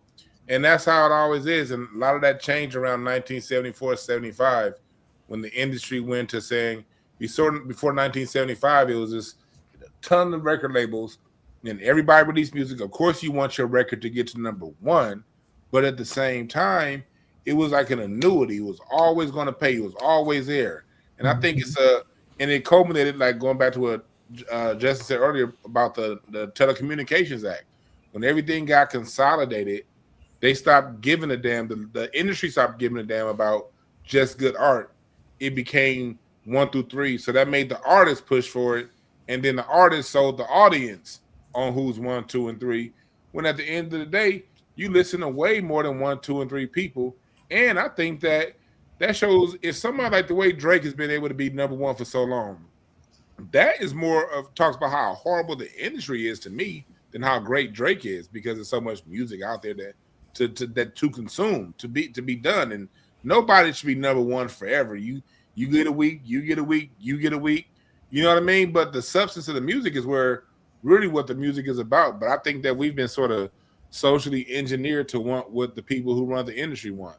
And I think that's a major problem. I also would add gamification. And when you are in a super fan environment,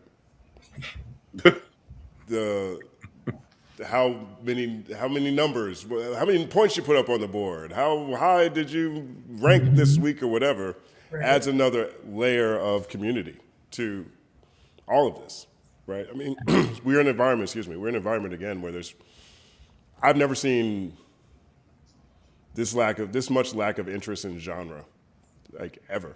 You know what I mean? And not even just rap or hip hop. Like, you know, country still has a solid culture to it. Hip hop, rap still has a very solid culture to it. But like the people who are participating in these conversations around a lot of these artists are genre agnostic. They just like the artists, right? Playlist culture has turned into super fandom mixed with social media. And I think the gamification of it all is a huge part of it.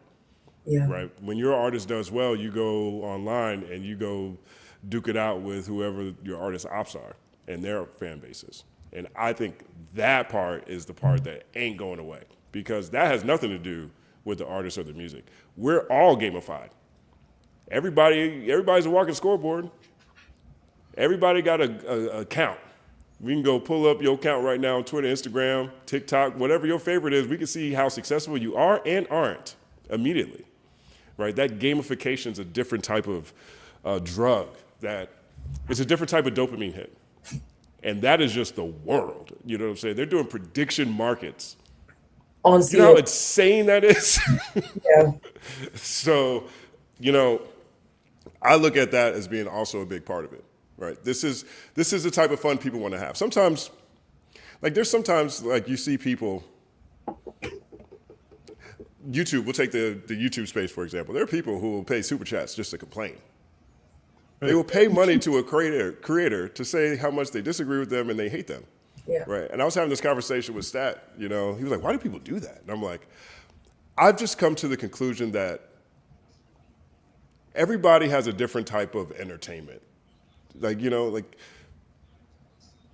getting your opinion out there and getting your opinion heard has its own intrinsic value to it, regardless of what you're saying, what you're not saying, whether you like something, whether you don't like something. Like, it's like trolls. It's like when trolls first started showing up in comment sections during the blog era. It took me, first of all, I'm like, this person's crazy. This what they're saying has nothing to do with what we just read. But then I realized that troll mentality was part of the enjoyment. They wanted to see how they can turn a comment section, right? And so we're all now in these spaces and we're all interacting in different ways. But not everybody takes the same entertainment or enjoyment from the experience as you might think.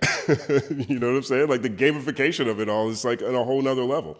And so I just think this is what the future is going forward. And, you know, whether that's awesome or awful, it's inevitable. Damn.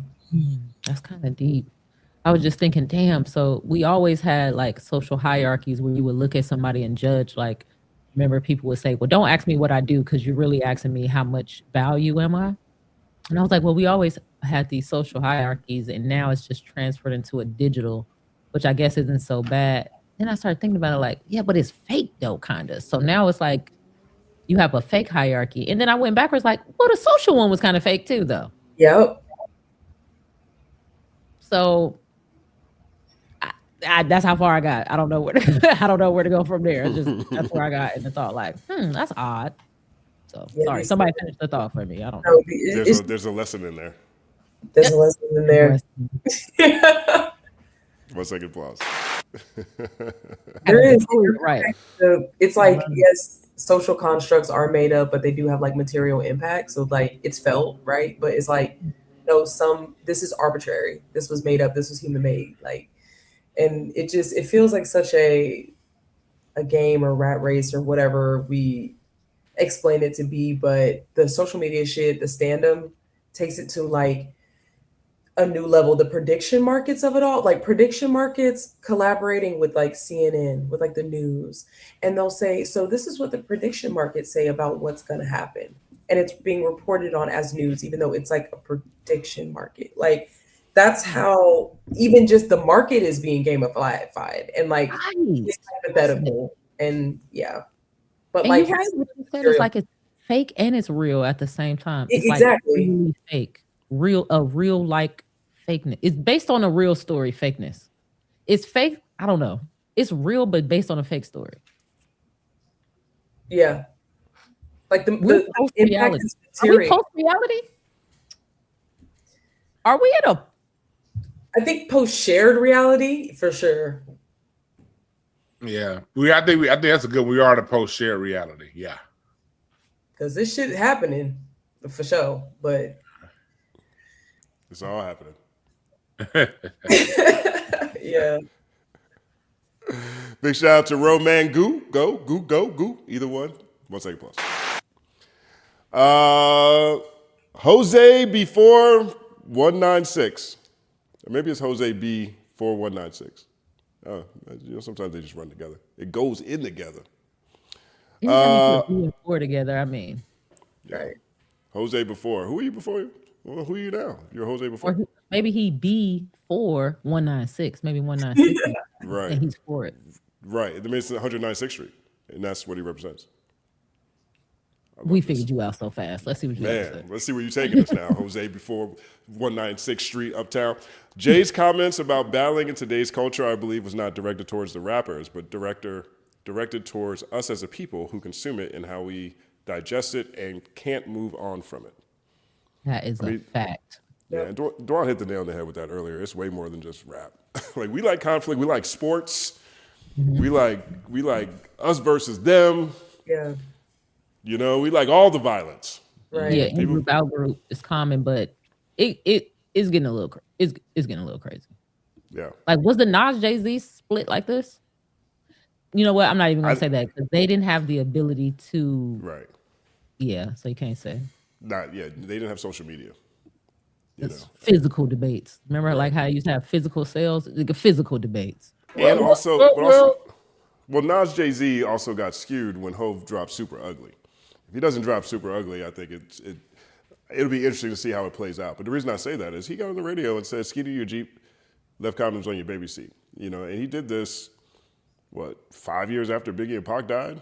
That's why I fucked your bitch, you fat motherfucker. Like, nobody was trying to even hear that energy. Mm-hmm. You know, I think that skewed it psychologically. But that's just, that's my take. And I think because we did have early days of social media back then. I remember when Ether dropped. I remember being on Black Planet or whatever. Black Planet, we talked about. I was on Black Planet. I was on AOL chat, Yahoo chat. Yeah. We used to have these little debates back and forth. The message boards days back. Those are the message board. Those are those pre-Twitter days of social media, and people picked their sides or whatever. But people knew how to let go. And let's just take social media out of it. I mean, just have a normal conversation with a person away from social media. Some of these dudes, they fanboyism is kind of like weird. It's stalkerish. It's weird. Mm-hmm. It's very weird. Away from Twitter, you get this whole when it comes to, I always call them the Holy Trinity: Obama, Jay-Z, Drake. The conversation gets weird, and it's the dudes. It ain't even the women. It's the dudes, and that shit's weird. I mean, I can't blame social media on this. I think it's a condition. These niggas is weird. Damn. 1 second pause. Thank you, Jose before 196. Uptown. Oh, the front, yeah. Nigel, LLM Nigel back, man. Nigel be having them questions. Make you want to call your mama.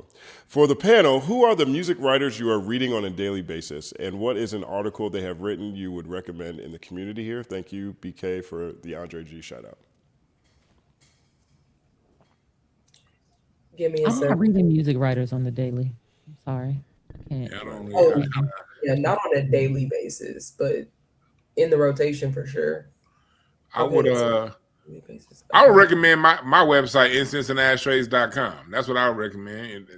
I don't post every day, but whenever something I have a thought, in-depth thought on music, I make sure to put that up there. But I like to. I don't have anyone I necessarily follow because I would like to find more people I probably could. Just the people I did follow, they all kind of sold out to the numbers game. So. Well, also, there's not a lot of places where people are going to read, right? And so, for example, like Substack is probably the biggest platform right now. But you have to follow, the writer, the journalist. You have to find them. You can find them in Substack. They have search, across pages, but it's still siloed. And then they also, most of these have paywalls, so it's harder to access them. Andre G, to me, is the best in the space. Like, just straight up. And he's been that way for a very long time. And it was, in my opinion, one of the most terrible decisions that I've seen a publication make when they fired him from Rolling Stone.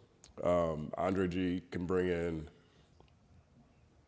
deep knowledge of history, connecting it effortlessly to the world around us, and that's my favorite thing, right?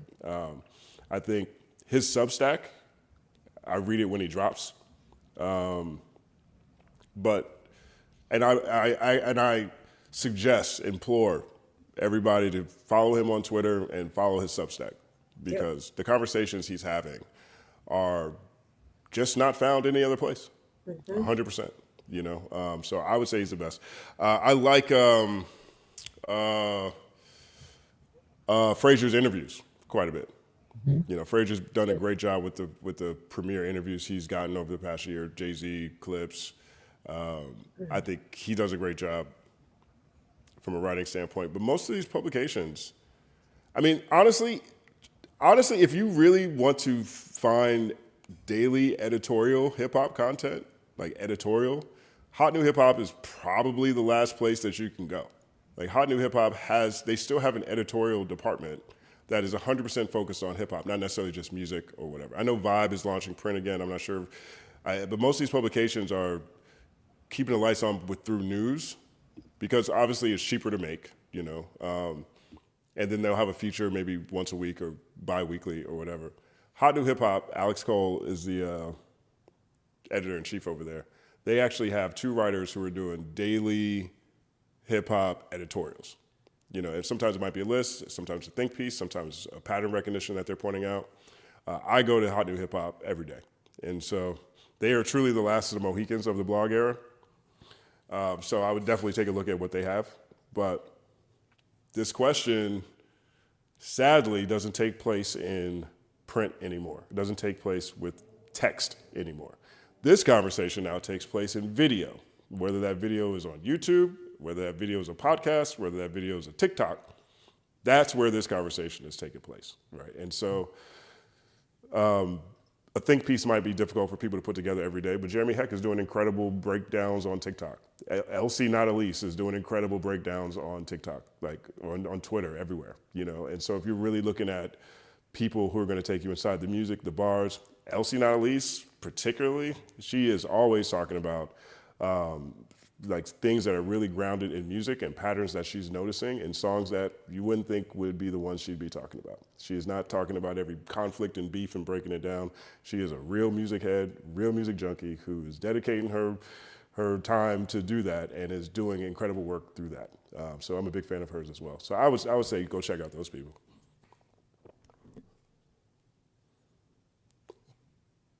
I think you're still on mute, BK. I said ditto retweet. Word up. That was good stuff. Andre is doing some of the best work in the space, and his Substack. I went to Substack because of him, because of the Rolling Stone situation, and his coverage on the Russell, his coverage on the beef. Like, I love when it's rare that like people introduce a new thought to you that you're like, I've literally never thought about it this way before, or connect certain histories to like present moments. And so like he does that so well. Brooklyn White also does that really well and has done that in the past. She did a cover story for Beyonce, which was really huge. But even outside of that, like underground hip hop and women in hip hop too. And Taylor Crumpton has done some really good work too, but it's some great people in the space, but the daily part, I'm not sure, but the girls are on Substack, for better or for worse. Mosaic applause. Look, I'm just glad y'all told me about Substack, because since we've been talking, I just signed up for it and put my email list on it, and I already got somebody that pledged. So I appreciate it. Yeah, perfect. Yeah, Substack would be amazing for you. I never heard about doing it. Yeah, definitely would be amazing for you. Oh, yes. Oh, please drop the link. I would definitely like to subscribe to that. Yeah. I was gonna highlight a friend of mine that's a new writer, but I text her to see if she was terrified, and she hasn't responded. So I'm kind of conflicted of, do I highlight her or not? So she in the public space.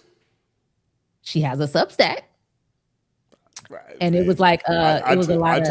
I take the risk if I were you. I take the chance. Yeah. So my friend has a Substack called "And He Said So," and I think she made such a good point about beefs and how a lot of the beefs are like the revolutionary versus the person that just wants to succeed like the way America is. That's can't argue with that. And at first I'm like, okay, yeah, you're kind of doing a Substack, cool. And the more and more she explained it, I was like, I do kind of see what you're saying. And when I read it, I was like, she has a great point. And then she ties it into the duality within yourself and how you internally also probably have that human conflict where it's like you want to change the world, but you also want to succeed in the world. How do you change the world while you're trying to succeed in it? And I just thought that was really good. So check her out.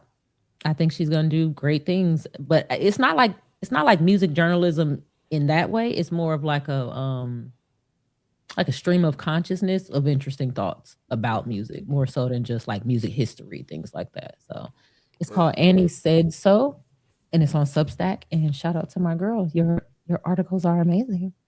Fair enough. 1 second applause. If you're looking for, if you really like think pieces on YouTube, because Dope Shift, DOPESHFT, check out Dope Shift. Like I'm consistently inspired by Dope Shift. He is someone else who does an incredible job taking artists of all types. Like he has a fantastic video on MIA, fantastic video on just any topic, right? But he merges them again with broader things that are happening in the world. He can break down the bars and give you all that kind of stuff, but he's amazing at sharing why it's important, why it's interesting, and why you should know about it. Particularly for a lot of uncovered gems of type stories, or maybe some stories that sort of fell through the cracks, or different artists that haven't necessarily hit obvious virality, and he finds a lot of success in it. So I would definitely check out the Dope Shift, DOPESHFT. I don't think there's an I. There's no I in it, right? Dwan? Say that again? Dope Shift. I never heard of Dope Shift. Definitely check out Dope Shift. Dope Shift, my favorite video from Dope Shift is... right now. There's an artist named Billy... I'll bring up the page right here, actually. There's an artist named Billy Woods, right? Billy Woods is an incredible MC and also a really incredible story. He is now graduated to cult hero, I would say. He's very much on a, Rock Marciano, MF Doom type track, but it's just an incredible artist, right? And so there's a video here. This is Dope Shift right here. Definitely check him out. I mean, his stuff is so great. Like Nick, he just dropped this video on Nipsey Hussle being the Steve Jobs of hip hop. I have no idea what this is about. I haven't watched this one yet, right? But this video right here, look at the titles, like The Book of J Electronica, UFOs, The Rothschilds, and The Return of Jesus, right? When rappers buy their own album, Kendrick, right? K-Bot, whether that is the case or not, right? And so I haven't seen that video. But then if you look at, there's this video I want to show you guys. This is it? No. Did I just see the goat? Yep. Yeah, I mean, he's in the bars too. Like he's telling stories through the bars. Who is Billy Woods? Brilliant. Atheos. This right here. This is how I found out about. Oh my gosh, what's his name?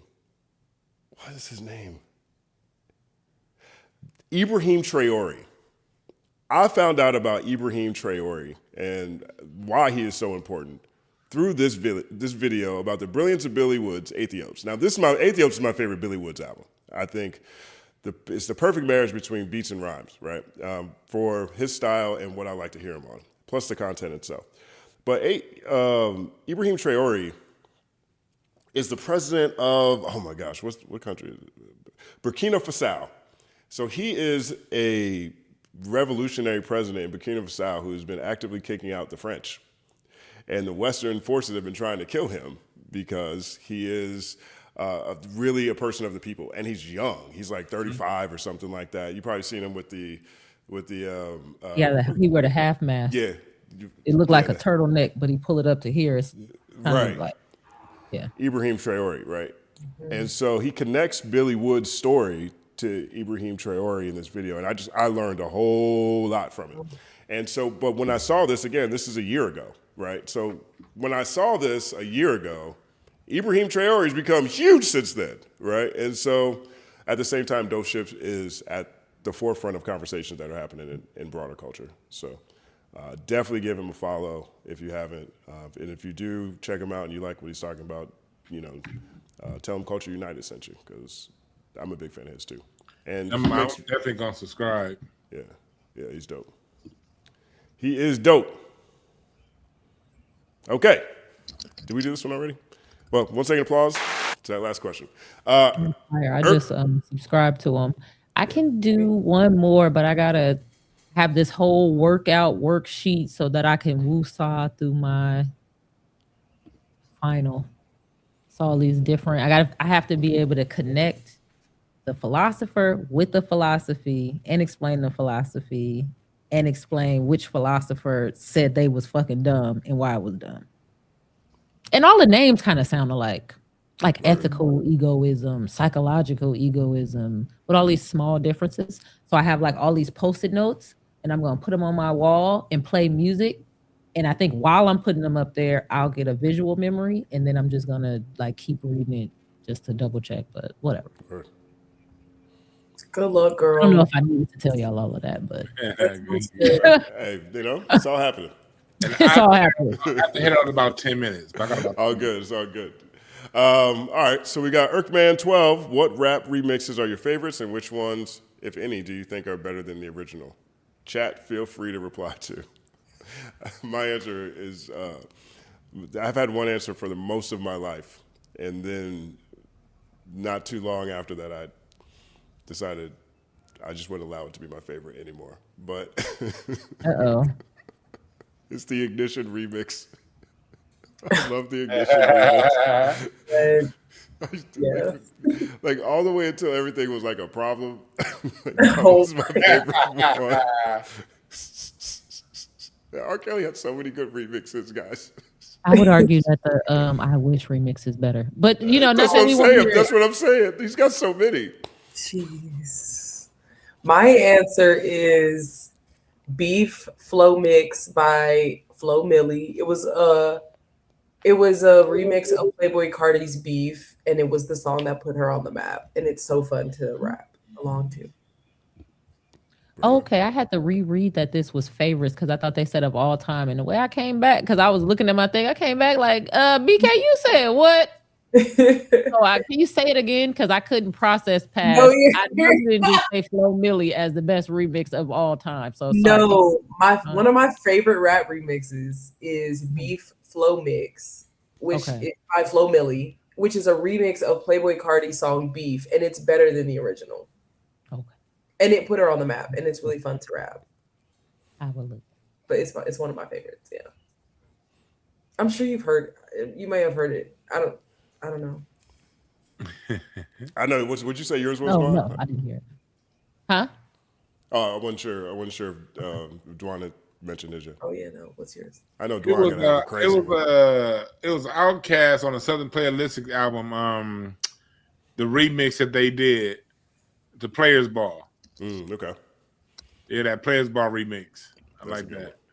I'm gonna pick another one because I don't want mine to be right. But it's the true. It's the true answer. Because R. Kelly had so many good remixes, guys. It's a shame that he is a predator, but he's in the right place. And I tell people all the time, I do not stream R. Kelly, but I do understand if people purchased a CD in the 90s and they still have it and they put it in because it's sunk cost. You know, it's not new money to R. Kelly. It's not like stream. It's sunk cost. But I'm not one who participates in that because I don't own a CD player. So, best remix of all time. What's the best remix? No, just your favorite. Oh, just my favorite. Okay. My favorite remix. What's my favorite remix? What's a remix that came out relatively recently? Let me see. Let me see. I would like to also give my first non-answer the same way Justin gave an answer and then took it back. Okay. My first non-answer is that Total song where Kel from Good Burger came out and started rapping. I know y'all don't remember that, right? Do y'all remember Kel from Good Burger? Lightweight had a verse. That shit was fire. Not too much on Kale, no? So that's my first non-answer, but I'm gonna give a real answer after that.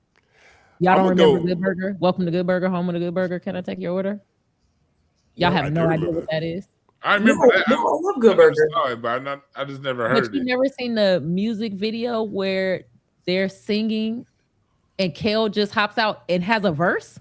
Maybe. Y'all never heard Kale? Okay, have y'all ever heard Kale from Good Burger rap? Nah. Did you know that he rapped? If I have, it's been a long time.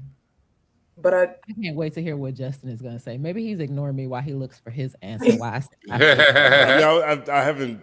I vaguely remember him rapping. It was like a troll rap, but it was good for troll rap. That's what. That's you know what I mean. Like sometimes people like try to get somebody to rap and it's terrible, and it's like, wait a minute, Kale was kind of. Oh, they said it was immature, not total. I'm old, y'all. I'm so sorry. Hold on, let me see. What was the name of this song? Yeah, I'm picking that. I mean, I'm not picking it. It was "Watch Me Do My Thing" by Immature. Do y'all remember that song? Do my thing, let me do my thing. When Kale came out rapping. Yeah, I remember it wasn't that. a remix. Okay, so that wasn't it. It wasn't a remix. All right, failed. It was a good song. It was a good song, and Kale did pretty well to be dressed in a burger outfit, playing another character and rapping. Right. So that's my non-answer. I'm gonna go with Crossroads. Bone Thugs. Who was on the remix to Crossroads? It was just a whole remix of a song, because the original one was like not the one that where everybody missed their Uncle Charles, y'all. Oh, so The one on the album itself. I can actually pick a remix where it's the same people. I was thinking about new people being on it.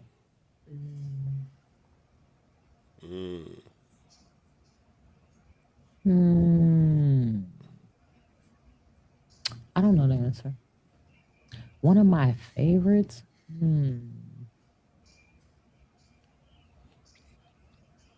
I see a bunch of answers I could pick, but they basic.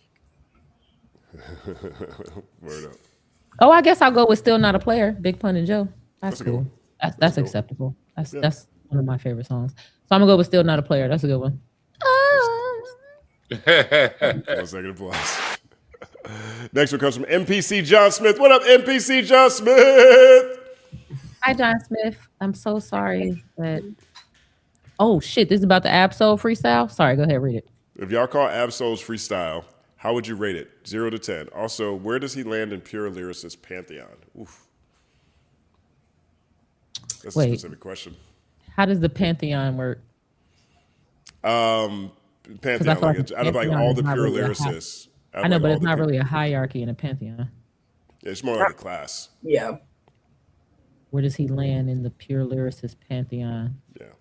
I don't know how to answer that question because it's not a hierarchy in a pantheon. But he's in there. I'll tell you that. He's in there. Yeah, definitely. Yes, I saw the freestyle. Not only did I think the freestyle was awesome, I think the production of the freestyle was dope. How they counted the bars. Did you peep that that's what was happening? They were counting the bars. I actually haven't seen. I didn't get a chance to see it yet. Oh, they do this cool thing where it starts at 0. He's standing in front of the screen and he has a mic in front of him, and behind him it starts with 00. And as he goes and he does the bars, the numbers go up based on the bars. I like that. I like that look. Because I'm starting to figure out the importance of this certain look. Like I've been asking people where they find new music outside of, like Friends or whatever. And I've been hearing a lot of Colors, that Colors platform. So yeah, I just think it's dope how they did that look. But I would probably rate that freestyle a 9 or a 10. Absol left his body. He is outstanding at rapping. So to me, he's definitely in the pantheon and been there. Nigga giving tours around the pantheon when new niggas get there. Without question. I haven't seen this freestyle. Where did they post it? Is it on YouTube? It just randomly. I don't even know what I was. It's a Red Bull freestyle, right? Yeah. Yeah. So you can just go to YouTube, go to Red Bull's YouTube. I hadn't seen it. When people kept bringing up Absol, I thought they was talking about Jay-Z's hair. Yo, I didn't. Oh, I see. Okay, I'm gonna listen to it. I haven't heard it yet, but I'll hit y'all about it. I'm sure it's incredible though. I fucking love Absol. He's incredible.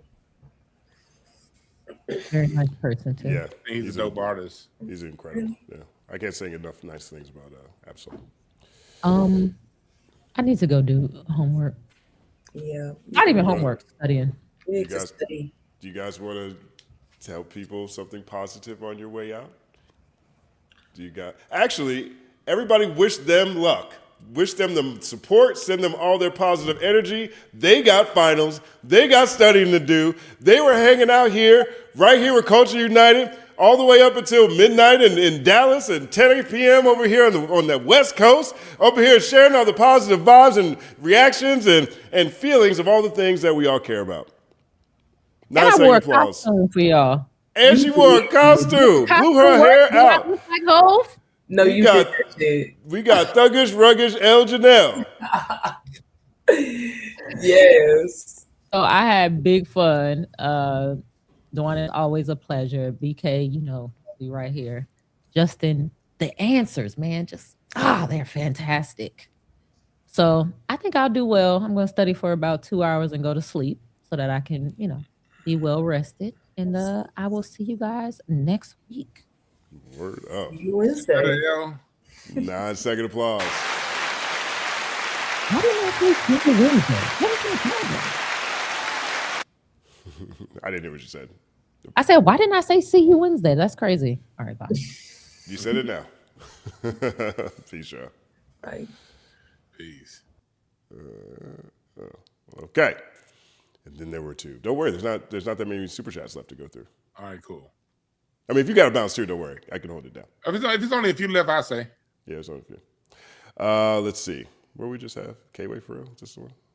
No, it's this one. It's K-Way's other one. K-Way for real says, I'm pissed the Spurs tricked a 14-point lead, so I had to indulge in some indica. Now I'm stuck thinking about how we all could have Magic School Bus in our asses and not even know it. It's like that movie Inner Space. You remember that movie Inner Space? Yeah. I never finished it, but I remember it. I never really understood it when I was a kid. I didn't get it, but like as an adult, I get it. Like what they do is they shrink this person down to the size of like a drop of blood, and they send them inside of another person's body. This movie was made in the 80s, by the way. And so there's an 80s movie where, and it's not Who Shrunk the Kids. I think it might have inspired Who Shrunk the Kids, to be honest. But that sounds like what K-Way on right now. Yeah. Magic School Buses in our asses. What's good applause? Let's see what we got. K-Way again, women out scamming and men out here laying the edges and paying for their homies to get their nails done while they women sit at home with a rose Plymouth Rock definitely landed on us. Sign of the times. Sign of the times. MPC John Smith says, I hate how very little of the fan wars have to do with the art itself. People are hurting and they're just looking for a winner to champion. I think so. I think that's a dope comment. Yeah. I think there's a lot of that going on right now. I think people are looking for community wherever they can find it, and they're looking to feel like they're a winner. And you know, people always talk about how they don't think that that people aren't smart enough to understand politics. People understand they understand advanced statistics in every sport, wins over replacement. You know, right. These conversations are so specific, detailed, and nuanced that happen in sports, but they act like whatever's happening in politics is too complex. I think it's just like, you know, it's a setup, it's a construct. Yeah. So, shout out to you, NPC John Smith. Let's see what he says. NPC John Smith says, do you have any recommendations for people who want to publish editorials but have a face for print? Asking for a friend. Substack, I think, is probably your best bet right now. And the cool thing about Substack is that, again, if you get Substack, you get Twitter, and you get a Reddit page, you do a pretty good job of getting real community from the Reddit side that you can bring to your Substack side. And on Twitter, if you get verified or whatever, you can post full articles, right? And so now that's another means for you to get in front of people. But I would definitely start a Substack if I am pros first right now. I think it's the best way. It's a newsletter. You can approach it however you want to, and you can make it so people can pay to join your newsletter, or they can just, read it for free. But you have your own location that's still within sort of a blog universe. It's like when Blogspot first came out. I don't know if you remember this or not. I remember Blogspot, yeah. Yeah, it's like Blogspot, but more personal. It's not about, it's built to be a newsletter because one, conversions are higher. Like if you get inside, so people are more likely to open an email these days than they used to be. And then, people can support who they want to support. So. No, I thank for that because what I was doing was I was posting my Incense and Ashtrays blog, but using my marketing email plan Wix to send out articles that usually I can use for other things like sales. And so now I just converted my 1,000+ email subscribers into Substack now. So now they're all that's why I fuck with you, Jesse. You be a dog. I love the information. Like you appreciate me, but I appreciate you just as much, dog. You always got information and game, and you willingly share it, man. We just gotta get to the Blue Note one of these nights, brother. We got to, yo, man. Dwann invited me to the Blue Note maybe 2 weeks ago, 3 weeks ago or something, and it was Rakim night. Rakim. It was Rakim night. Appreciate this. Yeah, and he was absolutely right, man. I couldn't make it, but thank you so much for that invite. Yo, you said that Rakim show was better than the Jay-Z freestyle. What do you mean by that? Rakim, like people are talking about Rakim is, I mean, his punctuation, the energy sounds like he's still in his late 20s and 30s with the energy that he brings, and his freestyle, like you feel Rakim here, like it was like you felt it, you know what I mean? So I was just like, because that night at the Blue Note, it was a dead night. As an artist, a dead room when you walk into one. It was a Wednesday. The show started late. You could tell people who were there. Half of them were there. The other half was just at a show, and it was dead. I mean, it was just flat. DJ came on, rose them up, but from where the crowd was when you walked in to where Rakim left them, and he had the Soul Rebels, 6 horns. Crazy. He rapped over 6 horns. Crazy. I mean, in an 8-piece band, it was like the night was flat. Some nights you get to a venue, you're like, oh yeah, we about to have a good show tonight. That night was trash. And Rakim, what he did to raise the level of the audience, I just was like, dog, man, it was amazing to see where he took the audience from where it started. Dang, 1 second applause. Rakim the God, that's what's up. That's what's up. Let me see what we got. Edward Robinson says, what up? What hip-hop posse cut were you surprised to find out existed? My picks would be The Heist, Busta Rhymes, Ghostface Killer, Raekwon, and Rock Marciano in the Game. Pete Rock, Prodigy, Raekwon, and Ghostface Killer. I don't know if there's a posse cut that I was surprised to know existed. Do you have any? I don't know about anyone that surprises me. No. Yeah, I don't know if surprise is the right word. What's your favorite posse cut? Well, probably you mean like a group, like friend groups that got together. Like I was gonna say 213, but does that count? I mean, I guess more like a group. Oh, I guess a posse cut would be like, these are good examples. Like the Heist is one. The Symphony, that's a posse cut. Yeah. The Symphony is probably my favorite posse cut. I would say that. Yeah. Without having a list of posse cuts in front of me. Because I think that was one of the most defining posse cuts of all time, Because I've never even seen it that way, but now that you said it, okay, it makes sense. What's the one? There's one with Tech. What's the Sway? Is that one the Symphony? Which one is it with Tech 9 and Sway was on it? Tech 9. I remember. Posse cut. Sway. What was that called? It was Sway and King Tech. The Anthem. That's right. The Anthem is fucking. I forgot all about that. Yeah, the Anthem is insane. I don't know, but I can't think of one that would surprise me. I think one thing that's happened is posse cuts have kind of left style, or less popularity in recent years. And so when they were most popular, I was most tapped.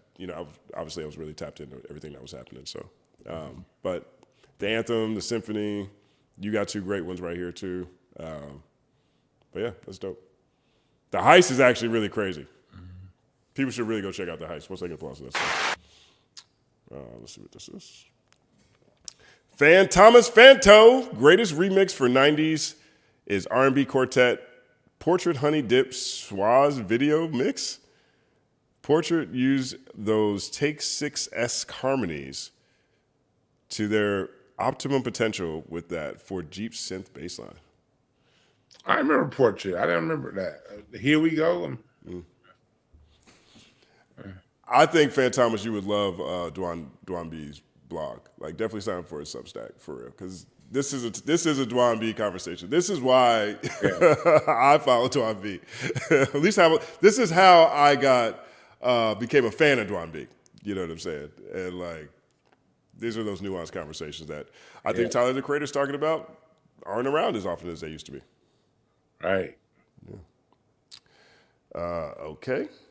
And now we're down to the end here. All right, so we're gonna go faster through these. All right, so this one is Beats Nation says, yeah, I've been waiting on this one after Charles said a vid earlier today that he'd be sliding. Don't mind me, I'm just chilling on the west side. 1 second applause to the west side. Pool Boy Q says, Elle's energy is incredible. I'll let her know. Matter of fact, I will screenshot it right now. Let's make a face for let's point the screenshot for Elle. Here we go. No. Yeah, there you go. There you go. Okay, we're gonna send that to Elle now. We can do that right now. Boom, boom, boom, boom, boom, boom. Okay. We got that one. Pool Boy Q, I like that. I like that a lot too. That's one of my favorites in there. Easy to be authentic. Jay watched the whole Liceman album. Shout out BK, the savvy social worker, helped me with my LCSW exam and the wording of questions. All right, well, let's send this to her too. Let's go. Let's point at this one. Let them know. Right. Come on, Dwan. You gotta let them know. We gotta point. There we go. You know what I'm saying? They're not here, but they're here in spirit. Let them know. Boom. Okay. So this next one right here is from, we did that one. Jermaine Johnson, shout out, 1 second applause. Jermaine L. Johnson says, Hove just said that we probably shouldn't battle anymore like 2 weeks ago, and we all fell for it. I still think that this is not necessarily a battle. I really do feel like if he does this again, it's a battle. You know, I think he's definitely going to say something. He's going to have a freestyle for at least one of these Yankee Stadium shows. But he definitely made a statement on that. So. Shout out to Born Gifted Media. BK, do you have the same billionaire NRG for energy for Rihanna? Ooh. All right. We're going to send her this one too. Okay. You got to let them know, you know. This is what you do when this home team, you know. Hey, people pass messages. You got to let messages know. Ms. Hummus, member for 12 months, says, shout us out to the chat and the panel. Hashtag see you Wednesdays. I love us. I love us too, Ms. Hummus. 1 second applause. Born Gifted Media is supposed to have $2 more. Most streamers rich. Word up. 1 second applause. Let's see what we got. JO908 says, shout out to Nas and DJ Premier for sending bouquets to all the lady MCs. Damn shame that doesn't get any press. Salute to the panel. You saw that? I saw a mention, I meant to click on it. I didn't know the full story. I saw the headline. Yeah. And it was one of those, I'll go back to it. And that's dope. He did that. Yeah, it's really cool. It's really cool. Dope as hell. Yeah. I mean, Nas is a very thoughtful steward and leader of hip hop as he's matured. And he's always been that way, I would say, but like, what he's doing with Mass Appeal, these albums he's putting out, like the money he's putting into certain people. That De La Soul album was top 5 album last year, man. That De La Soul album is competitive with De La Soul's catalog. Yeah. And De La Soul never broke up. You know what I'm saying? So yeah. I've always liked the way Nas moves. Like even though I don't mind capitalism, I'm not anti-capitalism. There's just a certain level of respect that you move with. And I think that Nas has always had that level of respect, you know what I mean? To where it's just like, yeah, I'm not into casinos and gambling, but overall the way he's moved, I'm not gonna sit here and just badger him over that, you know? Right. 1 second applause. Excuse me. JJS Cooking. We've grown so much that I don't know if battling needs to be part of the culture anymore. The beef transcended just us. Jay saw that. I'm not mad at that take. You know, it sounds crazy that he says battle rap is like the Is the roots of the pillar of it, but you know, I can see his omnipresence making it feel as such. But yeah, 1 second applause. Thank you for that. Reggie says, L Thugs and Harmony. That's funny. 1 second applause. We got here. Chuck, there's a West Coast in the house. 1 second applause. Appreciate you, Unc Ditto. Andy Pandy Pie says, I don't care. He can change his mind and check people disrespecting him and lying on his name, especially folks who are his sons and people who matter because of him. A lot of people feel that way. I feel you too. I feel where it's coming from. 1 second applause. Shout out to Andy Pandy. Did we do this one? I don't think we actually read this one. Leonardo, did we put it up? We didn't read this. Leonardo Thomas. We talk about ageism so much, yet someone like Malice came back with Pusha T like never left. Fresher than before. In my opinion, he's just as old as Jay-Z. Yeah. Look, I think that we're in a different space. That old rapper stuff to me doesn't work anymore because we have people who've had success at every age at this point in time. You know, like, I don't know. It doesn't work, but I always go back to rap put that on themselves. No one put that on rap. It used to be you were old dude, you rapping, you 30. It used to, the rappers said that about other rappers. Well, 40, but that makes sense because there weren't old rappers. So that's like a parent coming down to hang out with the kids. Yeah. That's the problem with that. The problem is, but that doesn't work anymore now because and that's hip hop is 50 years old. That's why I think we need adult contemporary. Rap needs to segment itself into different genres and things like that, different classifications and categories. Because, you know, at the end of the day, rap is the same age as disco. Are you a member of the Recording Academy? Huh? Are you a member of the Recording Academy? No, I'm not. You should join. That's a debate the Rap and Hip Hop Committee has every year. And the main reason why they continue to not do so is because they intentionally don't want to fracture the culture. They like the idea that whoever wins the Grammy essentially is representing hip hop, not hip hop in all ages and things like that. I think that's just so because we do so much. These awards mean so much to people's careers. You X so many people out of the running when you do that. You know what I mean? I don't even know how to join the Recording Academy. I got to find out. Oh yeah, I can email you after this or send you a text. There's no problem. Okay. Yeah, and then also I think that some shit just don't make sense. Like I don't think we should be comparing Playboy Cardi to Clips. I don't think that makes sense. When I remember back in the 2000s when they would have Beyonce in the same category as Jill Scott. It's like, what are we doing here? These are two completely different. This is the sun and the moon. This is nothing alike.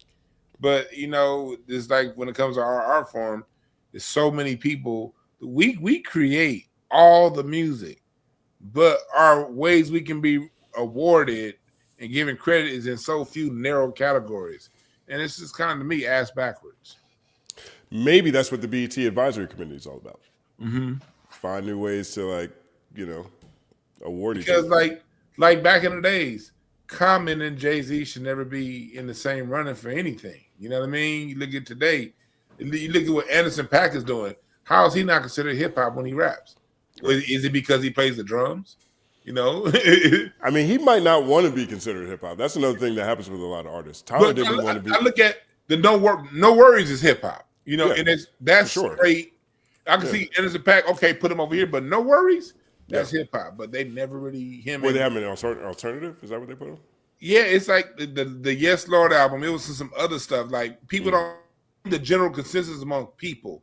They don't really get thrown in that. And I thought that No Worries project, both No Worries projects, were to me amazing. Yeah, fantastic. You hear them get thrown into the mix with hip hop. Yeah. Look, the Roots have always been considered hip hop, but it took a long time for them to.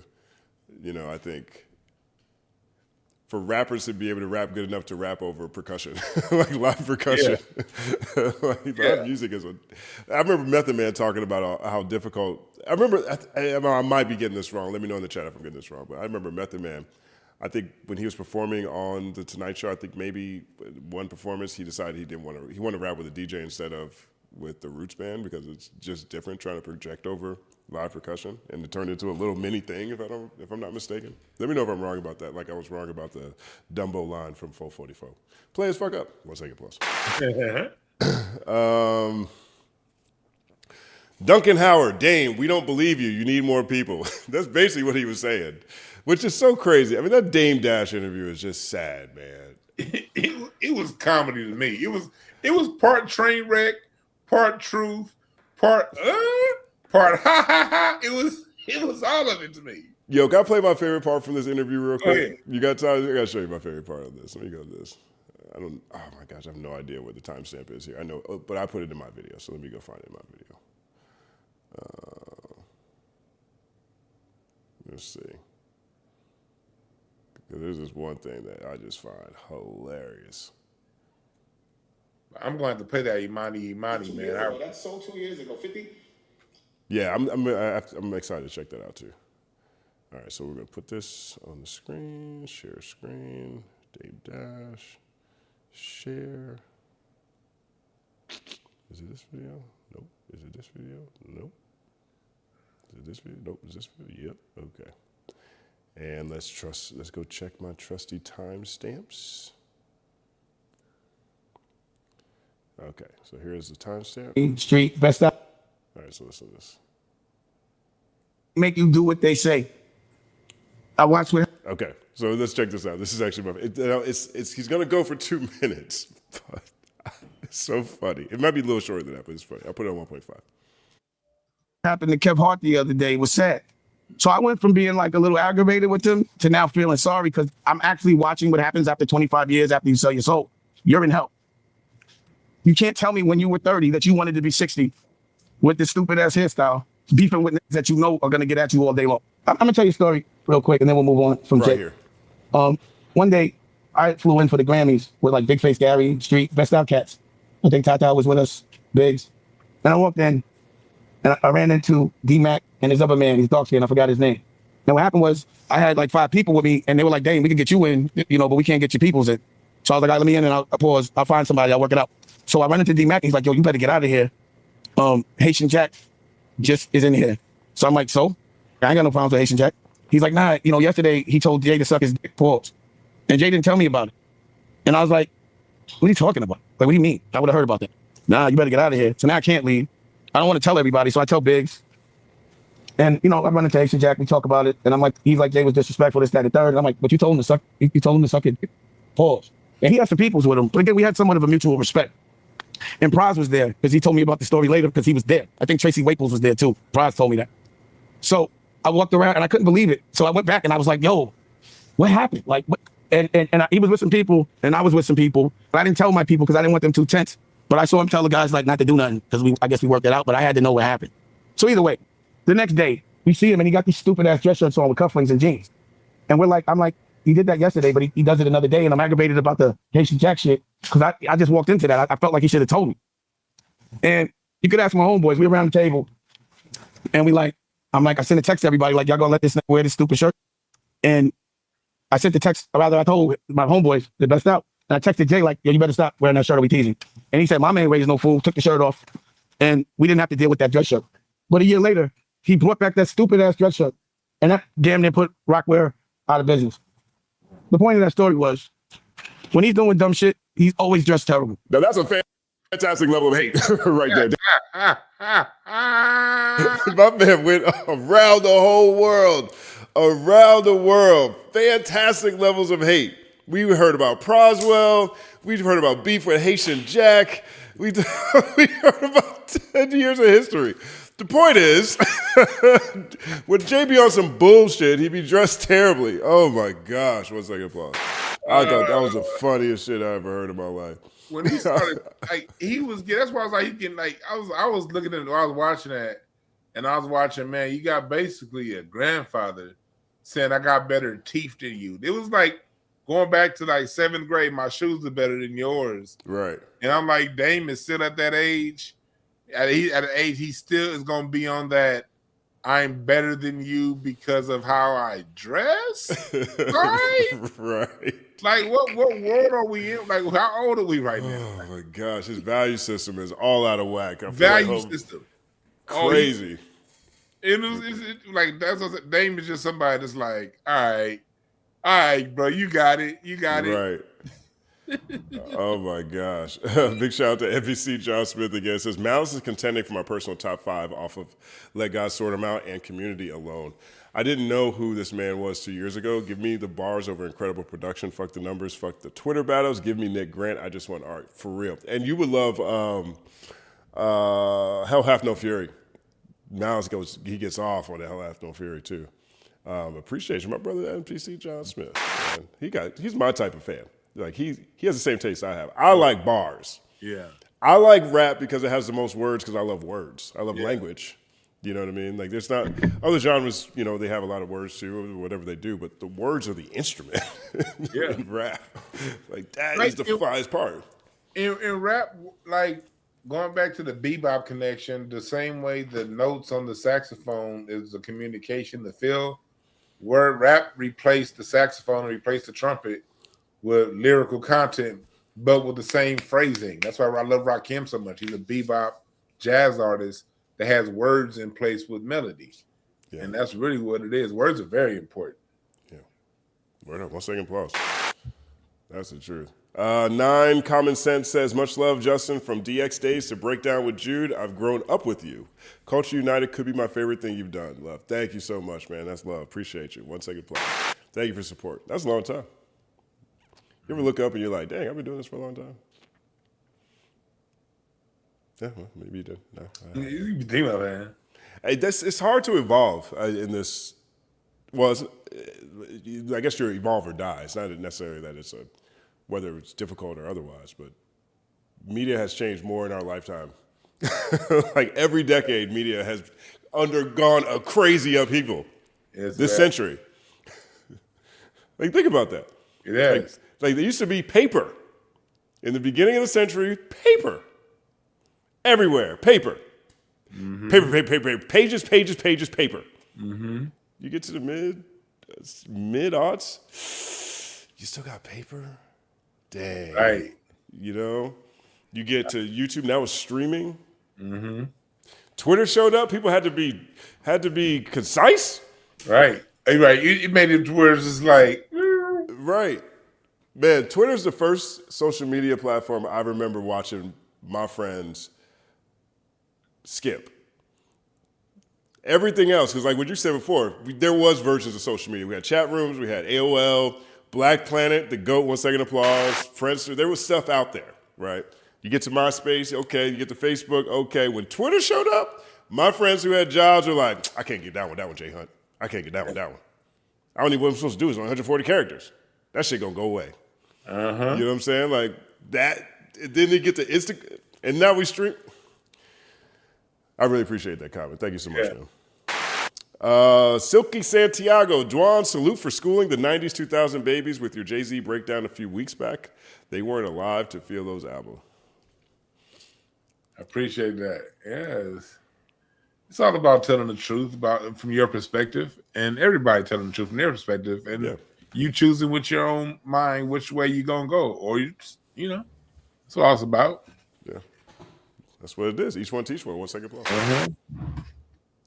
K-Way for real. Eric B and Rakim, Know the Ledge is the best song to work out to or do a crime.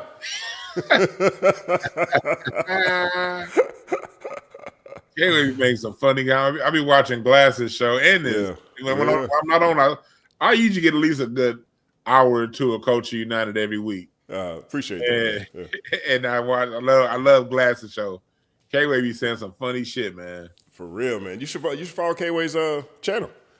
I think you'd really appreciate it. It's on Fridays he does a mix. He's a mix DJ. He uses Mixcloud too, and he connects it to his YouTube channel.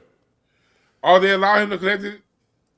Oh, okay. You might have to talk to K-Way about how he did this, but I gotta find out. Okay, is it the way he has it right there? Is it spelled like that as YouTube?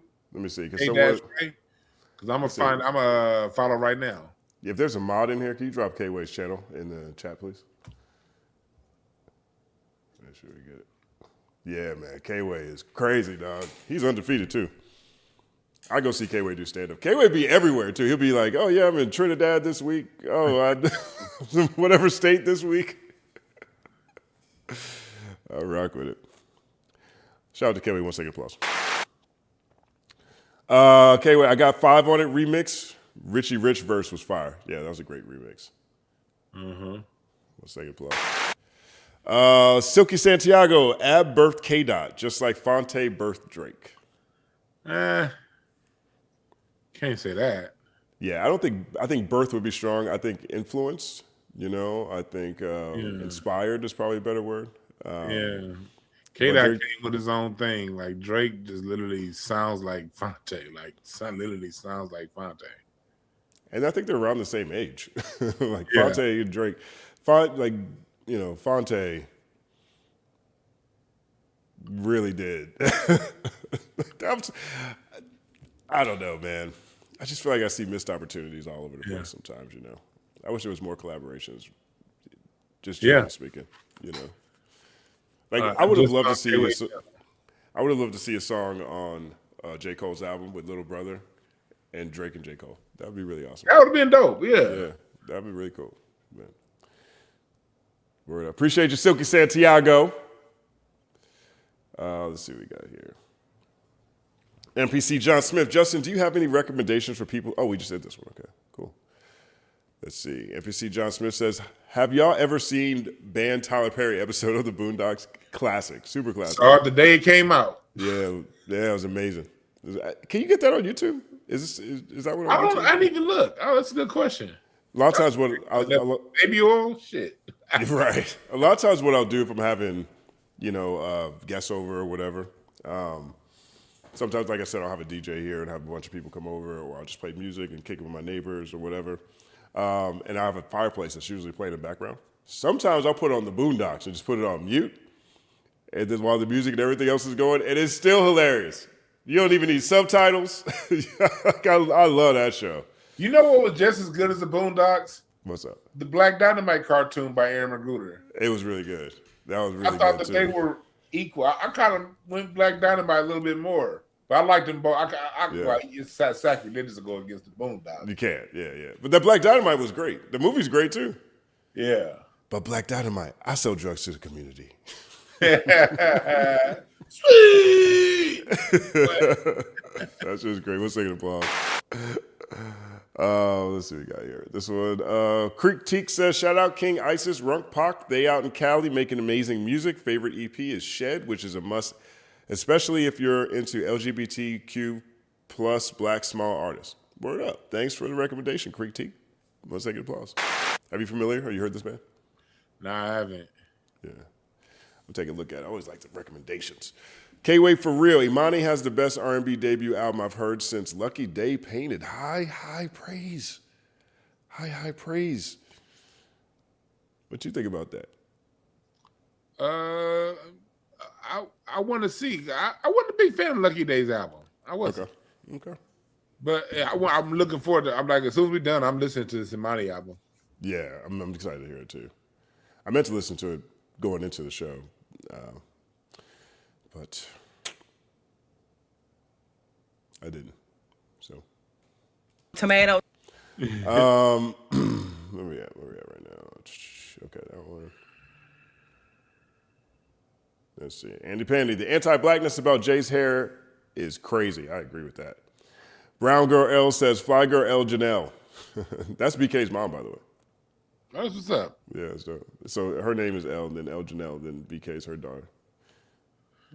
So that's dope. That was a little community note there. High Level Tales. BK, you went to Keem's show, saw him in Montreal, but his mic didn't work properly, so I barely heard the lyrics. Short concert too, like 30, 40 minutes. Really? Keem, 30, 40 minutes in Montreal. You gotta do at least 60. I don't know. Well, what's a good plus? I do. That's a good question for Elle. Yeah, I'll send her a screenshot of that too. Oh, well, I missed it. I did it in the wrong order, actually. Well, I'll get to her later. She's studying, try not to interrupt them. They're trying to make the world a better place, edify themselves, and we over here, screenshotting messages. They need to be locked in. Okay. Star Trek Ambassador says, El the Fashion Killer, what's good? Born Gifted Media, we mad at OGs gossip out a character, Whack 100, and mad at OGs acting their age. We salute the street OGs who were active and advise the young, why not Hove? You got any thoughts on that?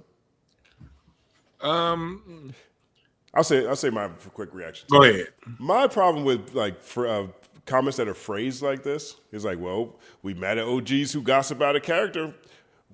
We mad. We cool with this. Well, we didn't say nothing when this happened. I think we put the we on populations sometimes that aren't a part of we.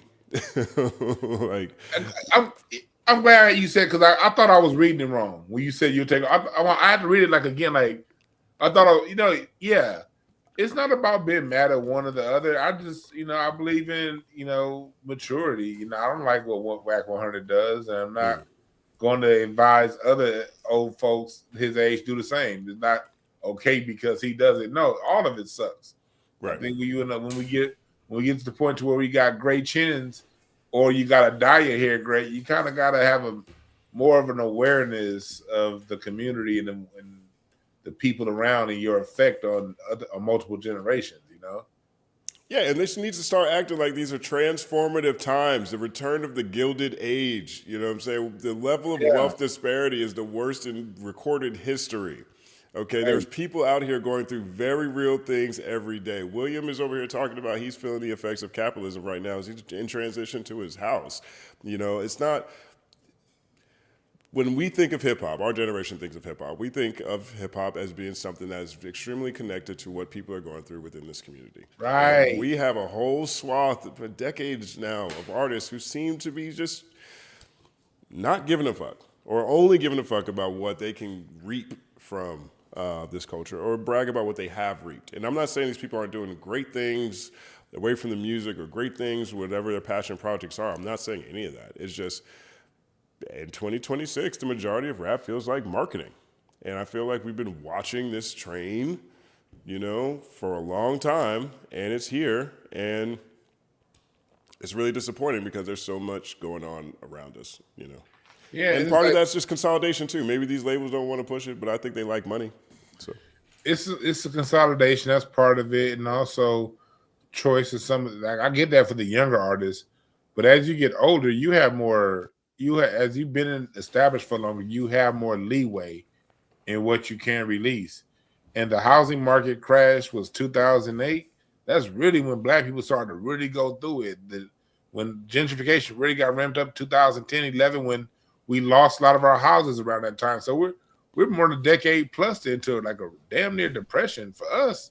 And that's our music. And there's a song here and there, but most music don't speak to the condition we actually in. That's a problem. It's a problem. And then, with the past year, the Trump administration with the Doge cuts, cutting off these programs, all these departments, you've got 400,000 Black women fired and 500,000 Black men fired. We have like 1 million Black people who are laid off in the past year.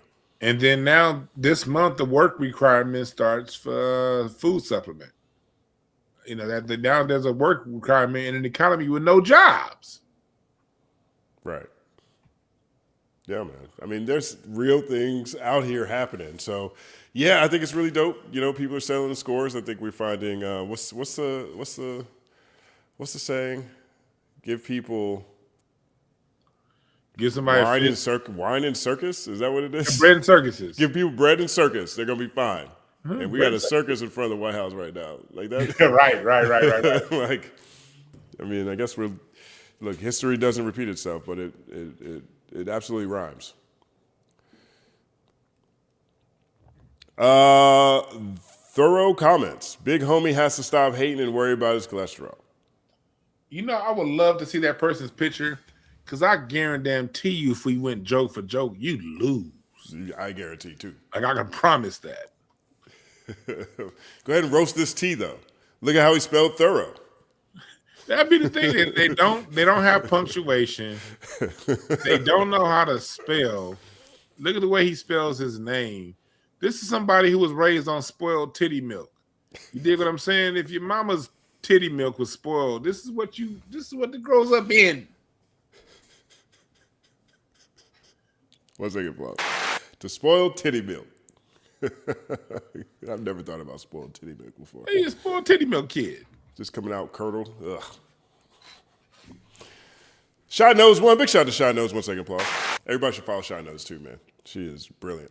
What is it that causes some, example, DwannB and Dame Dash, to irrationally, emotionally hate on or even lie on Jay-Z? I'm curious, assuming Dame's bitter. I got a question to Shy One. What causes you to just use the word hate? I mean, if I said something wrong, then correct me. I'm all about correction. You know me. I want to get to the truth of things. I know some things I say. That's why I call myself a cultural heretic. I'm a heretic. I question what's commonly believed. Now, if my facts go against your belief, then correct me. But calling me a hater, at that point, if the only thing you have to say is hate, and no disrespect to this person, I don't want to disrespect, I just feel you retarded. I mean, because if someone gives something to say and they're wrong, then go when they wrong. If it's you right, but you just hating, what am I supposed to do with that? How do I get better? How do I improve? How do I change that? Well, don't disrespect people with the R word, but I will say there are a lot of people out here. I think Elle made a great point, right? And not necessarily a counterpoint to whatever hate is or whatever's not hate, but like when you think about, there was a point in the conversation where Elle was like, why would you frame it like that when you could frame it another way, right? And I think that's where a lot of these conversations live, right? And I think, and I'm watching the tone and temperament of how people interact, particularly online, evolve, right? We're in a space now where, like, Elle-Z example was really good. What did she say? She said, why wouldn't you frame it as him just becoming someone who was trying to find new ways to maneuver against the music industry? Why would you frame it this other side? Or I run into when people are critical of music online, for example, right? Someone might say like, damn, dog, he ain't had no hits since Scorpion. And a Drake fan might hear that and be like, why don't you frame it that way? Why don't you just talk about the hits that he has right now? Why do you got to talk about the last time something's been this good? Why can't you just appreciate it in the moment? And I think that there's I think that is a macro thing that is now happening from an energy standpoint that audiences are responding to when people communicate. I see it all the time with mine. Like, I'm still used to, a certain type of punchy commentary, and people are like, that's hate. And I was like, oh, okay, well, we disagree on what hate is. But when I try to commiserate and understand why something might be viewed that way, I run into that. We're in a space now where people just want everything to be good. They want everything to be equally good. Yeah, and it's the same in basketball. You can say, hey, this person here, they don't cut to the basket. They don't play off the ball as well as they play on the ball. Oh, no, man, you just hating. No, I'm watching the game. He don't play hard off the ball. It's not. Yeah, they scored 50 points and 10 rebounds, but they still lost because you didn't do the intangible things it takes to win. It's not hate. It's just, I understand basketball, and you didn't do it. You know what I mean? Or I'm speaking to the culture. Like, this is a cultural, all music ties back to culture because music is an extension of culture. And when you speak about it and somebody has an issue with it, that's fine. Like, you know what I mean? I think we just have a world to where we can disagree. And we just disagree. One go this way, one go the other way. It doesn't make someone a hater. You know what I mean? It doesn't make someone this. And if it is that important, you ask why. Okay, why? What is it? And I think that's just more constructive for society. With anything, politics, I mean, it carries over into politics. It carries over into everything that we do. It's like that hater word is really suffocated expression. It's really suffocated thought and critical thinking. And critical thinking is what I think we all need, even when we don't agree. Can't argue with that. 1 second applause.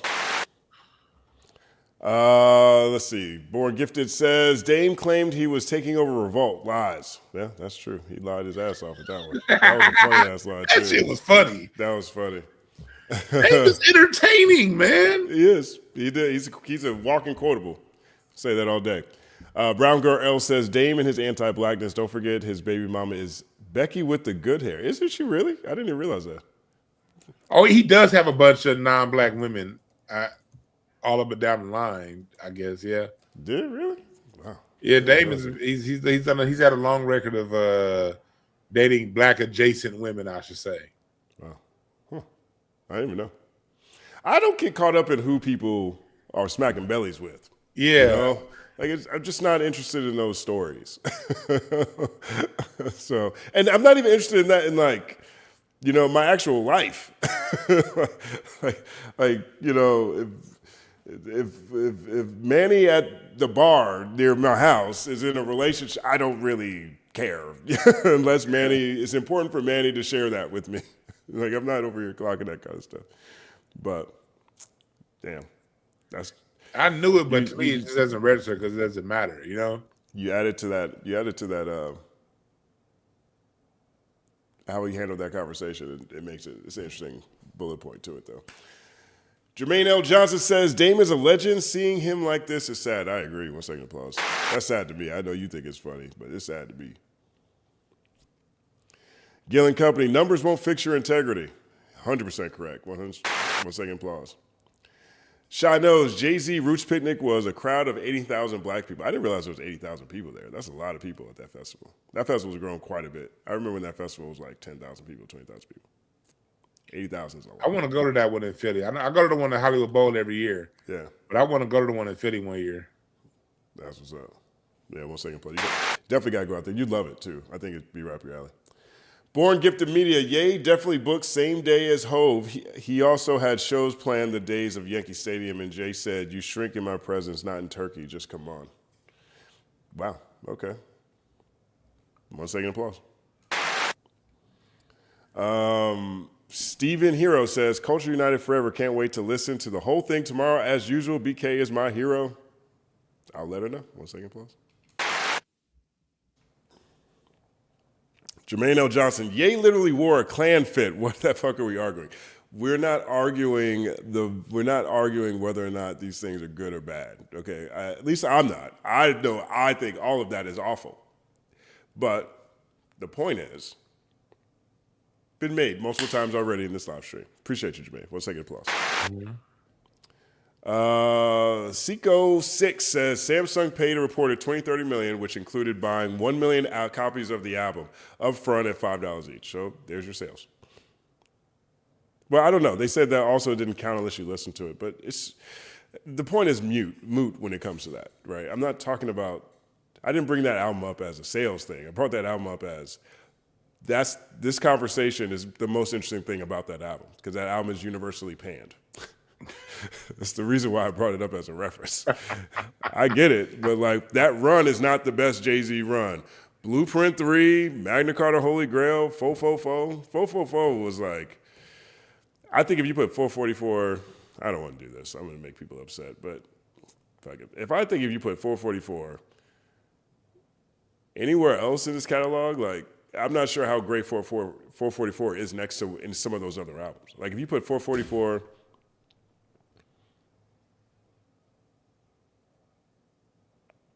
444 to me is like his 4th or 5th best album. I think Blueprint, Black Album, American Gangster, Reasonable Doubt are all better than 444. And so that puts him in a different conversation. I'm not trying to take away or diminish it. It's an important album. He's saying very elevated things, and I think it's really great, you know, all things considered. But I think it's especially great after Magna Carta Holy Grail and Blueprint 3.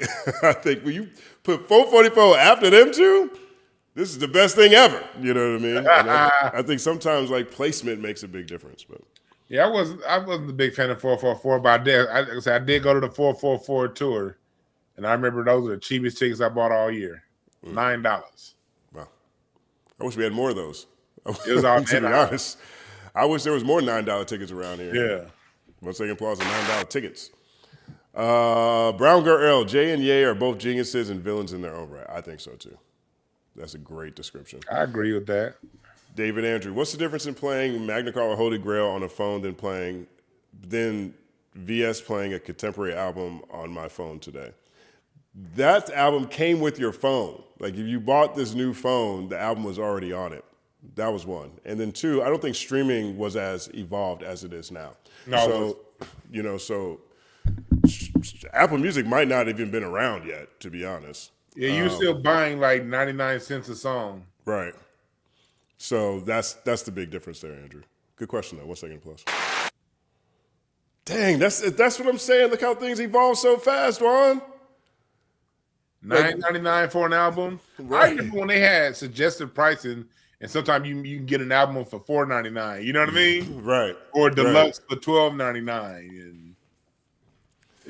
That's so crazy, man. Like things have gone just so fast, so fast. Yeah. Like think about how long the record lasted, how long the record hung around. Right. The record hung around 80 years, something. I don't know. Like before it got replaced. Right. Wow. And it's coming back. Yeah. Right. Exactly. It's still holding on. Yeah. You know. Jermaine Johnson. Yeah, is bigger, but he's a Nazi. Yeah. Big facts. 1 second applause. Thanks for reminding us and putting us in perspective. I Got Fame TV, Can't Divide the West. Yay area, Rip Mac Dre. Yes, sir. Rest in peace, Mac Dre. Big shout out to I Got Fame TV. Next one is Creative Energy Collective. He made that song to be messy, and P fell into the mess. Good point. That's good right there. 1 second. I thought he made to be messy, yeah. Dan Demonum says Drake on his Trump shit came back on a petty revenge tour and being very divisive. I'm not surprised if he's trying to burn hip hop down. That's what it seems like he's moving to me. Wouldn't surprise me. My listening library YouTube. Have you guys listened to the album by Imani on PG Lang? I like it. I haven't heard you guys talk about it, and maybe I just missed it, but we talked about it. We made it to that. 1 second applause. William, Jay-Z is not like us. Creative Energy Collective. The Bay versus everybody for Drake is insane. That actually is kind of insane. I missed that part of the story. 1 second pause. I'm the real me. Jay-Z is a career bridesmaid, never the number one act anytime. Nas, Biggie, Tupac, Wayne, M, Drake, Ye, 50, Dre, L Boogie, Fuji, Wyclef, Riri, Kendrick, Future. This is the point you were talking about as well. Appreciate that one. Will Thomas Fargo, big shout out to Will Thomas, says the outlets online have disappeared sans Culture United. That's why Tyler has a book. Rap Genius used to dive into double and triple entendres in history. That stopped. I think what's happened with Rap Genius, well, I'm not sure what kind of editorial stuff they're doing right now. I can't really even speak about it. But they did have a really strong editorial when Rob was running all that. 1 second applause to Rob. Great point, Will. TDX VI, cool to see Charles back. Gotta get the man's opinion on this, that, and the third, gang. That's not Charles, right? This, that, and the third, gang. That's Charles right there. Jermaine L. Johnson, right message, wrong messenger. Tyler has done a lot of weird and offensive stuff just for attention. He's no better than Ak and Tasha K. He's done a lot of stuff. He like that stuff that shit is crazy. I wouldn't put him over there with Tasha K. That's crazy, to be honest. I wouldn't either, but he hasn't got sued. But the fact that he wrote it and it made sense. Yeah. That's crazy. That's wild. 1 second applause. Let's see what this is. Nazir James. Stevie Knight apologized to Drake and he said Drake won the war. Shaking my head. I mean, you know, Stevie Knight is, I might be wrong, but I feel like he's MAGA too. Didn't know what everybody over here doing? I don't know. Maybe I'm wrong. I'm not trying to diminish him doing this. I don't know why he would apologize to Drake. Did he do something to Drake? What did he do to Drake? Mm-hmm. I know Stevie Knight just from watching his videos. You know what I mean? But I don't know what he did.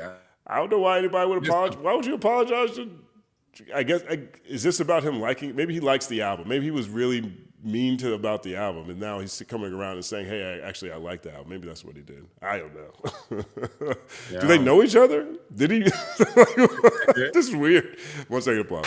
I appreciate you keeping it loose, though, Nazir, though, for real, because it's always good to know what people are saying. Brown Girl L says, Charles, has anyone ever told you look like Dame Dash? I swear he's your doppelganger. Let me send this over here to him. Let's point at this one. All right, let's send this to Charles Brown. Big shout out to Omar Dorsey, my brother Omar Dorsey. Oh, still to Omar. He in here?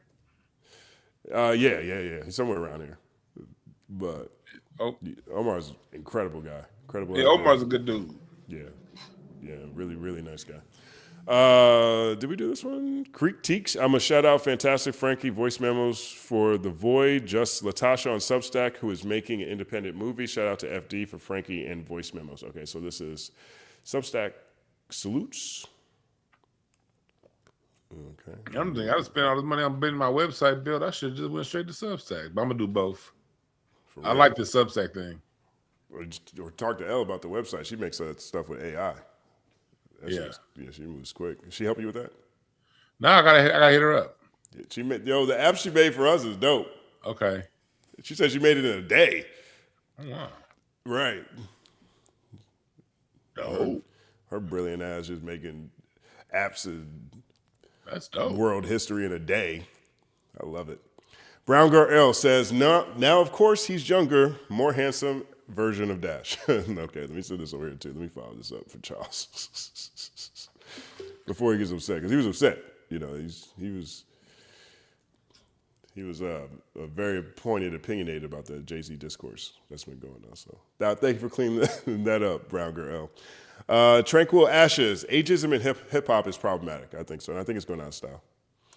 Easy to be authentic. Not sure if people talked about it. Imani Imani album. Yep, we got to it. We made it. We finally made it. Brooklyn, we did it. The Great 980. Justin, you should invite Zay Dante on. Shout out to Chef L, because she be cooking. PS Week 6. Waiting on that Juvenile take. Have you heard Juvenile's album? Nah, I keep saying, and I like Juvenile too, but I haven't sat down with it yet. Weird. See, I can't believe I'm 6 weeks behind it. All right, let me do something about this. Let me write it on my notes. Let me text it to myself real quick. Let's see. Listen to Juvenile. I just text myself. Okay. Rusank says, listen to you guys from Japan. Thank you, guys. That's what's up. Thank you. One second applause. I love that. That's the crazy thing I've noticed with these lives. Like, a lot of times, like, I've never done a live for the sake of trying to reach an amount of time, but sometimes these lives go long. And, like, we did a live a couple weeks ago that was, like, almost 9 hours, like 8 hours. I remember I checked in on it, like, 6 different times. Right, and it was still going. And what happened was, like, there was a moment where the watch, like, the viewers went down to, like, 700. And then the next hour, it went back up to 900 because people around the world woke up. Mm-hmm. And I was like, oh, I see how this happens now. You know what I mean? Oh, this is how this goes. Ah, that's beautiful, man. International community is priceless. Thank you so much for the love from Japan. 1 second, pause again. I Ain't God, 1804, says, should have Tone Bro from Black Compass Media on the panel and obligatory. F the Knicks. I appreciate all these suggestions. I'm always looking for new people who want to come in and talk on this platform. So I appreciate that. If you guys have any more, just keep them coming. Brawlzer, imagine the Knicks win a chip and Jay-Z drops an album the same day. I think that would definitely happen. Oh, yeah. The internet would break. Right. And I think Joey Badass is like a year too soon. Because he had finals last year. Yeah. And this year, they're in the finals for real. That Chicken Wang. That's a great name. 1 second applause. My bad if I already asked, but does the panel have any initial thoughts about PG? Man, people really wanted to know. We did it. Okay. That's what's up. Will Thompson Fargo says, Rip Mello at the Garden. He ain't died, just got recuperated out of existence by the modern NBA. As a Lakers fan, my condolences, BK. Y'all were robbed. Don't be bringing that energy over here, man. We're trying to get the Knicks to win over here. We got one more in us.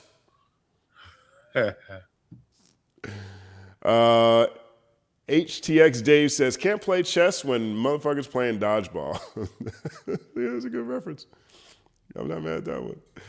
Miss Booked and Busy says, watching Josh J explain Kendrick versus Drake to white people is how I found Professor Sky, Justin, FD Signifier. Been here ever since. Shout out to the algorithm. Thank you, Miss Booked and Busy. 1 second applause.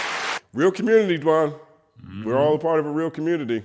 Yeah. You know what I'm saying? Like, that is the thing that hip-hop is culture, but it's also community.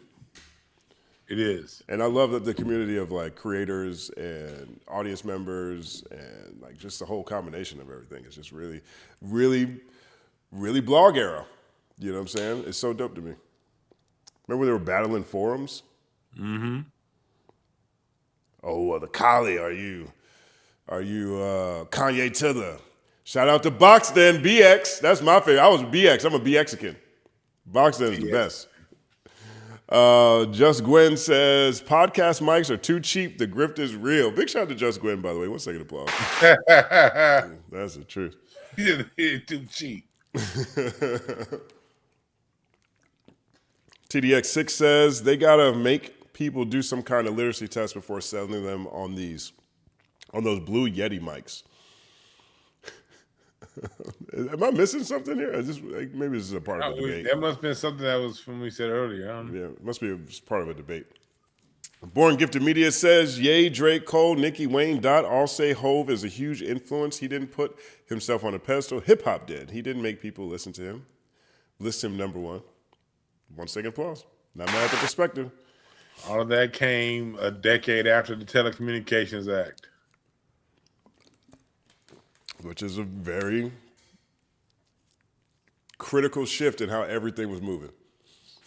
Like that has to be factored in. You know what I'm saying? Not necessarily, but I factor that in as an understanding of how drastically the landscape changed. Like I would love to see what Pac would have done post Telecommunications Act. I'm fascinated to see what Pac would have been like. Right.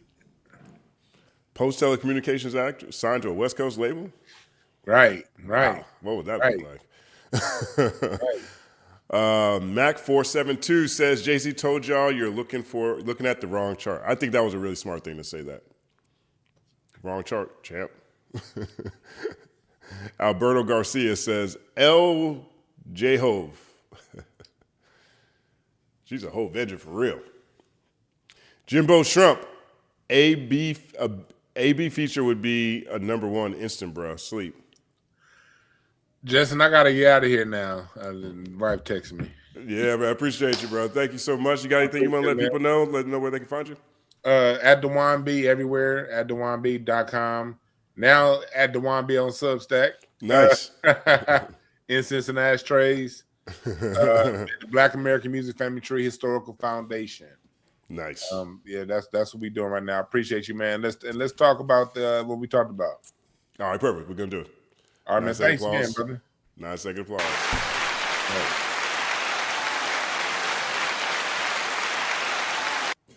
And then there was one. That's all happening. Big shout out to DwannB. Fantastic guy. Fantastic historian, comedian. I definitely implore people to check out his channel. Big shout out to Jumbo Strip. 1 second applause. All right, what we got here? What we got next? What'd he say? I'm realizing that these last few comments, I think I saw Elle just text me. The last few comments were about Ray Daniels, so that makes sense. I learned a lot about that sort of industry mind and perspective, obviously from Stat and DJ. And I hear a lot of it come through with Ray Daniels and how he talks about certain things. So I have a lot of respect for Ray Daniels and what he says and how he says it. But he is also very bombastic, and I think you kind of have to be in the podcast mic space. I mean, maybe you don't. I don't know. I don't want to marginalize what people do need to do and do not need to do. 504 Roller says, talk that shit, L. Well said about Hove. Ray is Dame homie and showed he have something personal. Yeah, 1 second applause. I agree with that. Brown Girl L says 30 minutes. 30M responding to the first super chat as well. 30 minutes, yes. Yo, that was a crazy run. That first super chat. You know what's funny about that first super chat? That literally was the first super chat of the day. That super chat came in before we were even live. That super chat came in around 2 p.m. PST. You know what I mean? Like, so thank you. That's amazing. And then when we got to it, we were stuck. We dove into the super chat for another 30 minutes before we even got started. It's all happening. Okay. Thank you for pointing that out, Brown Girl. Fake Diana says, DwannB really don't like Jay-Z. His face shows it. Thank you, Charles Brown. I thought that was a really dynamic back and forth. And that was one of the things I was thinking about with this panel that I thought would be really interesting because both of them are very opinionated about Hov, but from two different angles. You know what I mean? And then I thought about Chuck Dizzle. Like, Chuck Dizzle, for real, is an institution. He is just personally also, again, like I mentioned before, he is a personal influence on me. Like, I'm inspired by him. But even just like what he's done, like he started, like Homegrown Radio is the platform that everybody says that they need all the time. Where is who's highlighting new artists? Who is highlighting things that are just happening culturally? Who's doing that work? You know, and he and Head were able to take that all the way to Real 92.3, and so and then all the other awesome things that they've been able to do, and so I was excited to get him on the panel too because I really wanted to hear what him and Dwan had to say about Too Hard for the Radio, because that conversation with Glasses was masterfully done. Glasses is in this space right now. First of all, I think there's a few things everybody needs to understand, right? What Glasses is, the transition that Glasses, I don't want to say transition, the pivot Glasses is made from what he was doing with his music. Now, like, think about this, like the last track he put out with the LA Giants, he did a case study that I thought was really fascinating. He brought back the maxi single in a digital age, right? And so what that means is he put out a song with Jurassic 5, and anybody go stream it and go listen to the song, and that was amazing. But then what he did after that was, instead of just putting the song out like as a song, he put it out so that everybody's verse is a different track. Like, you know how brilliant that is to think, like, another way to approach this market environment? The song had 5 verses, maybe, I think 5 verses, 6 verses on it. He put that out. Every verse was its own track. And so when you press play at the beginning, it just plays through seamlessly because that's how it's set up. So he essentially made an EP with just one song. Right, so you're talking 5X on one song. Now, the other utility that is dope about that is, let's say you just got a favorite verse you want to hear. Everybody can go straight to their favorite verse. Let's say people want to share their favorite verse on social. You can just go grab it, right? But it's all around one song. So he was able to take an EP album concept and turn a song into that, right? That's the type of thinker Glasses Malone is. And when I watch him with Yuckmouth today, for example, just in general, how he conducts conversations. Like last week, we were just talking about this too with Snoop Dogg and Daz, right? Take this conversation with Yuckmouth. He is navigating very, very, very difficult waters. A lot of waters most people from the sections he's talking about are even talking about out loud. They don't even talk about these things out loud. Publicly, Snoop, go. So you have someone who has successfully created a case study on how to turn a song into an EP for everybody's benefit, ultimately, who is now also doing very, very nuanced, very detailed, delicate conversations on weighty subjects, who can thread the needle however it needs to go, right? This is just a brilliant media mind that everybody really should pay as much attention to as possible. Because from the macro to the micro to the interpersonal to the cultural, there's no holes in this game. You know what I'm saying? So big shout out to Glasses Malone. 1 second applause. All right, let's see who we got next. Chef OG Rob. Big shout out to Chef OG Rob. Says, F numbers, this is about music and bars. Kings, queens. I'm with you, 100%. It's simple talk, simple math right there. Simple math. Half is what you say, half's the style. Truth Seek 726. Nope, that was a different Truth Seek. This Truth Seek is Truth Seek 72563. About to be a whole other Truth Seek. Drake re-up with stake to $150 million a year, owns 356 Toronto homes. Nocta and OVO, City of Toronto, pays him big too. I worked there. He also has shares in Polymarket. All that sounds about right. This sounds like somebody who doesn't want to go independent. I was talking to Stat today. He was talking about how Drake is now setting the ceiling for what an artist can make in the music industry, because he's going to end up Stat thinks he's going to end up doing another deal with Universal, and they're going to offer him $1 billion, right? And so he's going to actually have the biggest deal. That's going to set the ceiling for what an artist can make. And I don't know, the next time we'll see anybody get close to that, I guess, maybe Taylor Swift, I don't know who it will be. But we're definitely in the era of the haves and the have-nots. That is one thing everybody needs to be aware of. The middle class is shrinking. And that's why I'm really encouraged by what PG Lang did with Imani Imani in terms of that rollout. I love seeing Cash Cobain outside with the CDs too that we talked about earlier today too. But thank you for the insight. I'm actually going to screen this Truth Seek. And then I'm going to just keep that around for reference because I think that's an interesting one. But yeah, appreciate you. 1 second applause. Let's see. Oh, I think I missed this one. This is Boy is Hard Out Here. I love how he spelled it. Here, H-E-A. Boy is hard out here. That's how we grew up saying it.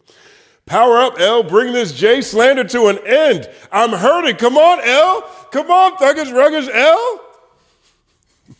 I love that Jay-Z conversation. Y'all didn't like that? I thought it was great. I thought the combination of DwannB and Charles Brown, that needed to happen. That absolutely needed to happen because I think they have so much in common, particularly in like how they communicate, you know? I loved it. 1 second applause to both of them. Thank you, Boy is Hard Out Here. All right, so it's got this one. Silver Firm X says, bots, fake sales are bought, money going out, so there's a difference between bragging about sales back then versus back now. It's easier than ever. That's one thing Stat and DJ say all the time. When someone needs to hit a number, they'll find a way to hit a number. They'll find a way to hit that number. And then as soon as they hit it, they're like, all right, cool. All right, let's move on to the tour because people really only care about the first 2 weeks. Really, the first week is what they care about. So if you can give the impression that this album is more successful, you can give your marketing team or your label a reason to put together a bunch of Instagram posts talking about how successful the project is. That you've now defeated the cynicism barrier. Because people need to see something that's good before they go check it out. Oh, I saw this crazy, I love this story, by the way. Actually, let me go find this story. I'm actually going to read this one. People need to understand how everything is changing. So this is actually a movie story that I love this week. It's one of my favorite stories I saw. I love things like this. Yeah, this is it. Is this on screen? Yep, it is. All right, so this one right here, I love this story. YouTubers are setting box office records. Box office record. YouTubers? 1 second applause. It could change the future of movie making. Okay, the biggest 2 movies in America right now, Backrooms and Obsession, come from 20-something filmmakers who honed their craft on YouTube. Their films were made with relatively low budgets and were marketed online. Now that they're filling theaters with teens and young adults who rarely show up at the movies, all of Hollywood is paying attention, with experts predicting that studios will copy this movie-making model many times over. Obsession, directed by 26-year-old Curry Barker, opened in theaters May 15th, filmed for roughly $750,000. The darkly funny horror film has made almost $150 million to date, a jaw-dropping return for investment for Focus Features and Blumhouse. Is it Blumhouse or Blumhouse? Blumhouse Productions. Then came Backrooms, Directed by 20-year-old Kane Parsons, who developed the project for years on his YouTube channel. Developed his project for years on his YouTube channel. 1 second applause. Parsons had a bigger budget, about $10 million, and famous actors like, I always mess up his name, Chiwetel Ejiofor, Renee Reamsby, and Mark Duplass. I butchered all three of them. Players fuck up. But it was still astonishing to see Backrooms dominate the box office so thoroughly in its opening weekend. The psychological horror film took the #1 spot at the weekend box office, ranking in about 80 million in North America and 120 million worldwide, with ticket sales fueled by Gen Z. The Studio A24, which has been trying hard to boost young directors, said Parsons now ranks as the youngest filmmaker in Hollywood history to release a film that finished #1 at the weekend box office. 1 second applause. Obsession was #2 for the weekend, pushing Star Wars, The Mandalorian, and Grogu, which opened a week earlier, to #3. These guys came in with their YouTube channels and their ideas and knocked Star Wars out the box. 1 second applause. I love that. I love disruption. For most movies, the opening weekend is the most lucrative, with ticket sales tapering off from there, but Obsession keeps growing. Focus Features said Saturday that the exclusive of Christmas Obsession is the first film since 1982 that went up in box office over its second and third weekends. First film since 82. I was barely alive. To go up in second and third week. YouTubers. So what does this hot streak mean? Well, it means young people are actually willing to buy movie theater tickets if they know and relate to the YouTube era talent. And it means Hollywood studios are going to chase the success of Obsession and Backrooms by scouring online video sites for the next great auteur. It might even mean that some studio bosses will place a few more bets on original concepts rather than predictable franchises and sequels. Duplass, who plays a scientist in Backrooms, said on social media that the two films were giving the movie business a glimmer of hope. We've got an example of creators woodshedding things, putting them online, building an audience, he said, and now the people with the purse strings are going to notice because they see what they can do at the box office, in the form of these two films that are overperforming, right? We've got an example of creators woodshedding things, putting them online, and building an audience. And this is what is probably saving movie theaters. You know what I'm saying? Like, this is where we are. This is how little monoculture there is. Or how about this? This is where the monoculture has shifted. And it's shifted to creators. It's shifting to people who have developed real communities, right? And that's the thing that I take away most from that article.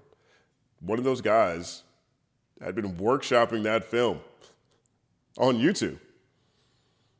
There isn't the same risk when you've already got audience. You have audience proof of your product before you even take it mainstream. I wonder what this actually does mean in the long run, because to a degree, I think the music industry tried that model. To a degree, like, the music industry is largely acquisitions at this point. Find someone who's doing it on their own and put more money behind it. And maybe that's just where we are. But I just found that to be a fascinating story about what's happening in Hollywood right now. And I also think it's a really great example of the power of community, because that's how those people were able to get their opportunity. So 1 second applause to them. Appreciate that comment. Silver Fernex. Funks.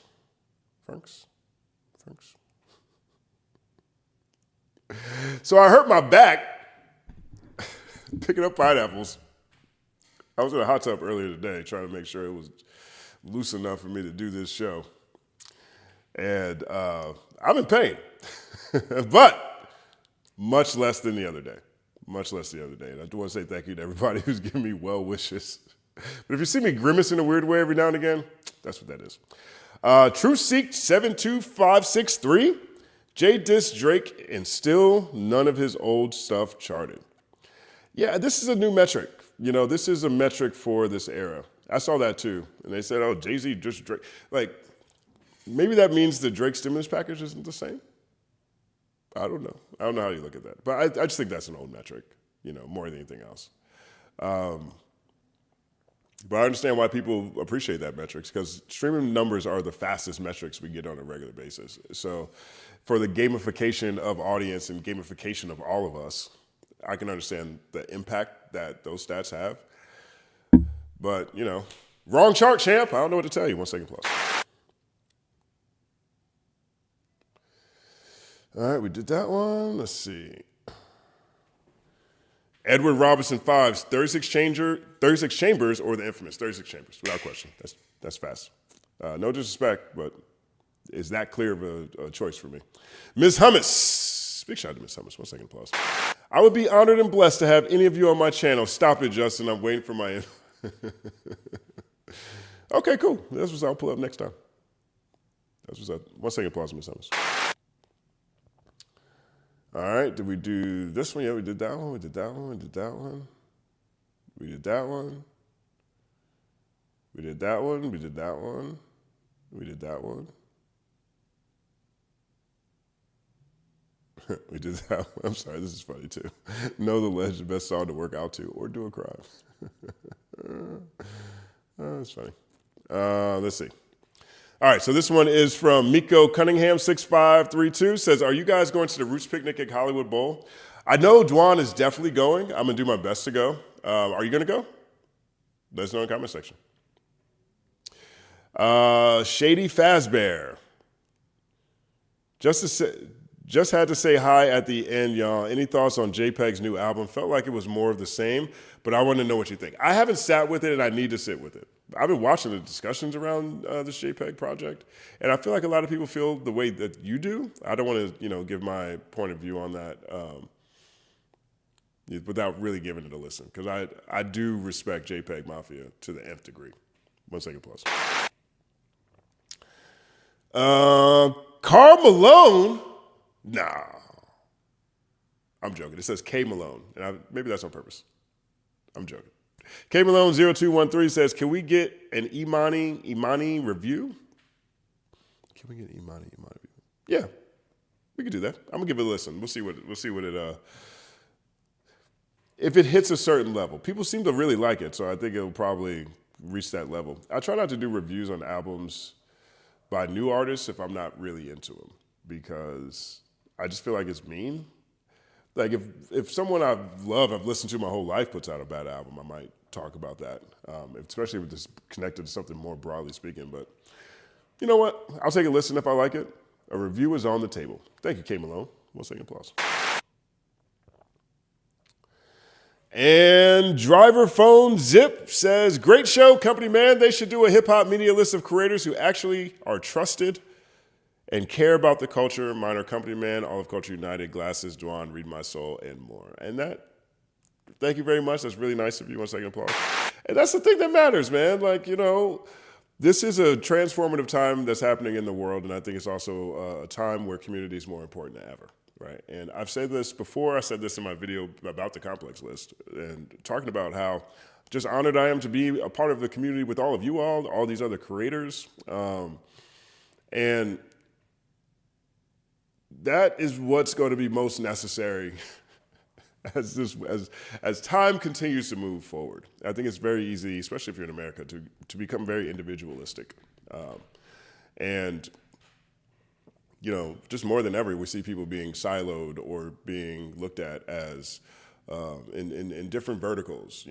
This person's red, this person's blue, this person's old, this person's young, this person's whatever. And there's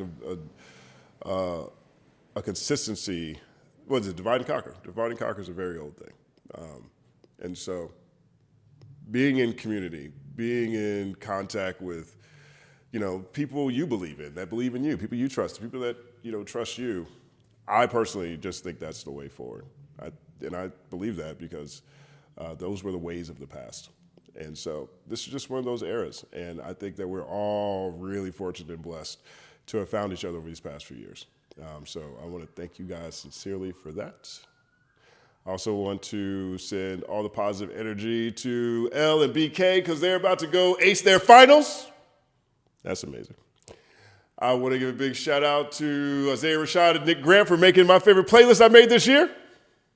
I meant that. Want to give a big shout out to everybody who's going to be tuned in live tomorrow for the Third Verse Morning Show with me, Stat, and DJ over on the Third Verse podcast channel. Should be an every Thursday thing. I want to give a shout out to all the Eskimos and everybody in the submarines. This is one of my favorite lines from Old Dirty Bastard. I want to give a big shout out to my dad and his girlfriend. They're on a cruise. They're cruising. Hope they have fun. Big shout out to all the moderators.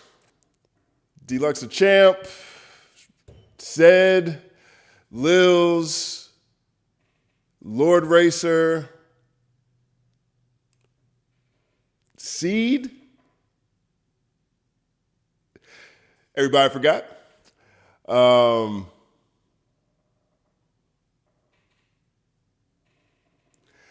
Big shout out to everybody who enjoyed this episode of Culture United. It's been a minute since I've been here by myself, man. And that is just a testament to just really how great Elle-Z are. I am honored to share a show with them. I'm so glad that they're down to continue to help build this. Thank you guys for everything. I've got to go to bed now because I do need to get up in the morning for the morning show, 8 a.m. Stat DJ, Justin Hunt, Third Verse Podcast. Check us out. Big shout out to Corner Lab by MCN because they do every Friday. They put out a condensed wrap up of this show. So if you don't have time to sit through the full experience, they will have a condensed version that's available on the Culture United Clips channel, which I also encourage you all to follow and subscribe. Thank you guys for everything. It's all happening. Peace. Culture united, our culture united, our culture united, our culture united, connecting all over the world.